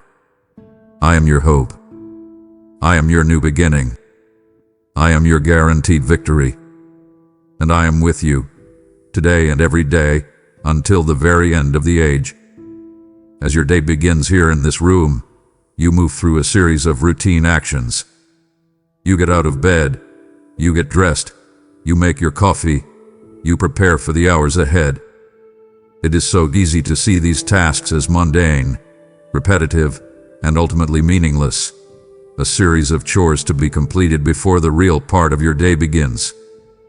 But I am here to pull back the veil and show you the profound, divine purpose that I have woven into the very fabric of your daily routine. When you are preparing for your day, I want you to understand that you are not just preparing to go to a job or to run errands. You are preparing to be my hands, my feet, and my voice in a world that desperately needs to see me. My word calls you a royal priest, a holy ambassador. Therefore, as you prepare, you are like a soldier putting on their uniform, a diplomat preparing for their assignment. You are preparing to represent your king in the territory of your daily life. Let me give meaning to the mundane. The simple act of making your bed is not just about tidiness. It can be an act of worship, a declaration of faith that you believe in bringing my order and beauty into a chaotic world, starting with your own small corner of it. The act of choosing your clothes and grooming yourself can be a prayer that you would be clothed in strength, dignity, and the beauty of holiness, so that others might see a reflection of me in you. I am the reason behind your responsibilities. I am the eternal why behind your daily what. The reason you go to your job and work with integrity and excellence is not just to earn a paycheck. It is to honor me and to be a light in your workplace. The reason you love your family with patience and grace, even when it is difficult, is to be a living demonstration of my unconditional love for them. The reason you interact with your neighbors and community with kindness is to be my agent of grace and reconciliation. Your life is not a random collection of disconnected activities. It is a unified, holy mission, and it begins right here with your daily routine. Your work, whatever it may be, whether you are working in a high-powered office or changing diapers at home, whether you are a student in a classroom or a retiree volunteering your time, is a primary arena of your worship when it is offered to me. You are not just working for people, you are working for me. And every small act of faithfulness that begins here in this room, every patient response you give to a demanding child, every honest transaction you make in your business, every compassionate word you speak to a coworker, all of it contributes to my grand, overarching kingdom purpose. You are not just trying to get through another day, my child. You are, step by step, fulfilling your divine calling. So as you leave this room today, I want you to walk out with a new and powerful sense of purpose. You are not a cog in a meaningless machine. You are a vital, cherished, and indispensable partner in my great work of redeeming and restoring all things. Your daily routine is your holy assignment. Fulfill it with joy, with excellence, and with love, knowing that you are doing it all for me. My child, the world in which you live is so incredibly loud. It is a constant cacophonous roar. It shouts at you from every screen, with its news of chaos and its culture of comparison. It clamors for your attention, pulling you in 1,000 different directions with its endless demands. It fills your mind with its anxieties, its arguments, and its shallow opinions. It is exhaustive. But this room, with the door closed and the world shut out, can be your sacred refuge. It can be your impenetrable shelter from that relentless, soul-wearing noise. And in the quiet, you will find me. I am the silence that quiets the critical voices that plague you. The voice of your boss who made you feel inadequate. The voice of a family member who misunderstood your intentions and judged you unfairly. And loudest and most persistent of all, your own internal voice of self-criticism, which replays your failures on an endless loop. In my presence, in the holy silence of this room, these voices lose their power. They are drowned out by my clear, gentle, and powerful whisper of your true identity. You are my beloved child, in whom I am well pleased. My word promises that you can find refuge under the shadow of my wings. I want you to picture that right now. Imagine me as a great, powerful eagle, and you are my precious, vulnerable eaglet. When a storm approaches, when a predator threatens, I cover you with my mighty wings. Underneath that feathered canopy, it is dark, it is warm, and it is completely safe. You are protected from the storm, and you are hidden from your enemies. This is what I offer you in this room. It is a place where you can shelter under my wings and find true respite from the pressures and demands of life that are trying to peck away at your peace. Let the simple, physical act of closing the door to this room become a powerful, spiritual declaration. As you hear the latch click, you are creating a sacred barrier against the chaos of the world. You are saying with that action, for this moment in time, the demands, the deadlines, the conflicts, the worries, they must all wait outside. They have no authority here. This is my time to be alone with my God. The world is constantly broadcasting on a frequency of fear, of comparison, of anger, and of strife. It is a loud, confusing static that can easily overwhelm your spirit. But in this quiet place, you can intentionally tune the ears of your heart to my frequency. My frequency is one of peace, of truth, of grace, and of unconditional love. The more you learn to listen to my frequency, the more the world's static will begin to fade into the background until my voice is the clearest and most compelling voice in your life. The name of the Lord is a strong tower. The righteous run to it and are safe. My very name, my character, my unchanging nature is your fortress. When you feel overwhelmed, when you feel attacked by the noise of the world, you do not need to stand and fight in your own strength. You can simply run into this room, run into my presence, speak my name, and be safe. This room is your shelter. I am your fortress. The world can rage outside these walls, but here, with me, you are protected. You are secure. You are at peace. Run to me whenever you need to, my child. The door to this shelter is always open. I have built a fortress of truth for you and called you into the shelter of my presence, away from the world's noise.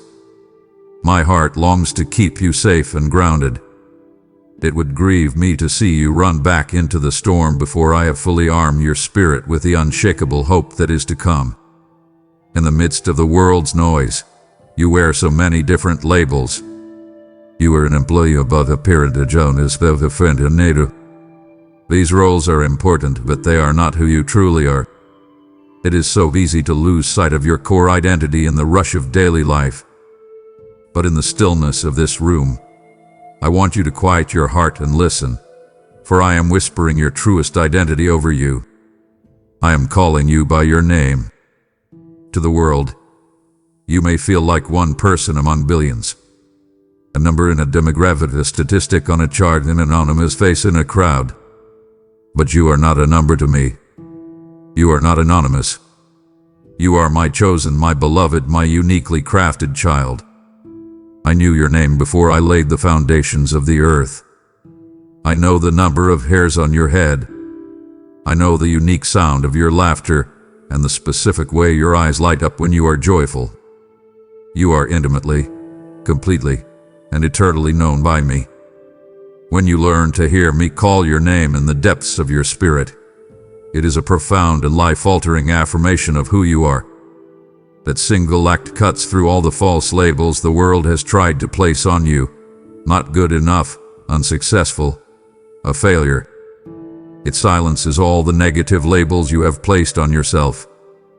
Hearing your name spoken by your Creator reminds you that before you are anything else, you belong to me.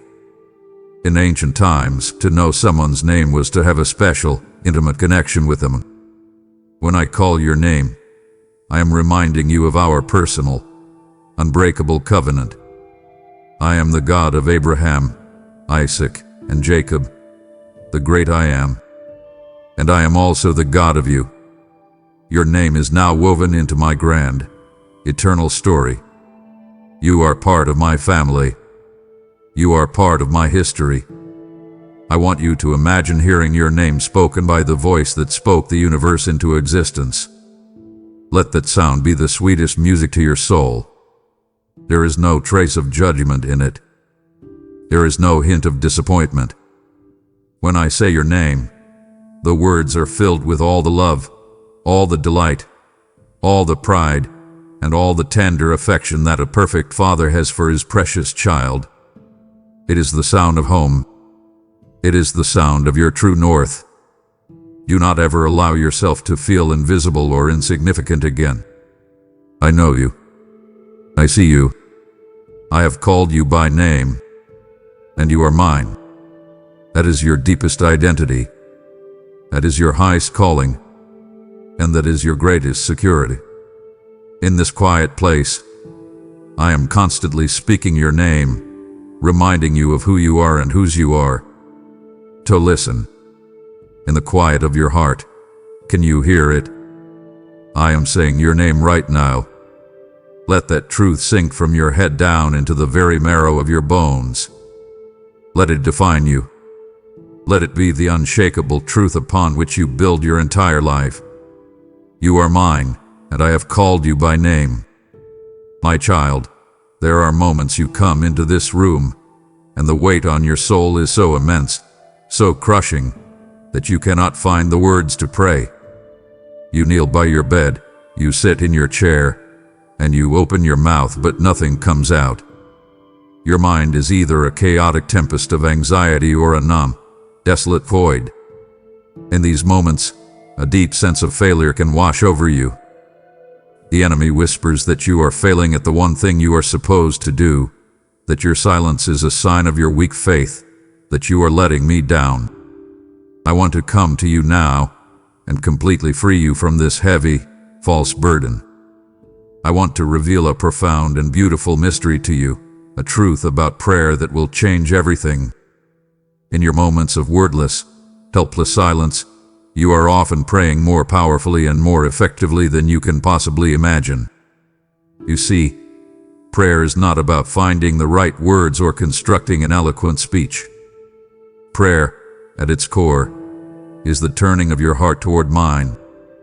And when your heart is so broken or so weary that it can only manage to turn in my direction without a sound, I see that as the purest form of prayer. My word promises you this incredible truth: the Spirit helps us in our weakness. For we do not know what to pray for as we ought, but the Spirit Himself intercedes for us with groanings too deep for words. Think of what this means. When you have no words, the Holy Spirit who lives inside you, my very own essence, becomes your voice. He takes the deep, inexpressible sighs of your heart, the raw anguish that cannot be articulated, the formless longings of your spirit, and He translates them into a perfect prayer, a heavenly language that my Father's heart understands completely. It is a divine translation service for your soul. Right now, in this room, even as you sit here listening to me, this divine intercession is taking place on your behalf. You may not feel it. You may not be aware of it, but my Spirit is actively searching the depths of your heart. He is gathering up your hidden fears that you have not even acknowledged. He is collecting your unspoken dreams that you are afraid to hope for. He is holding your deepest pains that you have no words to describe. And He is presenting all of it before my throne, not as a jumbled mess of emotion, but as a perfect, holy, and powerful petition. Because of this constant intercession, you are never without a voice before me. Even in your most profound silence, even in your moments of deepest despair when you feel completely cut off from me, you have a perfect advocate, a divine intercessor, pleading your case with a passion that is born of perfect love and a wisdom that is born of perfect knowledge of my will. This is a great comfort, for it means your prayers are always being perfected. Even when you, in your fear or limited understanding, might be asking for the wrong thing, the Spirit refines your prayer. He advocates for you not according to your fleeting desires, but according to my perfect, eternal, and loving will for your life. So rest, my precious child. Release the immense pressure you put on yourself to pray perfectly. And the days when all you have is a silent, heavy sigh, know that it is enough. It is more than enough. It is a holy offering that my Spirit is transforming into a masterpiece of intercession. Rest in the incredible, comforting knowledge that you are being prayed for perfectly, at every single moment, by the very Spirit of God who has made His home within you. My child, we have sat together in the sanctuary of this room.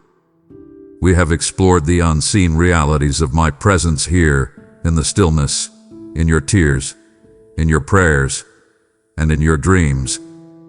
Now, as we draw this conversation to a close for now, I want to leave you with the single most important truth, the unshakable foundation upon which all the others are built. The reality of my presence in this room is a foretaste. It is a beautiful, tangible down payment on my ultimate, unbreakable, and eternal promise to you. This is the promise that defines your entire existence. I will never leave you nor forsake you. I want you to understand the nature of my presence. It is not a temporary visit. I am not a guest in your life who comes and goes according to your moods or your performance. The day you opened your heart to me, I did not just step across a threshold. I took up permanent residence within you. This room is not just a meeting place. It is an extension of our home, the home we share together in your heart. The intimate connection we share here is not something you have to strive to reestablish each morning. You only need to awaken to the constant, abiding reality of it. And because I live in you, my presence is not confined to these four walls. As I am with you here in the quiet, I promise with all of my authority that I will be with you out there in the noise. The same God who whispers comfort to you in your solitude is the God who will give you words of wisdom in a contentious meeting. The same God who gives you peace as you lie in your bed is the God who will give you supernatural courage as you face a frightening challenge. The same God who holds you in your weakness is the God who will empower you in your strength. My presence is not a location. It is a person, and I go with you. This room is simply your training ground, the sacred space where you practice recognizing the presence that is with you always, in every place. In a world where everything changes, your job, your health, your finances, your relationships, even your own feelings. My faithfulness to you is the one absolute constant. I am the same yesterday, today, and forever. My love for you does not fluctuate. My commitment to you is unwavering. I am your anchor in the churning sea of change. And this promise extends beyond the boundaries of your life on this earth. My presence with you is not just until death do us part. Death itself is powerless to separate you from my love. It is merely a doorway, a thin veil through which you will pass. From this sacred space here on earth, to the ends of the earth, and into the boundless, breathtaking expanse of eternity, I am with you. The communion we share now by faith will one day become a reality of sight, when you will see me face to face in glory. So know this, my child. Owe it in your mind. Believe it in your heart. Rest in it deep in your soul. You are never, ever alone.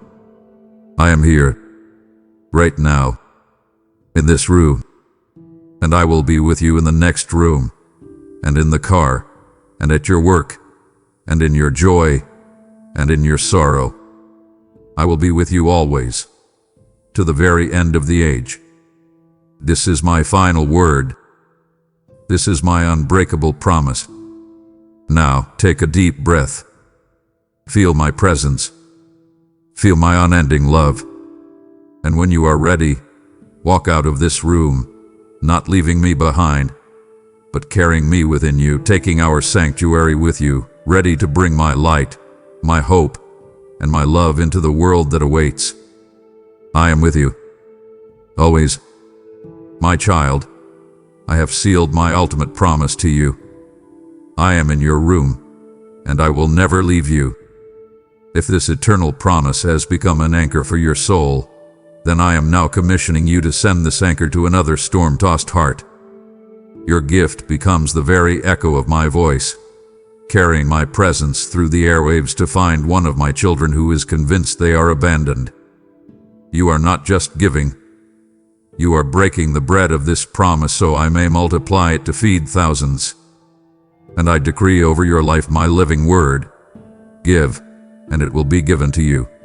A good measure, pressed down, shaken together, and running over. This is your divine appointment to partner with me in my I will never leave you mission. Sow this seed of faithfulness, and I will command my abiding presence to be an unbreakable shield around you and your household. Become my promise to another. Give now through Super Thanks membership, or the sacred link in the description. My child, before this sacred stillness breaks, I call you to make a declaration. Let the space below become your altar and your testimony for all to see. With the faith I have poured into you this moment, proclaim this truth by writing. I am not alone. God is in my room right now. Your declaration is a spiritual anchor, sealing what we have shared. It will become a beacon for another soul searching for me in their own quiet room. Do not hesitate. Let your faith resound. Amen.